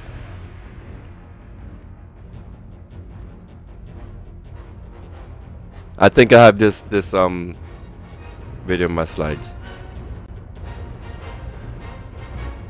Here it is. Here goes this bald-headed man that you guys don't like so much. Listen to him speak and tell me what you think. The number calling is 347-791-3311. Let me know what you think. Tell the world that we have entered into an arrangement. To tell Venezuela that we have entered into an arrangement.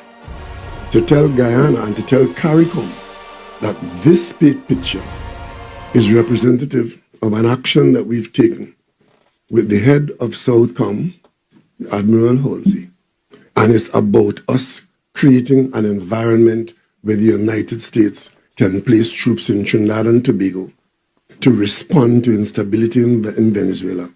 Whoever did this is not acting in the interests of the people of Trinidad and Tobago. Listen to this man. And let me tell you why. I am Listen to this man you all got rid of. You would recall, not too long ago, there was a situation where the United States government led arguments, OAS and the European Union, about regime change in Venezuela. And it got very heated, and it got to the point where people were expecting physical action. The European Union had given Maduro 8 days to leave office. Talk done. The Canadians had said to us in CARICOM, time for talk over. And our question was, time for what now? No. And of course... Don't you miss this man! Don't you miss this man, Trinidad and Tobago! You carried it. What you have is an embarrassment. An embarrassment. Don't you miss this leadership? Don't you... Trinidad and Tobago, this is how we are supposed to be on the world stage. This is how we are supposed to be speaking, my people that are listening. Don't you miss this shit? Aren't you upset right now?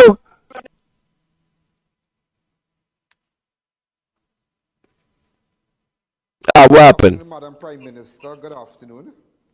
What happened? What happened? It is so nice to hear you. I don't... wait, hold up. What happened there?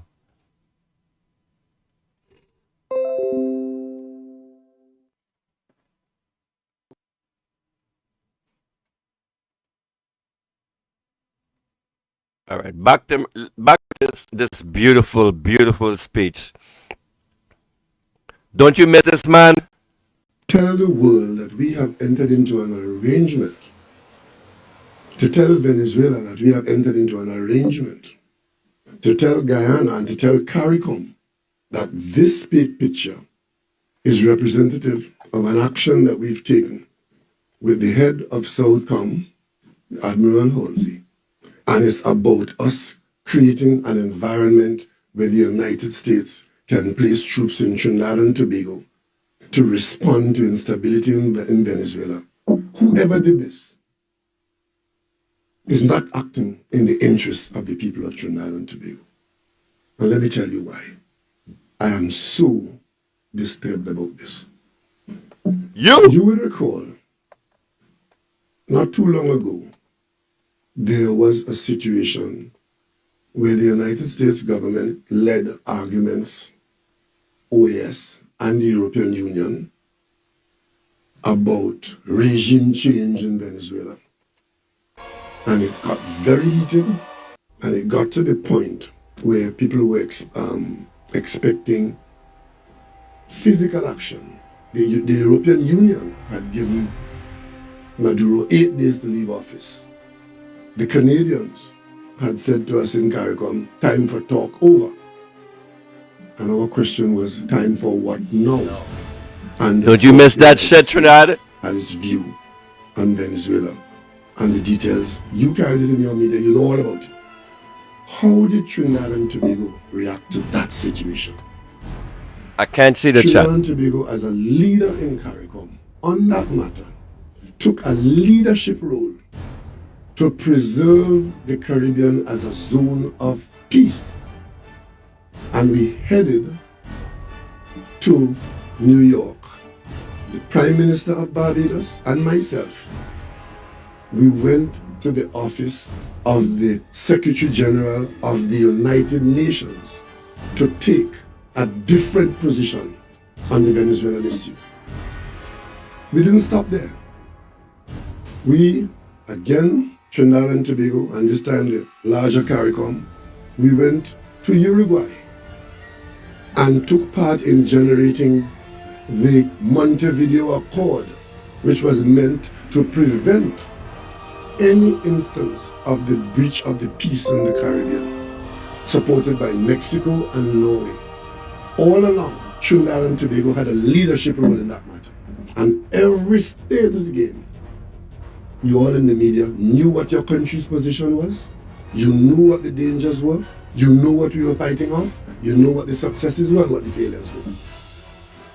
I made my first visit to the UN General Assembly and spoke of Trinidad and Tobago's position on this matter. So in the media in Trinidad and Tobago, you know our position. Why then would you convert that firm stand of your country to create a situation? What has changed? To cause Trinidad and Tobago to be a platform for foreign troops on its territory in response to an Venezuelan situation.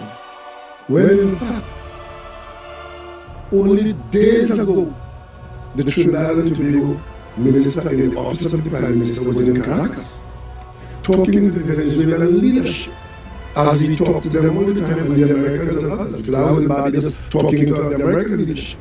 And CARICOM, as a unit, we cover and protect ourselves by standing on the defense of CARICOM. Caribbean is a zone of peace, and we are not supporting anybody's military excursion. What exactly happened in Trinidad and Tobago in the last 48 hours?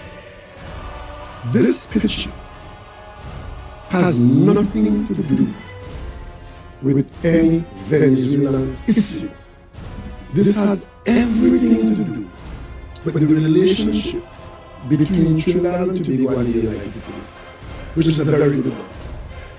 And of course, the conversation that we had, if you listen, and in fact, the very story that is very careful that carries the story, carries the details of what was said by Admiral Halsey about the issues that brought him here and the issues that were discussed and the commitment to cooperate with Trinidad and Tobago on matters, not the least of which is national security.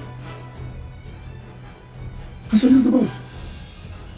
The local press cannot pretend not to know that our security agencies rely very heavily on the cooperation that they have with the United States. Many instances, the actions that we take here, or actions that are taken in our interest outside our border in the region, has to do with information or physical assets of foreign countries, not the least of which is the United States, helping us to protect ourselves because we don't have the ability to have as many assets out there or to have the intelligence as to who is going to harm us. And you read in the story what Admiral Halsey said, as far as to talk about criminal elements coming from South America and threatening us now. I mentioned that from this podium recently. You would have seen during the COVID period, when the rest of the nation didn't have vaccines, among the first vaccines we got were some that came from a United States military agency to our defense force. Because I don't care about the fucking vaccines. I don't care about the in the last vaccines. few years, the United States has put over $9 million in grants into the security services of Trinidad and Tobago. Why? We have an ongoing relationship of training and sharing of information with the United States. And none of this is secret. None of it is secret. It's all about the relationship between two friendly countries, one with a lot of resources and one that needs help. So where did you get it from? That we are in a position to make Trinidad and Tobago available to the United States for troops against Venezuela. This is a serious matter. If a country is making its territory available for another country to stage military action against them, that is a serious matter. And if I don't come here today and as Prime Minister denounce this irresponsibility, if you were in Venezuela, what would you think? What would you think? And if you are in Venezuela where Trinidad and Tobago are negotiating with you on all kinds of important matters, but making its territory available for American incursions in the event that it is determined that Venezuela has instability, what would you think? I know that there are people in this country, surprisingly to some of you, who would like our initiatives to bear no fruit and to come to naught, but this is going too far.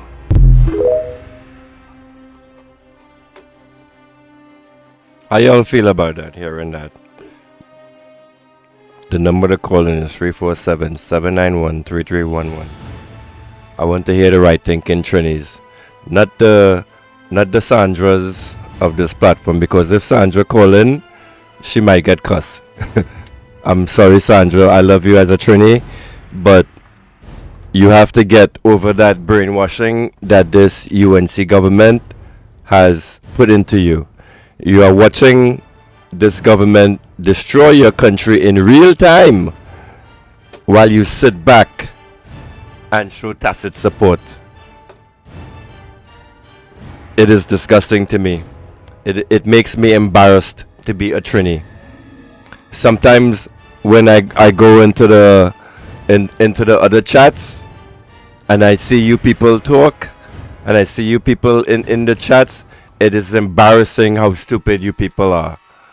So please, if you listen to me and just learn. You know, me and Renison actually think the same way, but Renison wouldn't have the balls to come out and say the things that I'm saying. You know, so give him his respect. You know, the government we're dealing with is very evil and very conniving. So if they're going to come after someone, they could come after me where I'm at. I'm not in Trinidad exposed to them. Right? And there was another video that Kate Rowley did. I think it was last week. Renison, if you're listening and you have that video, please send it to me. Where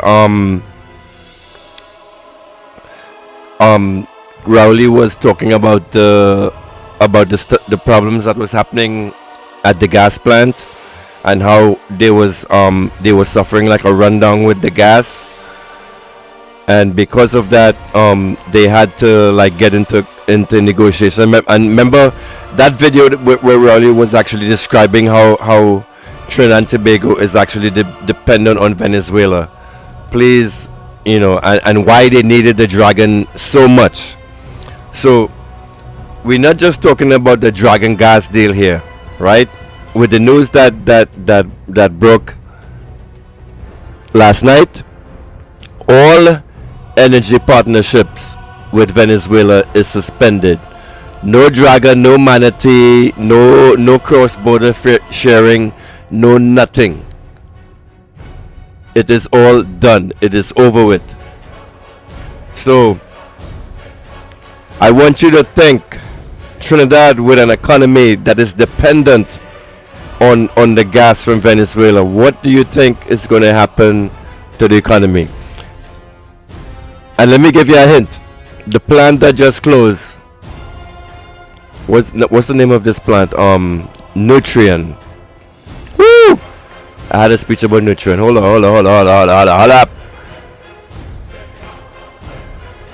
This Nutrien plant closing is going to have some catastrophic effects for the country of Trinidad, because Nutrien produces gases.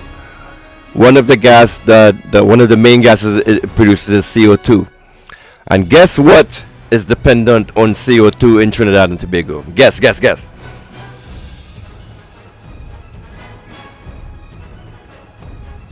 Hospitals. Yes, people. Hospitals are dependent on CO2 gas. So the hospitals are screwed.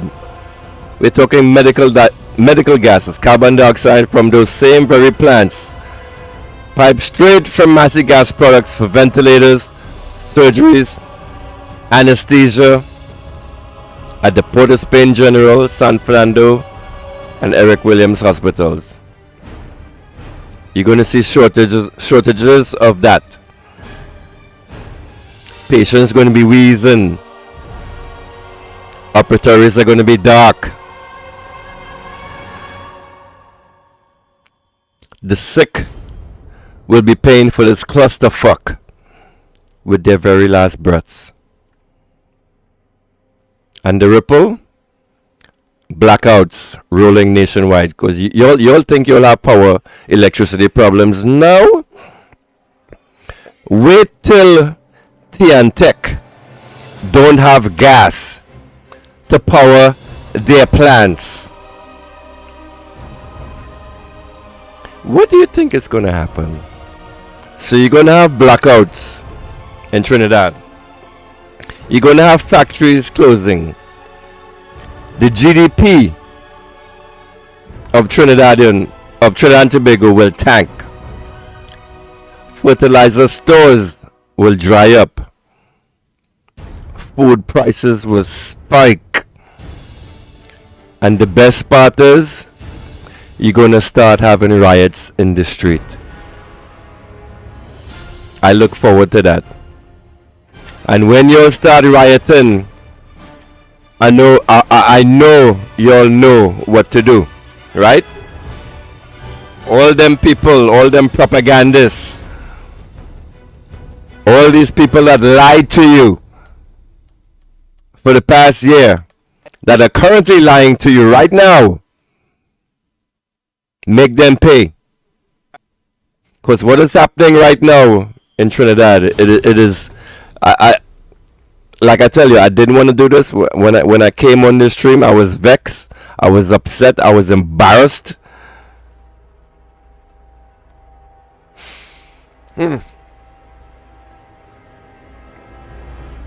What is going to happen to the Manatee Field all year? All of the cross-border gas fields that are currently operational with Venezuela. With this big announcement by Maduro last night, you know we are at war, right? War has been declared on Trinidad and Tobago. So now Venezuela is doing to us what was done to it by the United States with those sanctions. So now Trinidad and Tobago will feel a little pinch. Trinidad and Tobago will feel a little pinch of what Venezuela suffered when they were put through all those years of sanctioning by the United States government. How do you feel about that, Trinidad and Tobago? You don't have to call in, because I know this is a UNC station that I'm broadcasting on. The number is 347-79.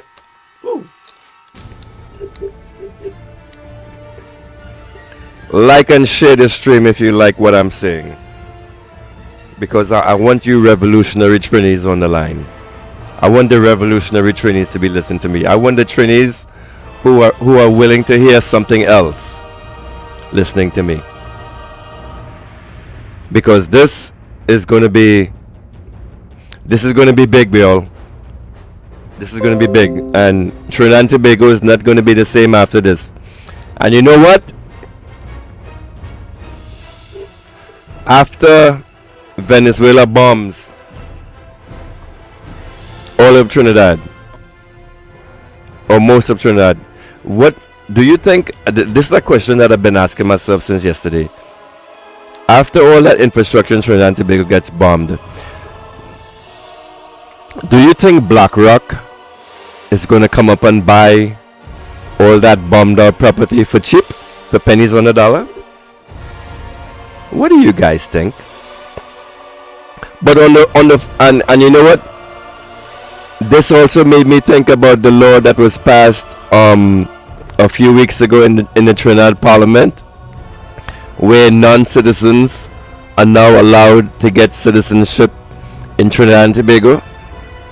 I told you back then this was a law that was created for the elites, to serve the elites, and I'm pretty much thinking it has something to do with property and buying up property in Trinidad. So you have this evil government going and passing laws for their 1% friends.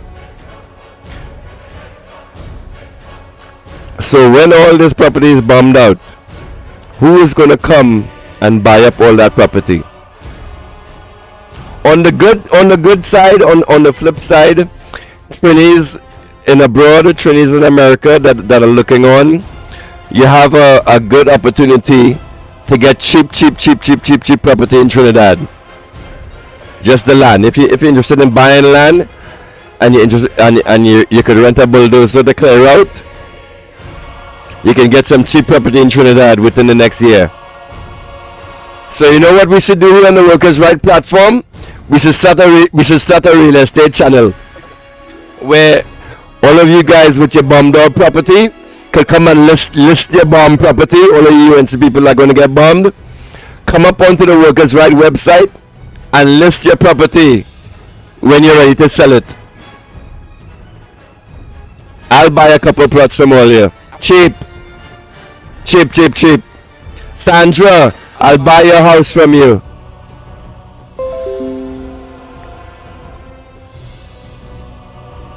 Yes, Natalie. Words can be very, very dangerous. So all of this was, but Natalie, all this wasn't just caused by words alone, you know. It's words and actions. Kamala Prasad didn't just say bomb them violently. She had to sign papers somewhere where the United States could actually put troops. Why the fuck are troops on Trini soil and Venezuela has made no moves towards Guyana? What is going on here? And this was revealed yesterday. The Trinidad and Tobago Defense Force is getting drone training from the United States military. Ding, ding, ding. This is going to be very interesting right now. And if you've been paying attention to the war in Ukraine, into stuff that is actually going on in the battlefield, Ukraine is getting their ass kicked left, right, and center. And Russia has developed new technology where they are going after drone operators. So right now, currently on the battlefield, the current technology they're using is fiber optic cables, where you have an operator on the ground and you have a fiber optic cable attached to a drone, and then you send out that drone to wherever it's going. The drone that is powered by that fiber optic cable cannot be detected, right? Even though Russia now is coming up with ways to actually detect those the fiber optic drones. That's happening right now on the battlefield. So the United States is coming to Trinidad with outdated drone technology and is training the Trinidad and Tobago Defense Force in outdated drone technology, where soon as the drone operator sends out a drone, that sucker will have a missile on his ass in no time. They're called drone hunters. Go onto Twitter, go onto X, and look them up. Drone operators in Ukraine are getting eliminated left, right, and center because all of those drones are controlled by radio signals, right? And those radio signals go back to an operator, a transmitter point.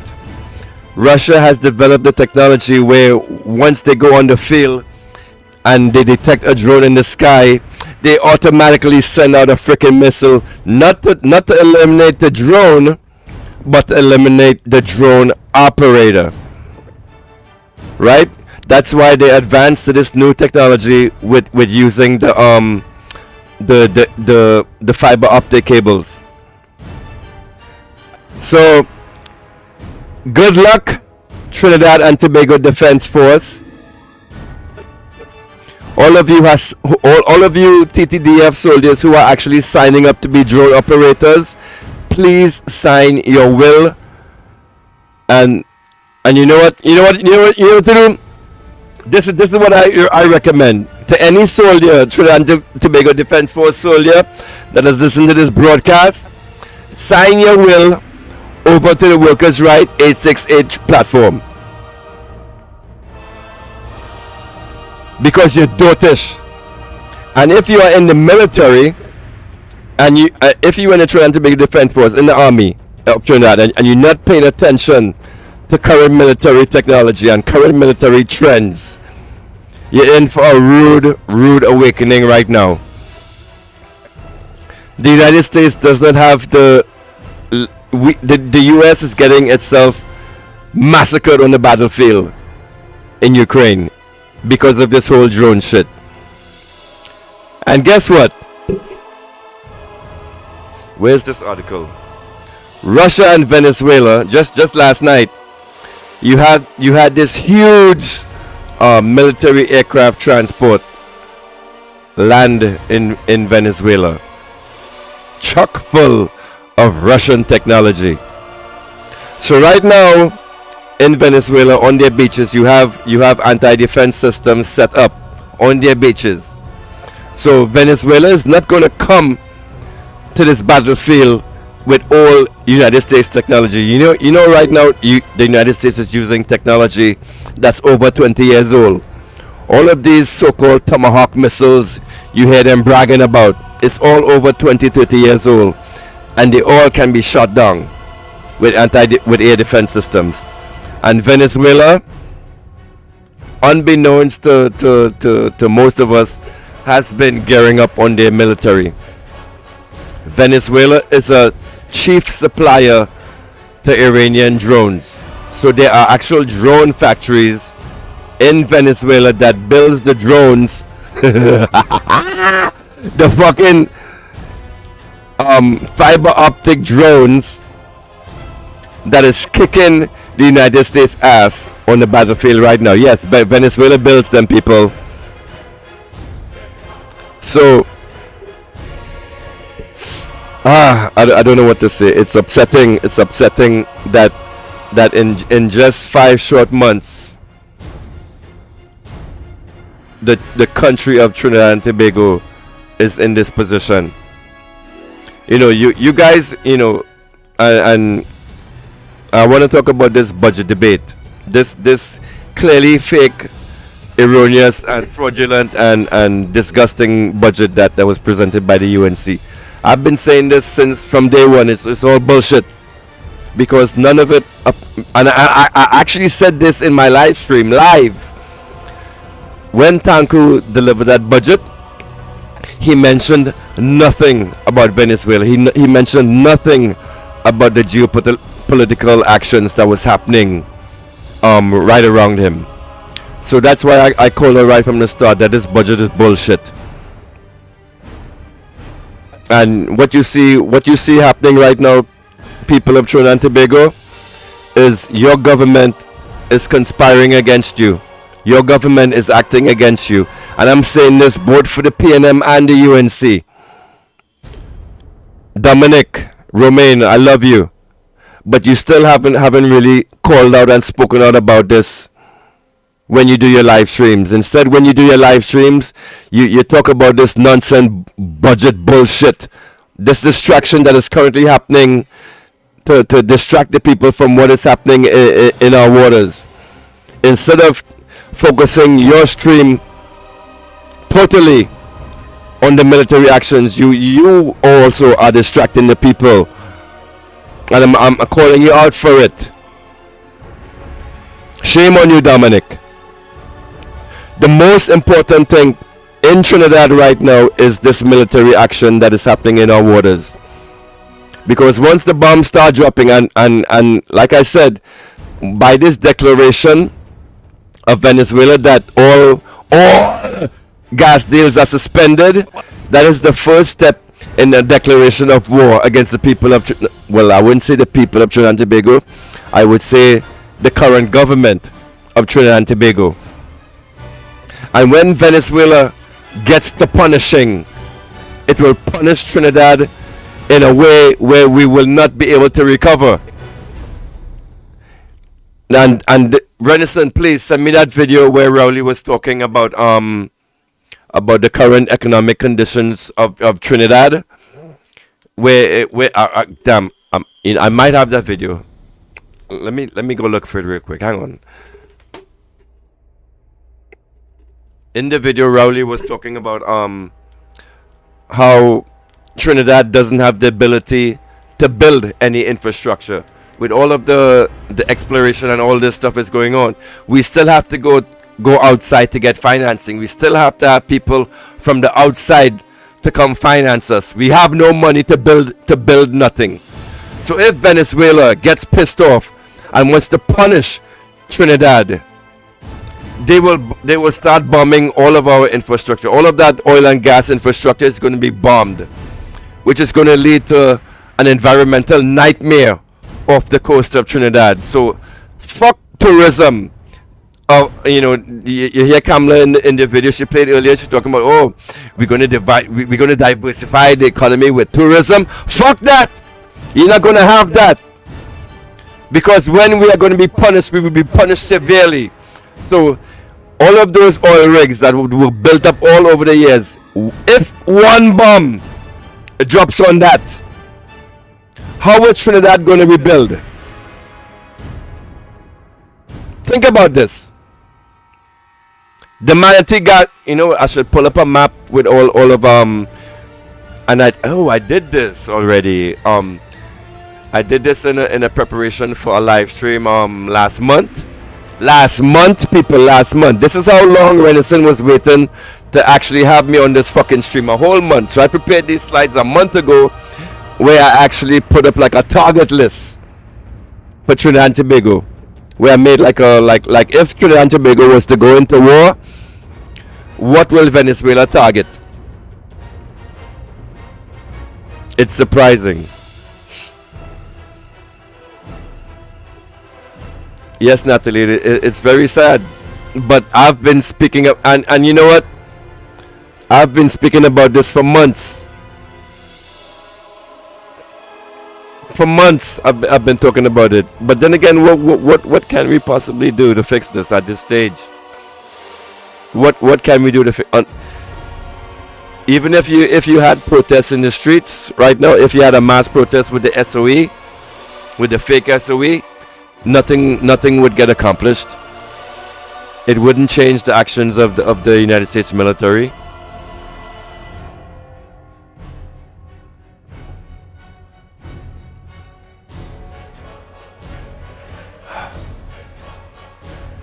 It's depressing.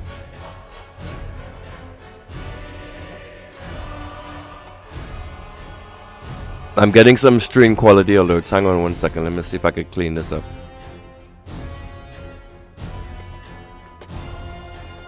Hang on one second.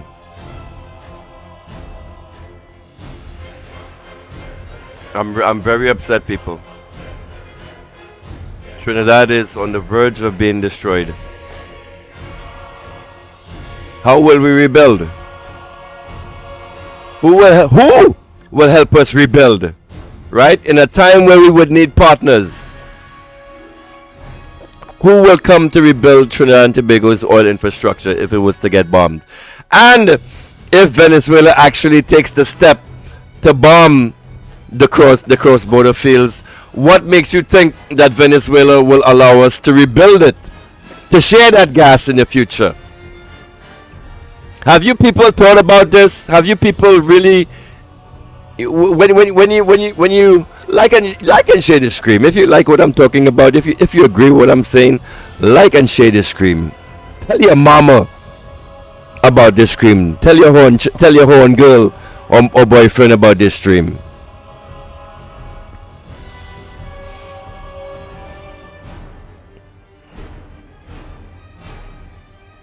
It is so upsetting. Someone has to speak about them. Rakesh. And with a name like Mahabir, thank you, brother. Thank you. I love you. I want to see more of you like this. I know this is a UNC platform, but please, to have a government, the government is supposed to be there to serve you. If you see your government is doing something that is against your interests, you have a right and duty to speak out and tell your government, hey, I don't like this policy. And you have these other programs that go on and push this UNC propaganda.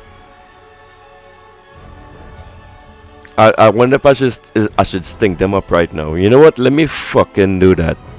Hold on 1 second. Let me stink up somebody right now. Hang on. All of these propagandists that want to come on. Let's do it.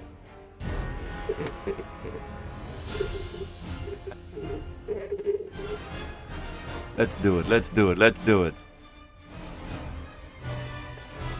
All right, this is my profile on X, the Penny Mafia, and I also have another profile, the Trini Socialist. That's good. That's my political platform.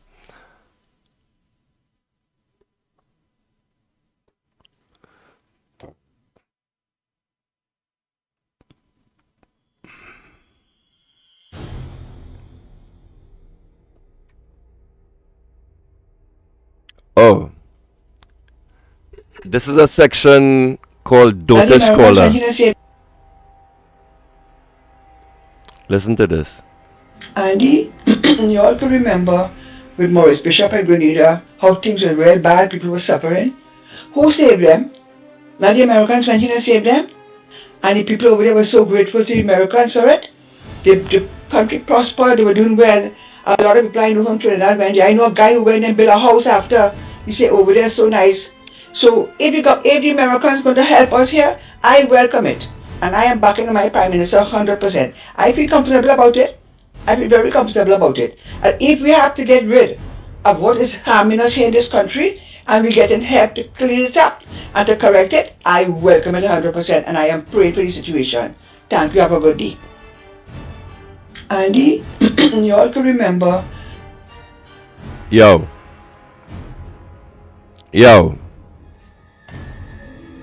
If you call me and say some dumb shit like that, I will cuss your stink ass out. Alright, this is something I want to show you.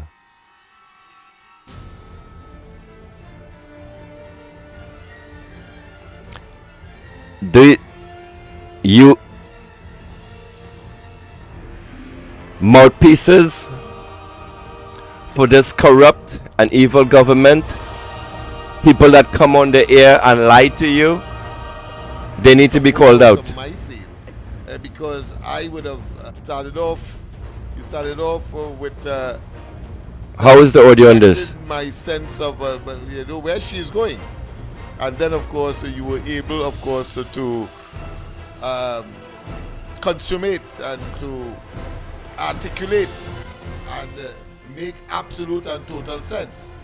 Because so this man who they call Teacher Lennox, he tries to confuse the dotish and slow Trinis with big words that he will just make up out of thin air to somehow legitimize what he's saying, when nothing that comes out of his mouth is nothing but frickin' dribble. People like this, evil people like this need to be exposed. They need to be stopped, because they are the ones that are bringing about the destruction of Trinidad and Tobago. They are the ones that got us to this point. The job of the media, the main job, and I went to school for this. This is actually what I got my degree in at Hunter College. The job of the media is to deliver news to the people, to deliver the truth. You are the voice of the people. And when you side with the government, when you side with usually what is the government narrative? You are going against the people, and you cause nothing but damage.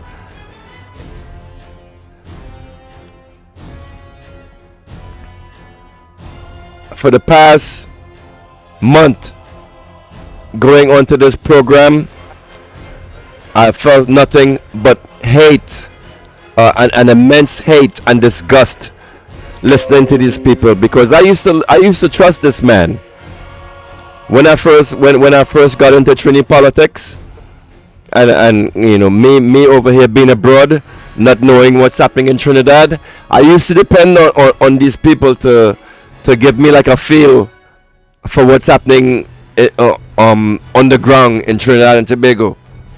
So at first I used to be supportive of these people, because I used to believe that they were independent news reporters, that they would report independent news. And when they were in the opposition at that time, when you hear them speak negatively about the government, it seemed like they were for the people and for what is right. But now that their government has come into power, instead of being the independent force where you challenge the job of journalists is to question and to challenge power, to question power, and to see this station just go with the propaganda and the lies and the narratives that this government is pushing. They have nothing. They have damaged themselves and made themselves nothing nothing but a propaganda channel. And the same goes with the other PNM channels also. Right now, the PNM channels, like I don't want to call names, but the channels that are specifically for the PNM crowd, it's going to be the same shit over there also. Right now, the person that is reporting the news to you seems like he's independent because he's challenging the government. But what is going to happen when it comes to criticizing his team? And I saw this recently when I actually called into one of these programs where this host had this politician on, and I called in to challenge the politician about crypto.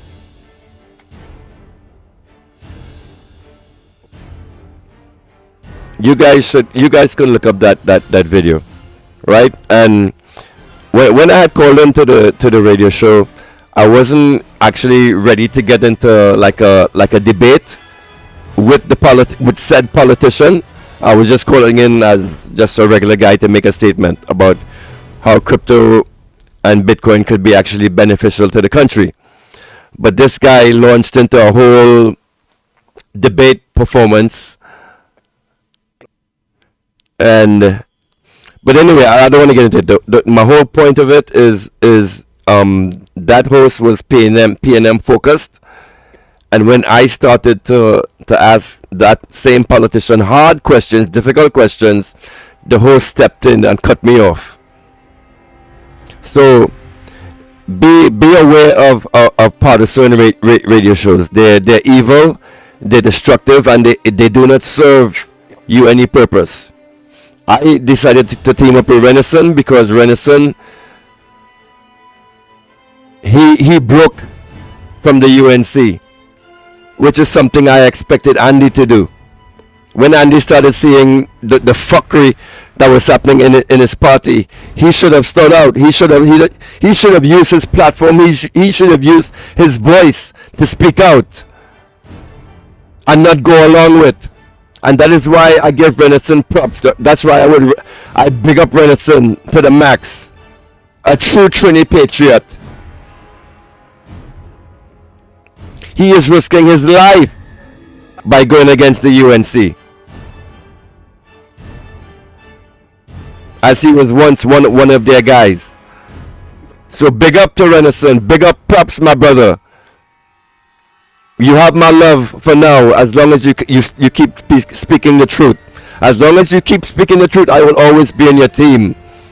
Once you start doing that partisan bullshit, like those other guys, I'm out. When something needs to be reported, it needs to be reported honestly to the people. Don't lie.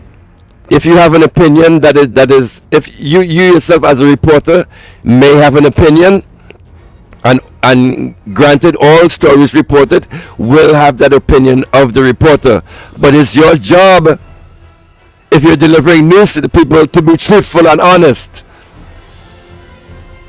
It is your job as a reporter to educate yourself with not what is happening just in the country, but what is happening globally.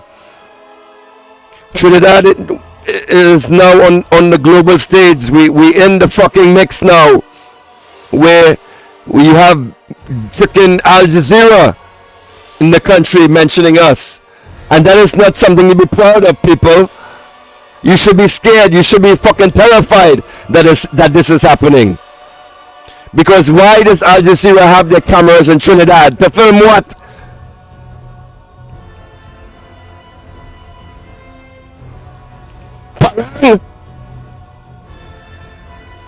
Al Jazeera is there to film Diwali? Why is Al Jazeera in Trinidad? And you people applauding this shit like fucking cows, like sheep, like cattle. Break out of that mold, you UNC supporters. It is your job as a citizen of Trinidad and Tobago to question your rulers. Grow some balls. Don't be like this fucking weak man. And I know Lennox has a good heart, but what he is doing right now is evil. He is dishing out and acting evil because he knows better.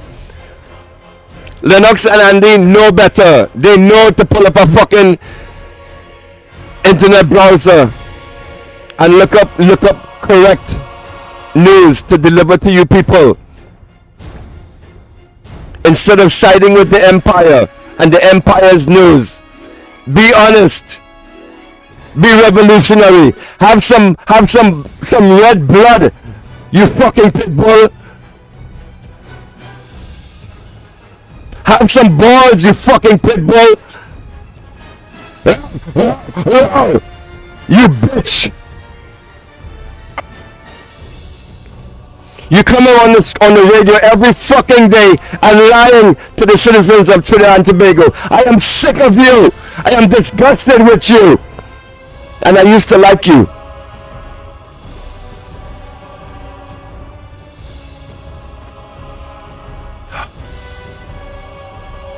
Renaissance, if you flip like these motherfuckers, you will be an enemy of me for life too. I'm not playing with this. Where is this? Nation. So I made hypothetical here.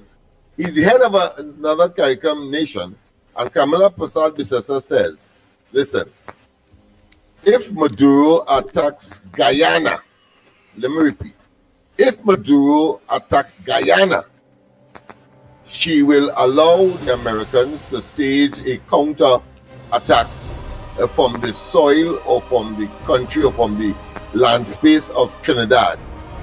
What would be his response in terms of fracturing CARICOM or maintaining unity? What would he say?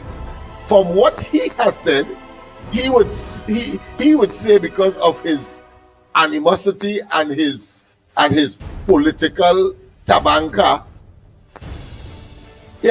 of Kamala Prasad Bisesa's statement, from what he has said, since he's saying that her statement fractures CARICOM, then he apparently would say, let Venezuela go ahead and do what they have to do, and CARICOM should stay out of that.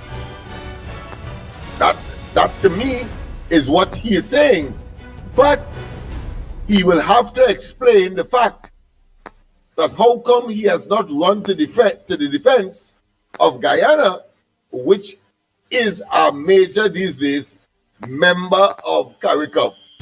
That is the level of hogwash and irrationality and, of course, incongruentness that these people put out there, not thinking at all. So because you have a beef politically with the present prime minister, you're so myopic that you cannot see that she is in fact generating a kind of unity that most of CARICOM, in my view, will not want to face.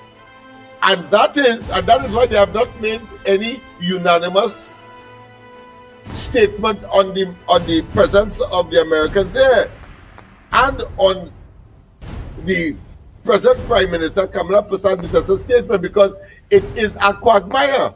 They have a difficulty in making a conclusive statement, because inside of Kamala Persad-Bissessa, the Prime Minister of Trinidad and Tobago's statement, is What's the comments? a defense for, As this man is and talking, promotion of watch the protection comments. of a CARICOM, That is major CARICOM it's not that community Lennox is a state propagandist. partner. Watch the comments in the Guyanese. chat of the people he is But to make these influencing wild statements with this dumb shit. to say that it should be a Lennox is an zone of influencer, peace, and of course, and he is Trump tried to influencing tell us that people Kamala Persad-Bissessa to go is against the somewhere best that interests of Trinidad and Tobago. among It is CARICOM. disgusting to watch. But which in fact, Look, she is just the forcing comments them, alone. to come to the reality, and she made a statement that strategically put them in a vein, in a quagmire, in a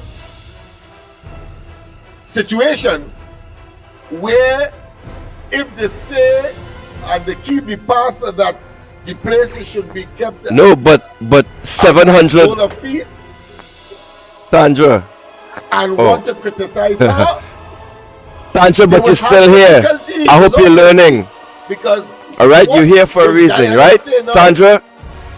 if You're they here to are learn. saying that a statement You UNC like supporter. Learn to speak out against your government. Learn to criticize your government.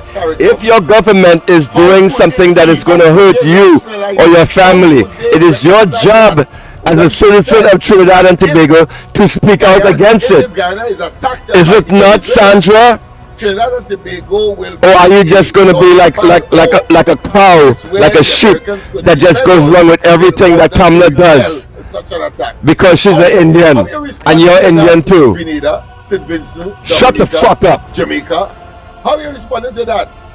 And this buffoon, a former so-called diplomat, he probably looks more the part than he in fact is the part or played the part, because it's nonsensical. And as I said yesterday, I am waiting with bated breath to hear what the Prime Minister of Trinidad and Tobago will say at the United Nations on these matters, because it is clear, and as she rightly said, that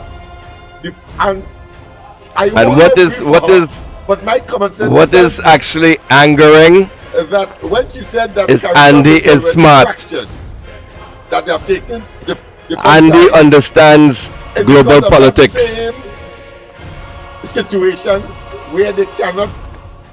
Andy is not stupid. Andy understands, because I used up until yesterday I had a rapport with him where I used to like teach him about the global politics. So Andy is not stupid. He knows what is right. And sometimes when he speaks, he will let you know what is the right position, but then he will still go evil. So Andy knows better. He's not stupid like Lennox.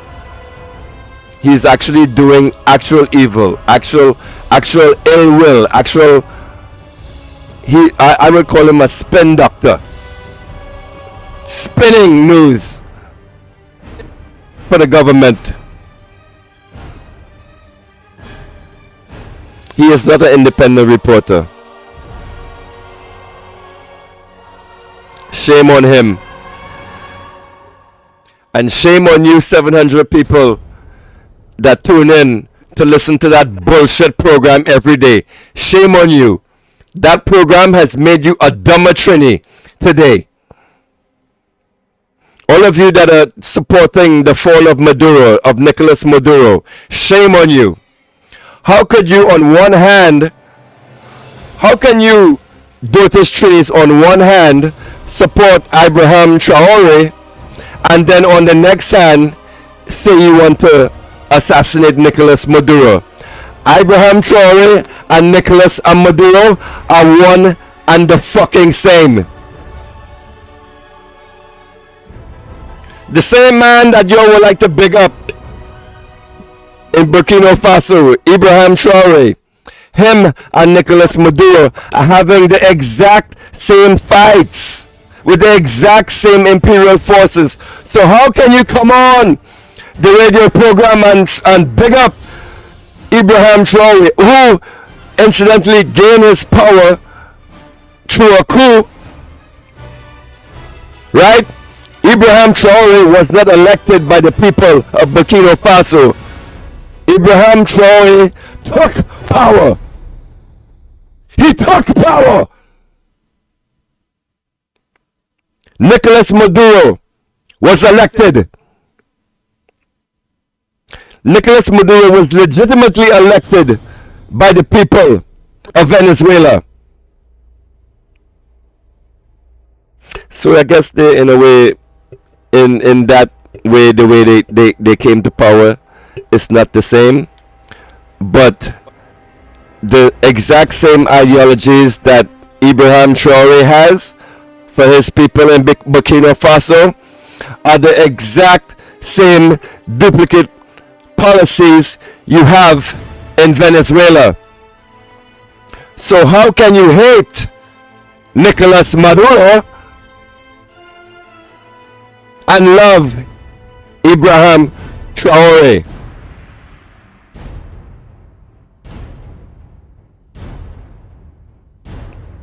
This is where you guys need education. That is why every day I'm in the chats cussing you people. And every day I'm in the chat saying, if you are in this chat, you are dumber for being here, because you're not learning anything.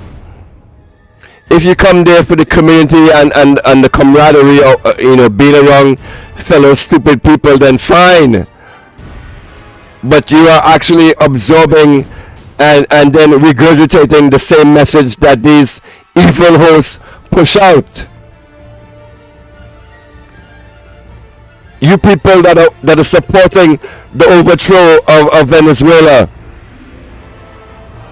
Nicolas Maduro, the legitimately elected president, the legitimately elected leader of Venezuela, is a great leader, following in the footsteps of his boss, Hugo Chavez.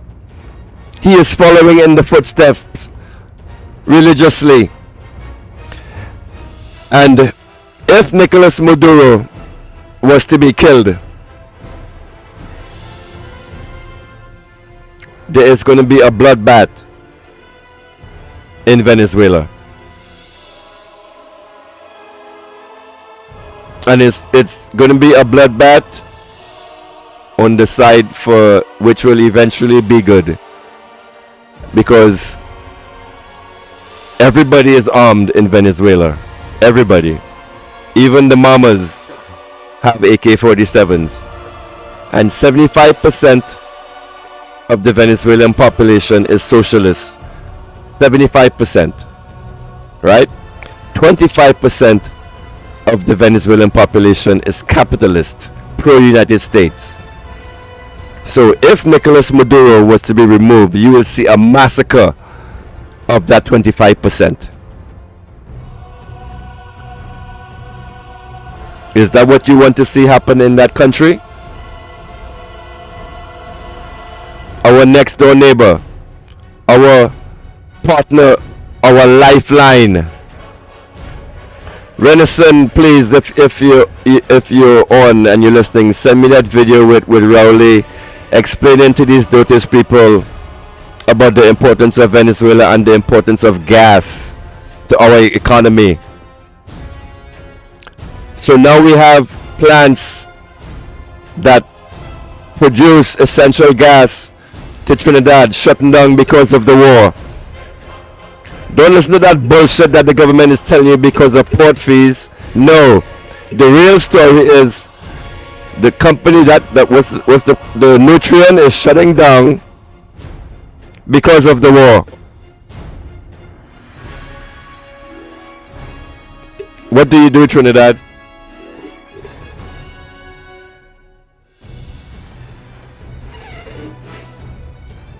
The first step is educating yourself. The first step is getting smart. Follow me on Twitter at Penny Mafia. I follow global politics. I keep myself up to date on news that is relevant to the people of Trinidad and Tobago and the Caribbean and Venezuela. I actually had a translator up on my app. So if there are any Spanish listeners in the future, I'm going to have an automatic translator come up for you guys. I've been doing this stream for like 3-4 hours now. I'm getting a little sleepy. This should be my bedtime. What else do I want to talk about? So let's go on Twitter. You know, let just for the hell of it.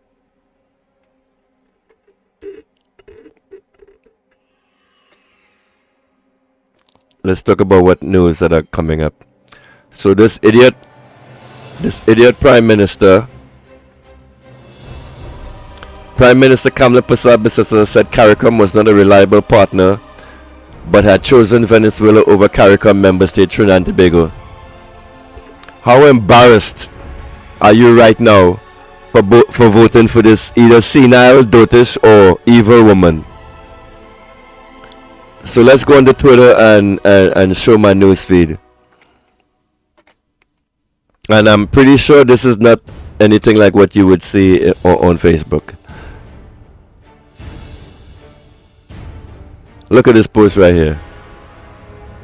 This is something I actually spoke about earlier. I wonder if Grenada will allow me to get citizenship from my great-grandparents, boy. Let me do some research. So that law that the UNC government passed, where it allows people to gain citizenship, what do you think was the purpose of that?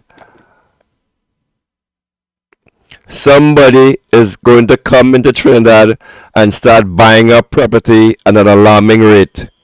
And I feel this law was put in for that purpose. Somebody is going to get very, very rich.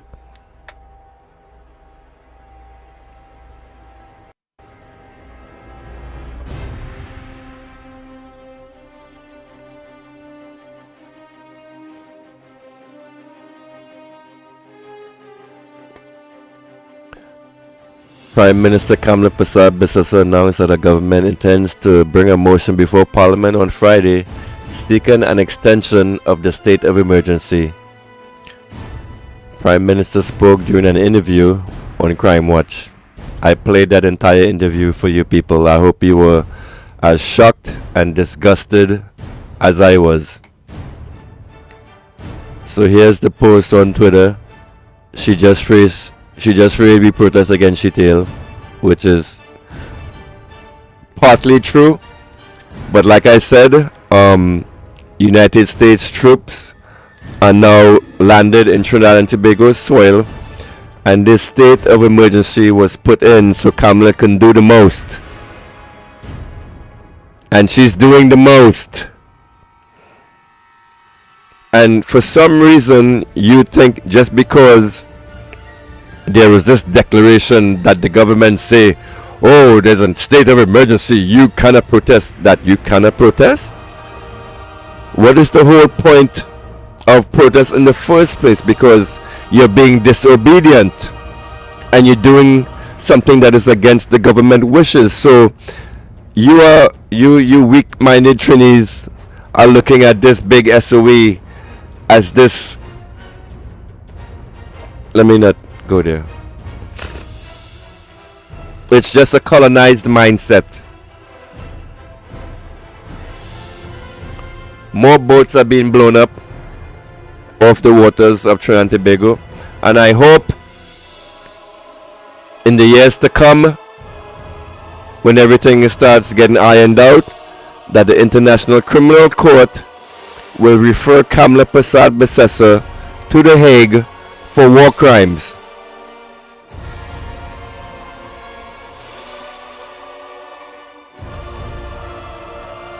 Here's an interesting post. I fed up. Who voted for this madness? Please come forward. Stand up for minuses. Whoa. Earlier, I don't feel like fearmongering, eh? But should we really start stocking up on shit? Yes. Let me reply to this post. Yes. So, once again, Trinidad and Tobago, start stocking up. Gary Aboud, welcome partner. See you in the chat. If you can, put up some orders for some extra imports into Trinidad because you're gonna need it, brother. Feel me? Trinidad is highly dependent on imports, and if that stops, what is going to happen to the country? I want to hear from you people. Are you afraid to call in?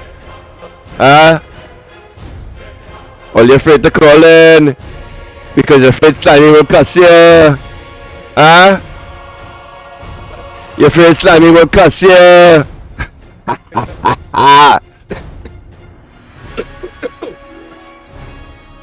Ladies and gentlemen, it is over. It is over. It's done. There's nothing you can do. What you have to do right now is just sit back and watch the bombs drop. Even if you go out in the streets and protest, nothing is going to change. It's too late. It's too late. I don't see anything happening that we can do as the people of Trinidad to fix this mess. Because you people are weak. You people are gutless. You people are ballsless. You people are feminized. You would never do what is right to take back your sovereignty. So no, Trinidad, there's no fixing this. Trinidad has no revolutionary leader right now. He's not. That leader has not revealed himself to you yet, you people. But he will soon. The black sheep, and I don't want to quote Bible scripture for you people, because I don't want to be seen as using the Bible to influence weak minds, because that's another thing that these radio programs will do to you people. Because Trinidad is a religious society, they will open up their shows with some gospel music. They will play like a whole half an hour of gospel music, praising God, praising Jesus, all of this shit, then come out and lie to you like a fucking demon. Be aware of manipulators that use religion to manipulate you. Just because they're playing gospel doesn't mean that they are right.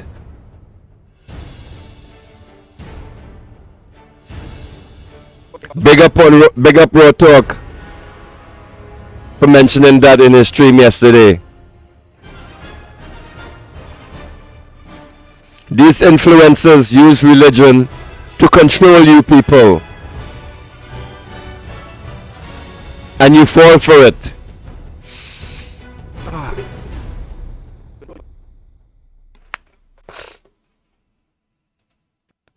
You know, I had a fucking speech planned out, all written, ready and written, and I still haven't even gotten through it yet.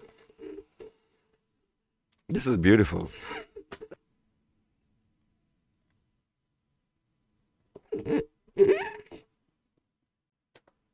This is betrayal, people.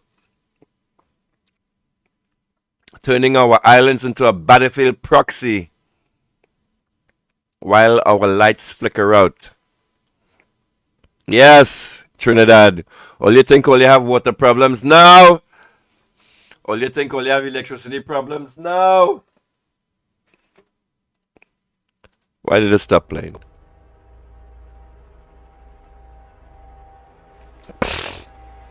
Renaissance sent me this song track. So I'm actually playing this nonsense music like him. But the song I really want to play for you, Trinidad and Tobago, that I want you to enjoy with me is this right here. Because you have gunman in your hole. House, trying to raise your family in a law-abiding manner. 9 o'clock in the morning. Gunman in your hole, gunman in your hole, gunman in your hole, gunman in your hole, gunman in your hole, gunman in your hole, gunman in your hole, gunman in your hole, gunman in your hole, gunman in your hole, gunman in your hole. Trinidad and Tobago, gunman in your hole. She like that. Gunman in she hole, she like that. Gunman in she hole, gunman in she hole, gunman in she hole, she like that. Gunman in she hole, she like that. Gunman in she hole, she like that. Gunman in she hole, gunman in she hole, gunman in she hole, she like that. How will you get low? How will you get low? And then I empty the clip, then I reload. How will you get low? How will you get low? And then I empty the clip, then I reload. Gunman in she hole, she like that. Gunman in she hole, she like that. Gunman in she hole, gunman in she hole, gunman in she hole, she like that.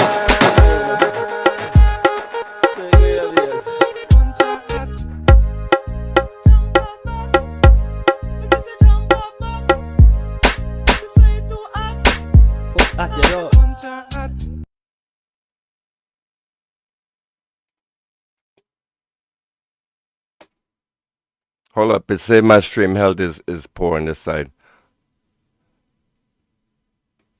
How is the stream quality, people?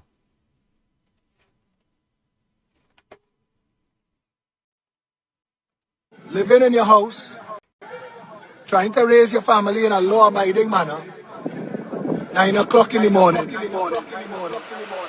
Gunman in your hole, gunman in your hole, gunman in your hole, gunman in your hole, gunman in your hole, gunman in your hole, gunman in your hole, gunman in your hole, gunman in your hole, gunman in your hole, gunman in your hole, gunman in your hole. Gunman in she hole, she like that. Gunman in she hole, she like that. Gunman in she hole, gunman in she hole, gunman in she hole, she like that.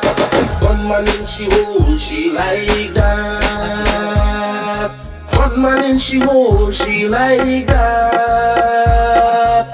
Gunman in she hole, gunman in she hole, gunman in she hole, she like that. A reminder of the imperial arrogance that has long treated Caribbean lives as expendable in the name of security. Let us be clear, this is not protection, this is recolonization. Trinidad and Tobago. Ladies and gentlemen, I've been doing this for 5 hours. I'm freaking tired. I hope you learned something today.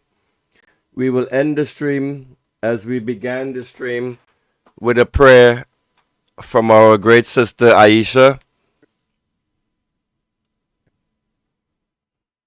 This will be the end of the stream. Listen to this sister pray and preach. Reminder of the imperial arrogance that has long treated Caribbean lives as expendable in the name of security. Let us be clear, this is not protection, this is recolonization. Trinidad and Tobago's alignment with U.S. military objectives marks a catastrophic betrayal of the Caribbean consensus that our region must remain a zone of peace. In a single stroke, our leadership has reversed decades of struggle towards regional autonomy, from the Federation dream to the founding principles of CARICOM, by inviting a foreign power with documented history of anti-Black, xenophobic, and extractive aggression into our waters. This government has traded the dignity of the people for the optics of proximity to empire. We must name it for what it is: the sale of sovereignty dressed as diplomacy. What we are witnessing, the invasion of our Caribbean waters, the killing of 32 men on alleged drug boats without due process or evidence, is not justice. It is murder. It is imperial violence dressed up once again in the rhetoric dog whistle of security and war on drugs. Again, let us be clear, this is not about drugs. It is about natural resources. It is about oil. It is about power. The United States, abetted by local collaborators, has long used narratives to justify control over territories rich in natural resources and geostrategic access. Our region has been a pawn in their empire building for centuries. With the apparent complicity now of our own leadership, the cycle continues. To our goodly Prime Minister, I say this: allegiance to empire is not leadership, it is capitulation. It is the mimicry of colonial power masquerading as progress, even as it alienates us from our Caribbean brothers and sisters who continue to insist on peace, independence, and regional self-determination. I write not as a partisan. I have long unsubscribed from our party-led politics, nor do I subscribe to the bankrupt capitalist system that sustains them. I write as a Caribbean socialist, sister, preach. aligned with the unrealized visions of those who imagined freer, fairer, more humane futures for our people. From Claudia Jones to Una Marson to CLR James to Morris Bishop to Audre Lorde to Sylvia Winter, may they all walk in power. Their work reminds us that another world was always possible, even when empire insisted otherwise. What we face now is a moral and ideological crisis, not just of governance, but of imagination. It is time to reclaim both. We must begin to dream again, knowing we do not have all the answers, but still willing to painstakingly envision a brave new hybrid, uncolonized way of being, living and thriving outside of the death-riddled machinery of capitalism and militarism that has never served us. Caribbean sovereignty is not for sale. Caribbean lives are not collateral damage.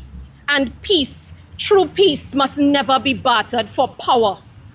I am taking this public stance for my baby girl so that one day when history measures who stood silent and who spoke, there will be record that I did not sit idly by.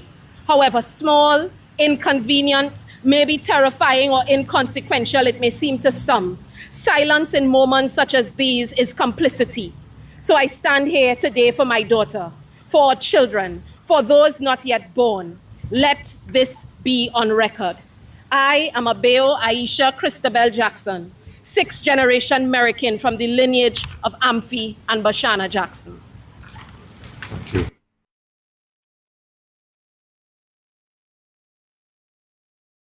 Amen, sister.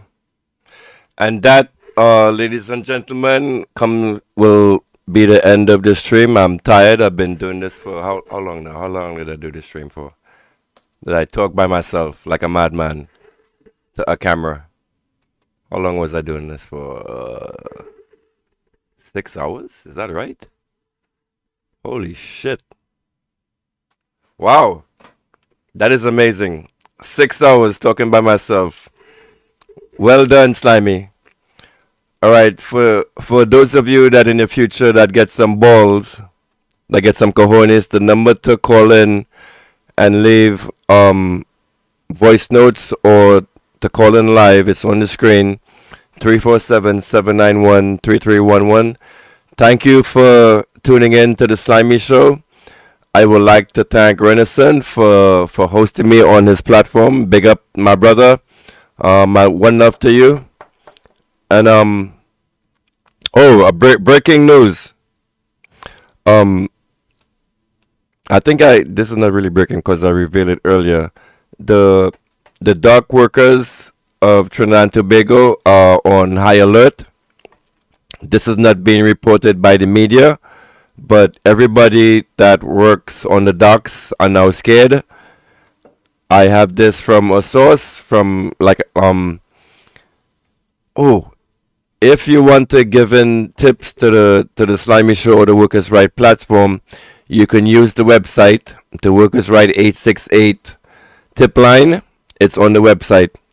So we received a tip from a dock worker that all of the dock workers are on high alert. Everyone is scared that something drastic is going to happen where something gets blown up. This is happening right now in Trinidad and Tobago. It's not just drills today. It's not just drills this time. You know, Trinidad and Tobago may have conducted drills with the United States military in the past, but it wasn't when you had all this rhetoric from the United States government, Trinidad and Tobago government, and the Venezuelan government. So this is not just a drill. This is practice for war. And all of you are signing up. I pretty much, you know, told you what you're in for. So, ladies and gentlemen, thank you for tuning in. Follow the Workers' Rights platform. Follow the Workers' Right website. We will be, if any, well, I don't see in the future. If anything ever happens to this platform, if we are banned, we will be able to stream directly from the website.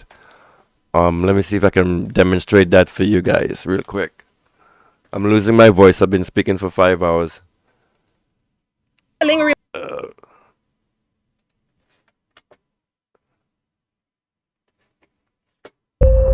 I don't want to see you. Fuck you.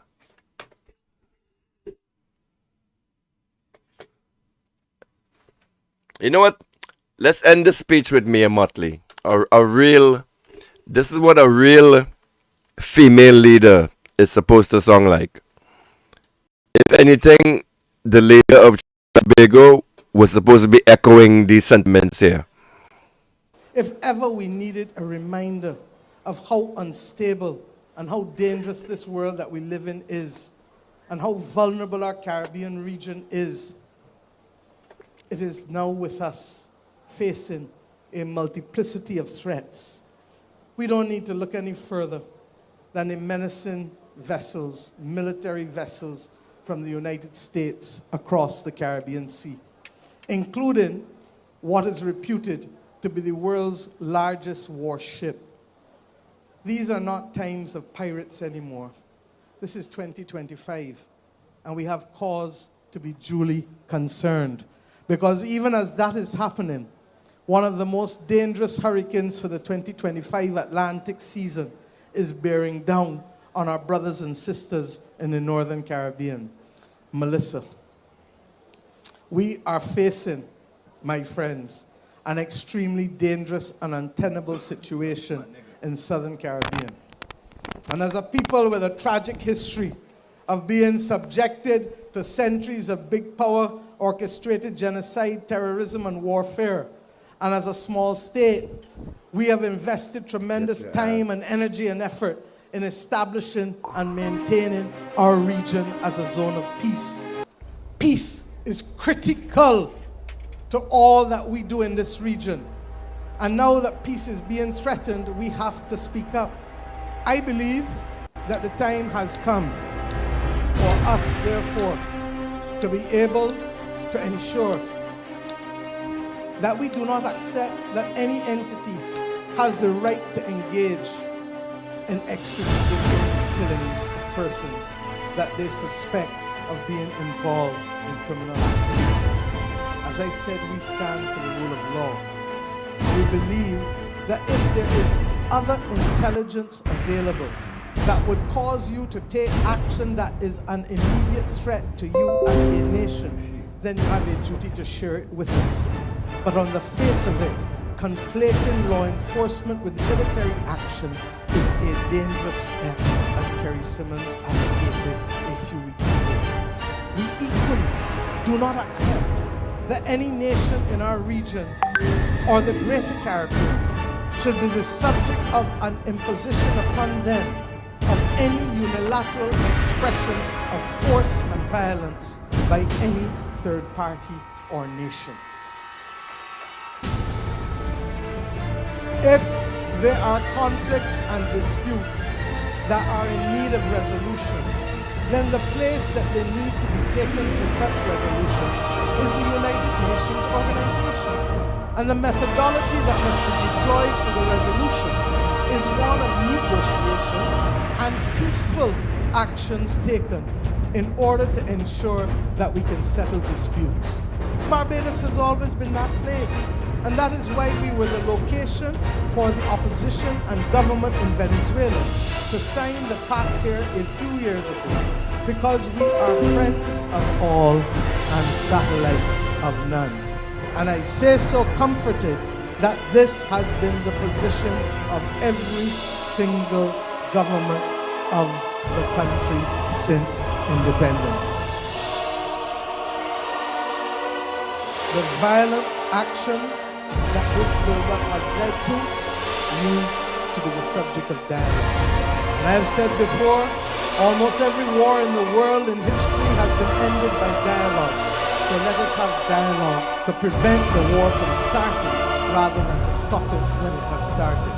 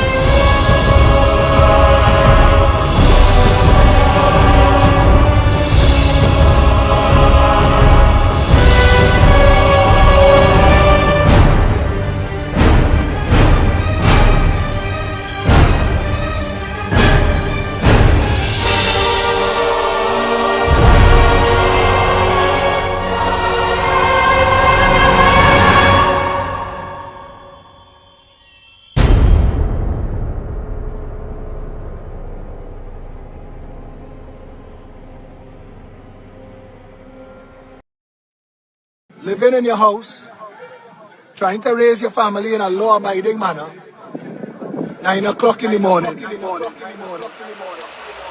in your home, gunman in your home, gunman in your home, gunman in your home, gunman in your home, gunman in your home, gunman in your home, gunman in your home, gunman in your home, gunman in your home, gunman in your home, Master.